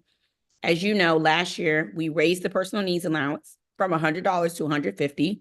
This was the first increase to the personal needs allowance since 2007. So in effect, removing the clothing allowance would wipe out the well overdue and greatly needed increase to the personal needs allowance. DDS saved $600,000 from eliminating the clothing allowance. And I guess, to be frank, Director, this seems like a budget cut that will not save a lot of money, but will do quite a lot of harm. I know the Department of Behavioral Health does not include clothing allowance in their agreements with providers, but I don't think that's a good enough reason for DDS to move backwards and start doing the same thing. So I'd first like to get your reaction to the large amount of public testimony we heard about. What being forced to use the P&A for clothing will mean for supported persons. And can you talk more about the decision to eliminate the clothing allowance? Why was this item specifically chosen? And can you confirm it would cost $600,000 to restore the clothing allowance at $50 a month? Based on our calculations, I believe it is about $600,000 first. Okay. Any reduction in our budget is, of course, a difficult decision to make. And so we looked through the budget in trying to identify areas where savings could be generated. And one of the things, as I said in my testimony, as we were rewriting our rules to address the issue of the increased personal needs allowance, we did notice that the definition of personal needs allowance in the regulations is that it exists for clothing and other personal needs. It's not simply DBH, but it is also people supported by DDA who live in intermediate care facilities who currently receive $100 a month. And that includes money for their clothing, other personal needs, which would also include money for vacations. So there is still the additional $50. It is true that the FY25 budget for our residential line would reduce by $600 a year per person for the additional funds for clothing. But there is still an additional $50 in our personal needs allowance that you won't see in the personal needs allowance for other agencies. I'd also just like to mention briefly and quickly that in just about every other jurisdiction, if not every other jurisdiction in the country, people rely exclusively on their SSI, SSDI to pay for their residential, to pay for that portion of their supports. They pay that over to the provider and they're able to reserve a small personal needs allowance. In the district, that only pays for a little more than a third of what we provide in residential supports. So as we've looked at what has been a very generous provision of supports to people to live in the community, we did have to make some difficult decisions. Understood. I understood in this budget, we had to make some difficult decisions. I stand by that. I think the cost savings versus the cost harm here is not proportionate. But the budget is with us now, and so we're going to do our part to try to restore that as we move forward. And if we need to tweak definitions, please let us know, and we're willing to make tweaks to definitions if that would help it not appear to be duplicative in nature, even though we heard from a number of witnesses the sort of various ways that they use the funds. The next one I want to ask about is the administrative fee for residential providers. Before turning to the proposed fiscal year 25 budget, I want to talk about the 50% mid-year cut in the current fiscal year. So from my understanding, providers were given less than 1 month notice of this drastic cut.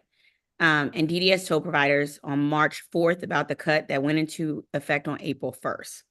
That not only caused sort of uncertainty and panic among providers, but in my opinion was an act of sort of disrespect to the people providing supports and the people with disabilities who receive those supports. I'm also surprised this didn't come up during our performance oversight hearing, which I think was like only 10 days before DDS notified the providers.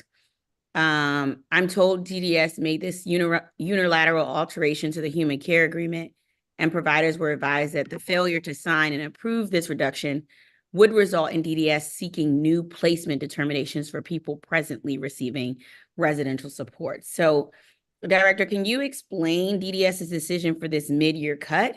Why providers were not given more notice? It's just deeply concerning that DDS plans to maintain the significant cut in the fiscal year 25 proposed budget, especially when we heard from many representatives from disability service providers who shared the harmful consequences of this cut. It just sounds to me like this is going to put providers in an impossible and unfair position of providing mandated services without the funds to pay for the necessary staff. So this has the potential to further destabilize, I think, our entire provider system. So can you explain sort of DDS's decision for the mid-year cut, why providers weren't given more notice, and then why is this being maintained in the fiscal year 25 proposed budget? So, and first of all, to provide some context, we're talking about the human care agreement, which is essentially a tool that's used to reimburse providers for expenses they pay on behalf of people that they support. The administrative costs included there are not the administrative costs for services. In fiscal year 23 or fiscal year 24, our expected waiver expenditures are a total of $370 million, not including our residential supports. That includes about $215 million that is spent on residential services for people. And that administrative cost, which is included in our waiver, is there to fund all of the various services that people reference today. The human care agreements are mechanisms to reimburse providers for paying rent, for purchasing food, for purchasing clothing, for buying non-medical reimbursed things, for purchasing furniture. So it's simply a reimbursement for costs spent.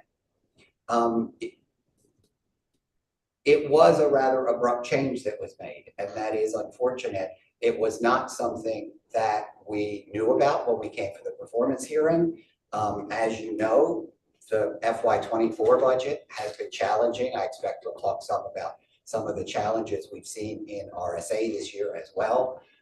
And so in the middle of the year, we did have to make this change. The longer we delayed the change, the bigger reduction that we would have had to make. So, you know, by giving providers, it was from March 4th to April 1st, that is slightly less than a month, but it is a month's notice. I mean, you know, it's 4 weeks notice. I appreciate that felt very abrupt, that it was very abrupt. And yet, I will also say in my regular meetings with providers, we have not been, we've been very transparent about the challenges that DDS and the district are facing. In our meeting just a couple weeks prior to the meeting that we had when we discussed this reduction, We had talked to them at that point, the DCP, the education budget was out. I recommended that people look at that. I told them that I think that's going to give you a good sense of where things are headed, the very difficult decisions that are having to be made, the challenges that we're confronting. We didn't know at that point what specific changes we would have to make in the year, and we made this difficult decision this year.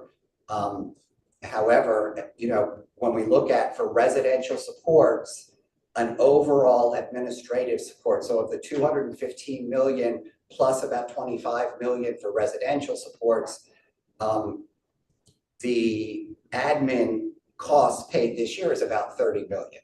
So it is part of a whole. It is not simply the human care agreement. And I appreciate that, you know, that portion of it was reduced.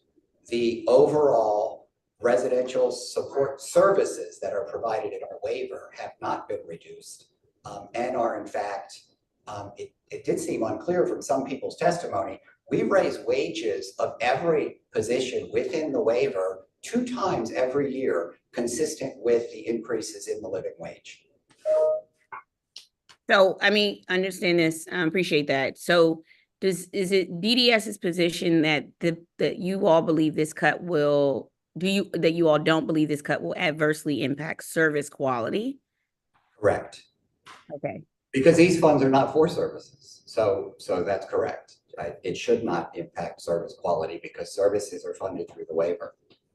Okay. And did you all, I mean, or have you all, you know, consulted with providers on how this cut will impact their operations before making it? Did you consult with the providers before making it? And have you consulted with them afterwards to see what impact this cut would have on their operations? We do meet bi-weekly with the leadership of the provider coalition. So we've certainly discussed this since the decision was made. I will say in advance of this, we've previously had a budget forum. We had it in the fall. We didn't do it this past year, but the prior year, trying to seek from people saying, here is our full budget, and trying to seek from people the same kind of work that the mayor does during her budget process, which is to say, identify your priorities. When we're talking here about shared sacrifice, if it is that area is one where it can't be taken, where are the areas that you would point to that it could be taken? Because the feedback that we get consistently is not, we could look at it somewhere else. The only question I got in last week's forum was whether we could reduce our overall payments to the waiver in order to increase perhaps the human care agreement funds. And got it. A lot of time went into calculating the projections for the FY25 waiver. I'd be very concerned about touching those funds because, as I say, we work closely with DHCF to come up with a projection to ensure that waiver services are adequately funded each year. And as you may have noticed from my testimony, we're now at over 1,900 people in the IDD waiver and 60 people in the IFS waiver. And consistently the last few years, we've had 1,835 and a hand in the IDD waiver and a handful of people in the IFS waiver. Yeah, understood. I did see that in your testimony. Let me ask you this, because my greatest fear is that we're going to destabilize the provider network, and that we don't want that to happen. So what steps does DDS plan to take to ensure dramatic change will not completely disrupt and destabilize the district's provider network? I mean, we don't believe that this reduction will destabilize the provider network. In fact, though, this year, we are in the process through one of our ARPA initiatives of conducting a rate study. We'll look at what the results are from that rate study and see whether that suggests that some change in the rates paid for particular services would need to change. Got it. Okay. Well, this is something I think we'll have to closely monitor as changes are continuing to be made, and just continue to be in contact with providers to make sure that we don't see, obviously, a impact to the service quality, which is most important, but we also don't hamstring them in a way that they can't provide quality services as well. I want to move to, as we talked about during the performance oversight hearing, I believe the rental cap limits have been too low for quite some time. And the result is many supported persons are being forced out far into the suburbs of Maryland where rent is cheaper, away from their friends and families and their support systems in the district. We heard about the impacts of that from many public witnesses earlier. Given there was no increase between fiscal year 23 and fiscal year 24, it is even more concerning the fiscal year 25 proposed budget also does not include an increase. Before the hearing, I asked DDS how much it would cost for the DDA waiver, residential habilitation, and supported living fiscal year 25 rental cap limits to match HUD's fair market rent levels. And DDS in part responded, this is not possible without making substantial changes to how we pay for residential supports. Can you elaborate on that? How can the rental cap be raised without causing unintended consequences for people living in certain zip codes in the district? Well, because the HUD fair market rates are by zip code in the district. And we've had this question before. That's actually fairly new. That change was made by HUD. They made the change a few years back where they switched from having a rental cap in the same way that we do for a jurisdiction and switched to having different caps in every different zip code. And so what we did do, and I believe we reviewed this at our public forum, is that we did a comparison of our rental cap against the HUD fair market rates. And what we found was that there are certain zip codes and certain wards in the city where the HUD fair market rate is lower than our current cap.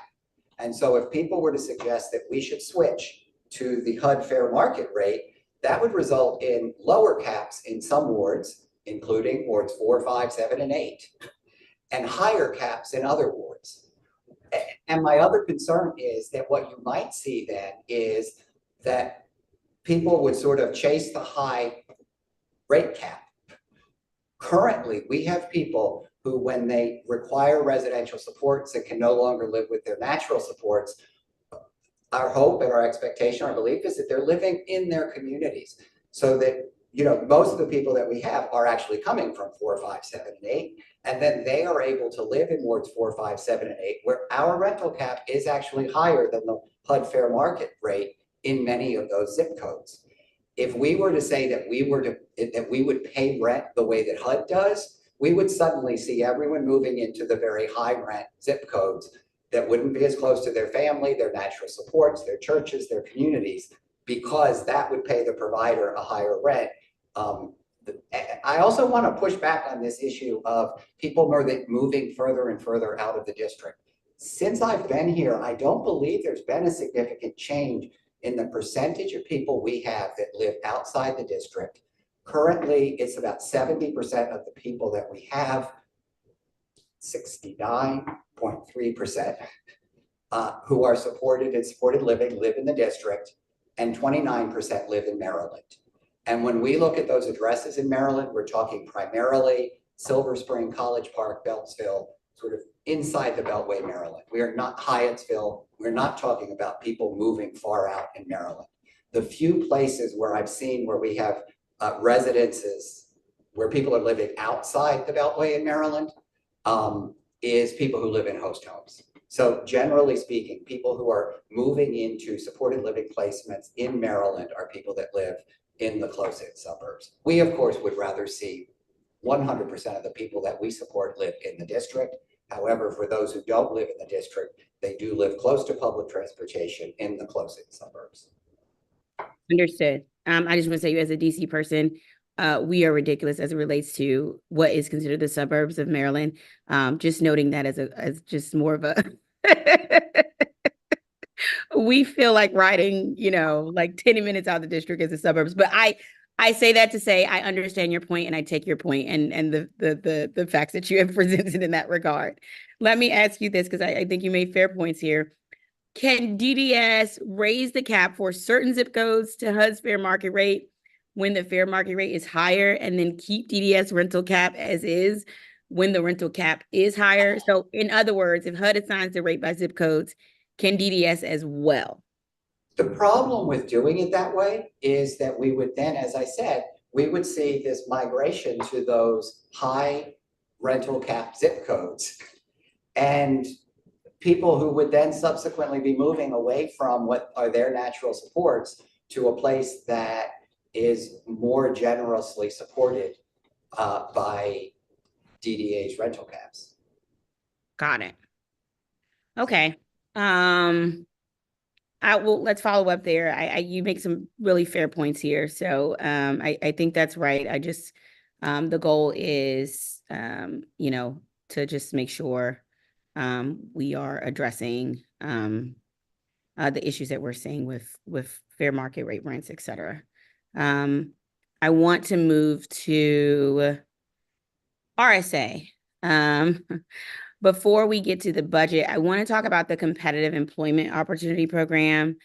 In March, I was contacted by a Ward 4 constituent whose son is diagnosed with autism spectrum disorder about the sudden and unexpected immediate freeze of payments for CEO interns. I think CEO participants and families were given only 4 days notice that they would no longer be paid to participate in the program, and they could choose to continue only without pay. I think termination of payment for participants in this program was itself troubling, but I was deeply concerned to learn that the payment freeze was caused by the contractor responsible for paying wages, making unilateral changes that resulted in RSA's work-based learning programs to far exceed the budget. And so I just want to understand, I mean, obviously it's troubling, that it abruptly stopped and, et cetera. But like, how is it possible that a contractor was able to make changes that resulted in such overspending? And has DDS implemented any procedures to prevent this from happening again with the CEO program or any other program elsewhere? So I want to take some of the blame and responsibility because the provider that we use did unilaterally change, and at the same time they were making a unilateral change, we were making our change in administrative costs. So we understand how it feels to have someone who is involved in an equal exchange with you make a decision that impacts you that you have little choice about.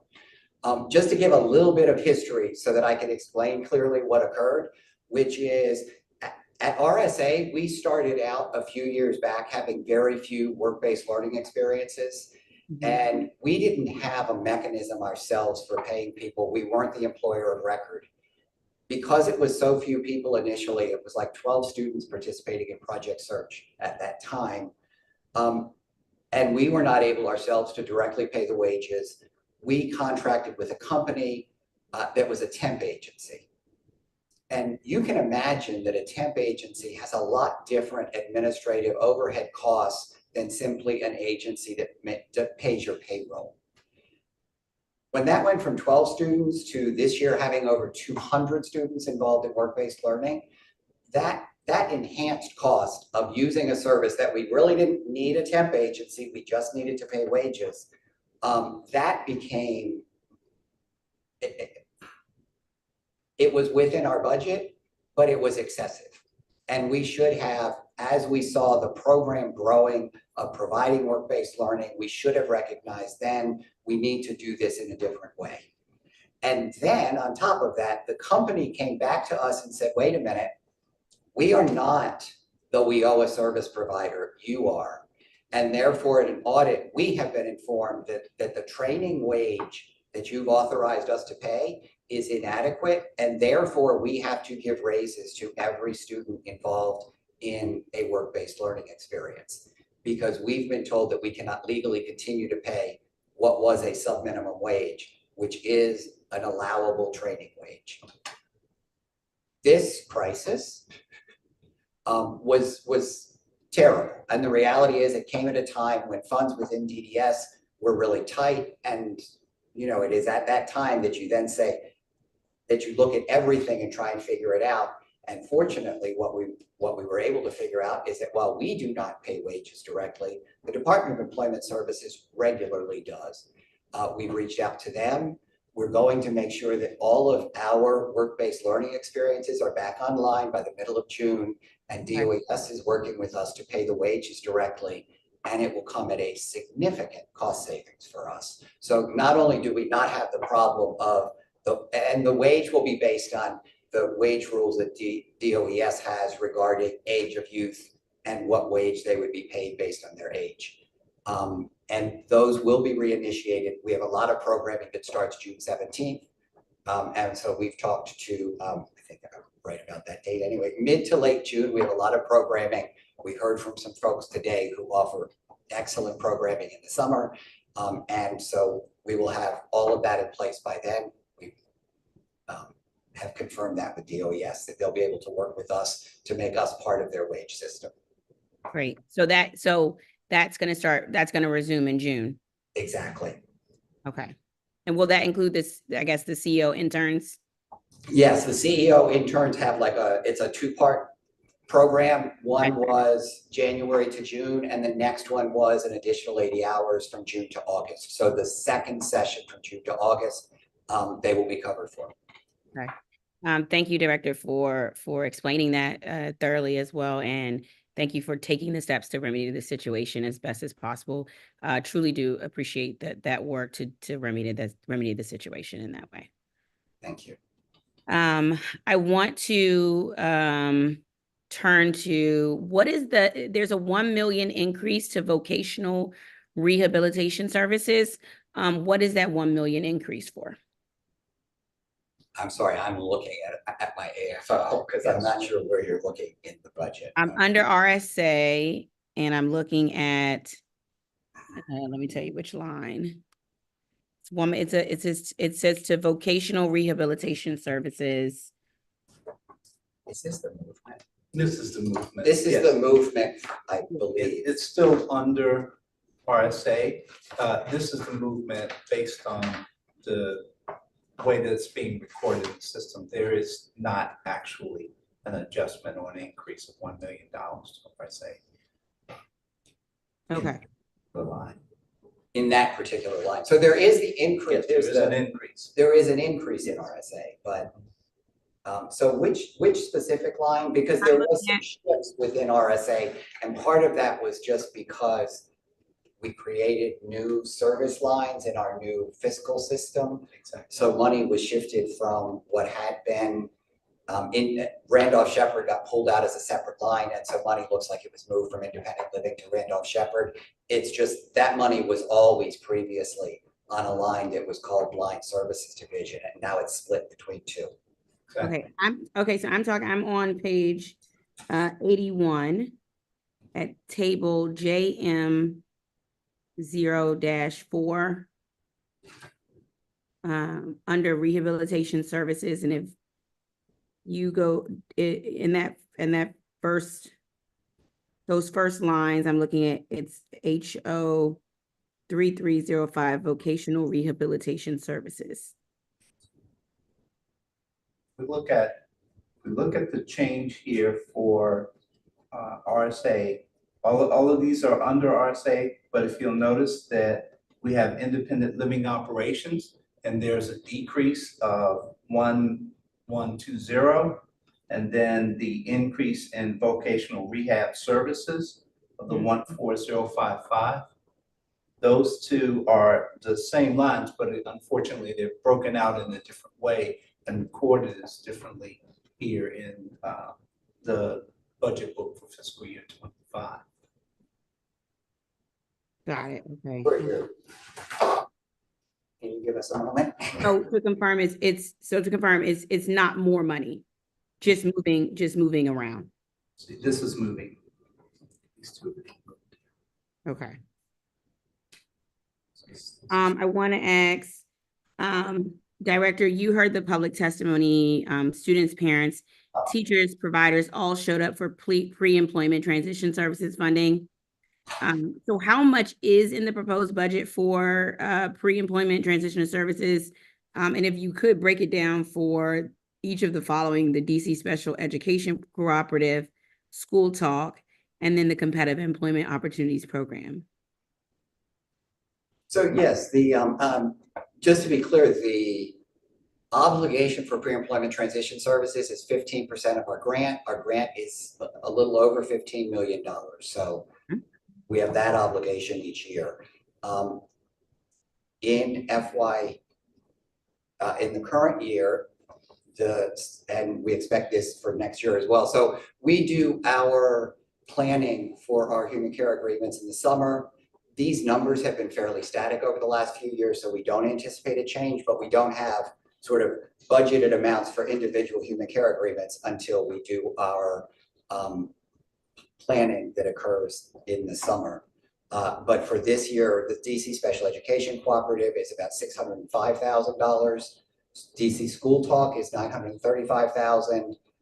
The Competitive Employment Opportunities Program is about $130,000. But this is just one part of a number of different work-based learning experiences for youth that we have.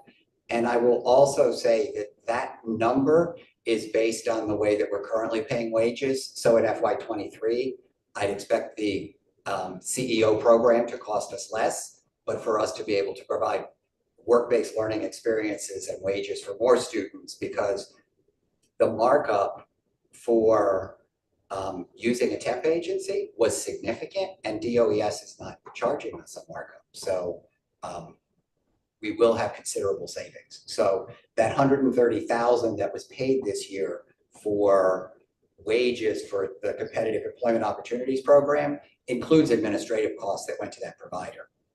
Okay. So in FY25, that amount might be lower, but we don't expect the number of youth served to be lower. That's a cooperative program that we do with DCPS. And all the students that participate this year, we had budgeted for 30 and there were 25. So we work with DCPS to. Okay. And I appreciate there are other opportunities. It just sounds like these three programs are actually really great. The students seem to be flourishing and really, you know, I'm really happy to hear sort of the impact these programs are having. So let me ask you this, let me confirm. So to confirm, the numbers, those numbers that you listed are the same as last year for DC Special Education Cooperative and School Talk? Yes. Okay.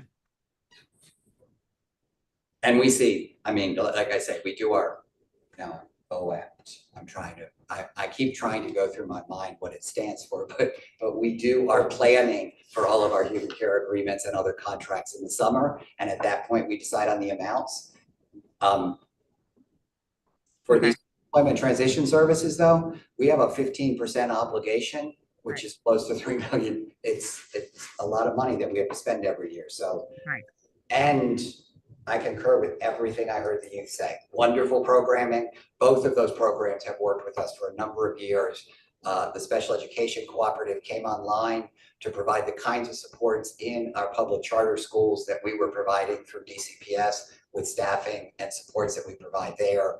And School Talk has been with us since before I came to RSA in 2011 and doing great work. Yeah. I know DDS has an MOU with DCPS and many charter schools for pre-employment transition services. Does DDS also have an MOU with OSSI regarding data sharing for students potentially eligible for pre-employment transition services?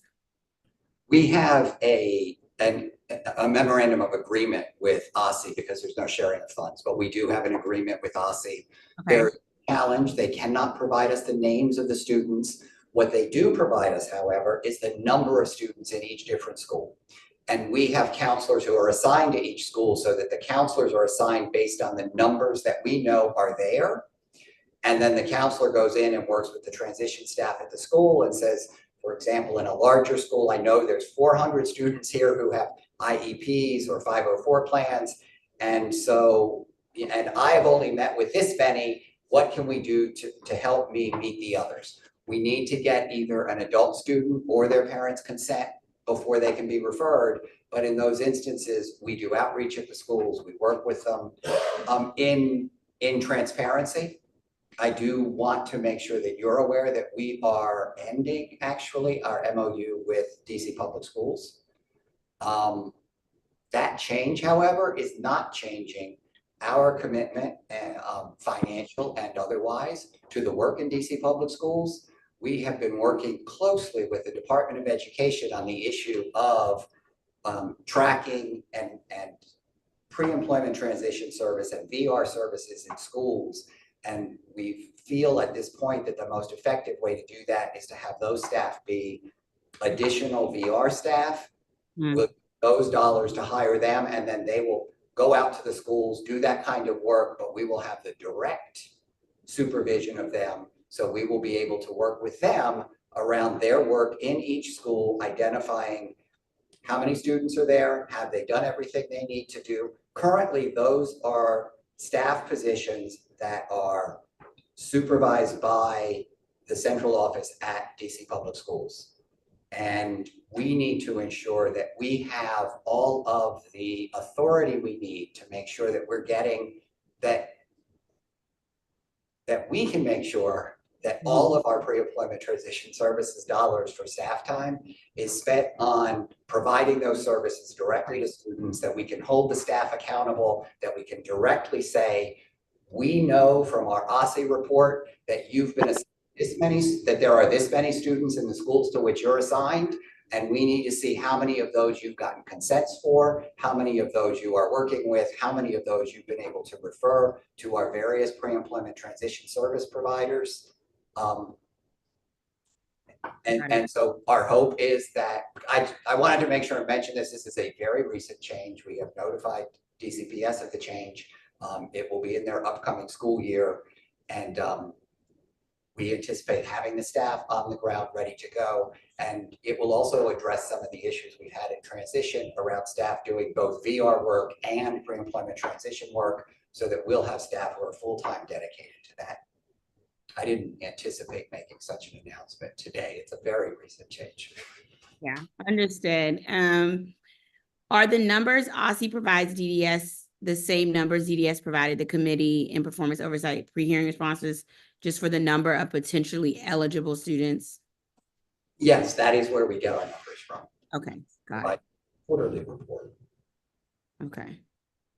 I've also heard issues with our RSA providing pre-employment transition service providers information inconsistently and infrequently, and often only orally, which has led to uncertainty about funding and made it difficult for providers to plan.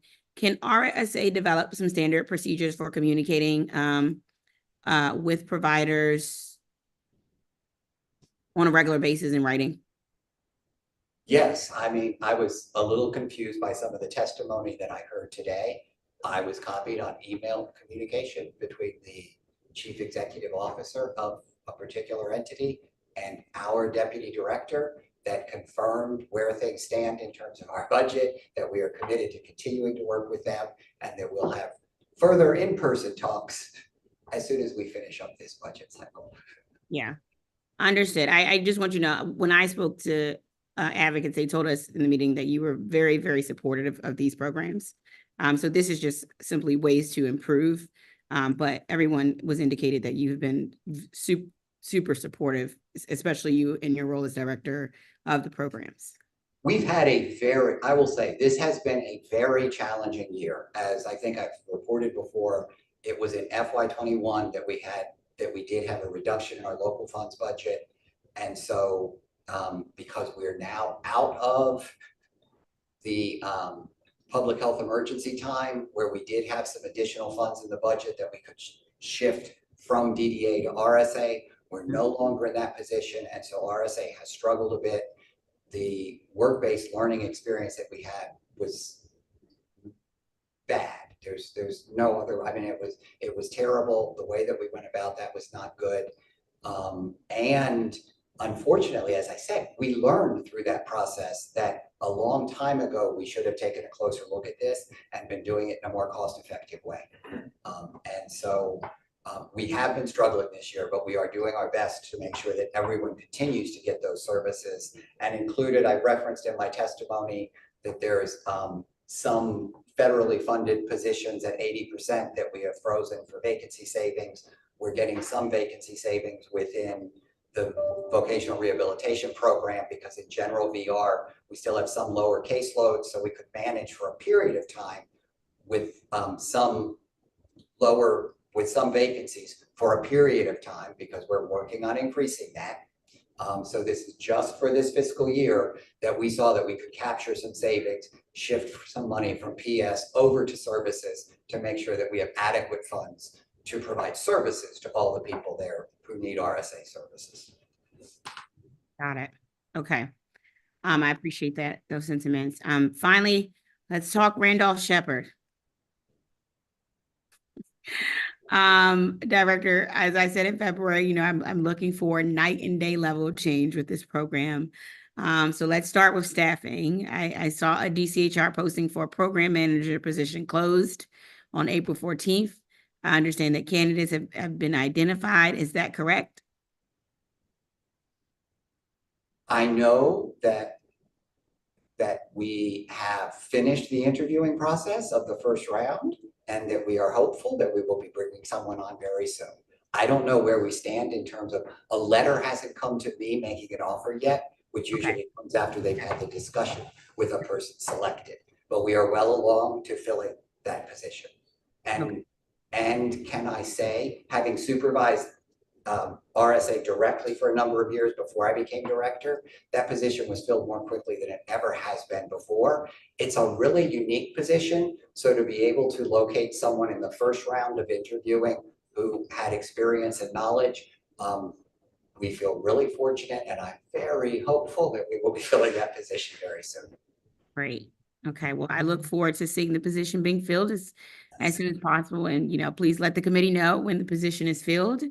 And I take that as a positive step forward. I'm seeing the proposed budget more than doubles the budget for Randolph-Sheppard up to 2.7 million. In pre-hearing responses, DDS said this does not reflect an increase in funding, but rather a shift in how funds are identified in the budget. Can you elaborate on that? Why is this money being moved out of independent living and into Randolph-Sheppard? So we used to have one line that was the Blind Services Division, and it included our sensory services and the Randolph-Sheppard program. And then our fiscal management system, there are two separate lines. One is Randolph-Sheppard and one is independent living. And so in this year, we're catching up with those two correct lines. There is, however, a $300,000 increase, and that's reflected in the increase in special purpose revenue, because we have seen an increase in the earnings from the vending machine income in federal and district buildings. And those are earnings that pass through DDS, and they go directly to the providers, either through direct income or as payment to them for pension payments. Got it. So and that's good to hear. What is the increase going to be used for? It's just 300,000 is that increase. And that increase is simply the pass through, and that will be earnings to the Randolph-Sheppard vendors. Okay, got it. Okay. DDS said in fiscal year 24 to date, no expenditures have been charged to levied funds. Why is that? When we're doing our planning, we know that we have funds on the local funds budget. And so we typically do the human care agreement to charge the funds. We do a requisition charging the funds to local. The levied funds are 21% of net earnings from the Randolph-Sheppard facilities. We don't know at the beginning of the year how much those are going to be. So we don't start shifting funds over to the program income there until we know clearly what the program income is going to be for the year. And then we start shifting it over. So we shift it from local over onto the levy as we know that we've received the levy. Got it. Okay. I see the proposed budget also includes 6 FTEs up from 1.2 in fiscal year 24. Is this also just a change in how FTEs are identified, or is this number of FTEs involved with Randolph-Sheppard changing? No, this is just, they're moving them to the right line. Okay. The only change in our budget regarding FTEs was the, well, let me just say, the only real change in our budget regarding FTEs was 2 positions that were added to DDA. Somehow this new system does keep counting FTEs that we pay for at other agencies as being our FTEs. but they are not in our PS budget. Okay, So got it. we pay through an MOU, we pay the Office of Contracting and Procurement because the funds to pay for some of their positions come from IDCR, they come from program earnings. And so we couldn't just transfer the positions to them because you can only do that with locally funded. So we transfer funds to them each year, and then there's an OCTO 1.2 position that we pay them for. Those are not in our PS budget, but they end up getting reflected sometimes in our PS number here. Okay. And it's actually reconciled at the end of the budget chapter where they talk about the 4 positions in the OCP and the 1.2 from OCTO. Okay. So that narrative reconciles it back to the 430 for DDS. Got it. Okay, thank you. That makes sense. Let me see. All right, last thing, Director, I have to ask you about is what is going on with the engagement or lack thereof regarding with the Department of Education. I know I asked you all to describe the agency engagement Department of Education mediation process. I know you all said there are no arbitrations pending currently, but it seems that there are no current arbitrations because DDS sort of refused to engage with the Department of Education when it attempted to schedule the mediation with you all. We got an email from U.S. Department of Education that says, Can you forward that to me? Because I'm not aware of that. And what we provided in our response was that the process for engaging in mediation at the Department of Education is that it is an appeal of an agency administrative review or a decision by the Office of Administrative Hearings. We haven't had either of those. And so it's almost like, you know, it's jumping ahead in the process. It would be like going to the DC Court of Appeals before you went to the Office of Administrative Hearings. And if you look at the regulations regarding due process rights in the Randolph-Shepard program, it starts with either an informal administrative review at the agency or which can be appealed then to the Office of Administrative Hearings, or you can start immediately at the Office of Administrative Hearings. And if you're dissatisfied with either of those, you can go to the Department of Education. If you're dissatisfied with the decision by the Office of Administrative Hearings, our regulations say you can go to the DC Court of Appeals. And so that's why our response was, we're not aware of any. So if you can forward that to me, I would appreciate it, and we can follow up and make sure that whatever process, wherever that is in the process, that we get it in online, that we clarify it. Okay, great. I will forward you the email. I believe, honestly, mediation is literally the quickest way to sort of resolve, to get these issues addressed. You know, I guess I'm going to insist that RSA participate in mediation as your agency already committed to doing so. Just because, you know, we have to do the work here to make sure that things are settled well here. So I know there's several I understand the Randolph-Shepard Act and federal regulations provide blind vendors several legal mechanisms to seek remedy for the alleged violations of federal law, et cetera. I just think it's in the district government and the agency's interest for us to try to resolve and mediate this as quickly as possible. So just please, Director, re-engage in the process so we can start to resolve these issues. I mean, like I say, and the blind vendors can move forward together to make the district Randolph-Shepard program the best in the country once again.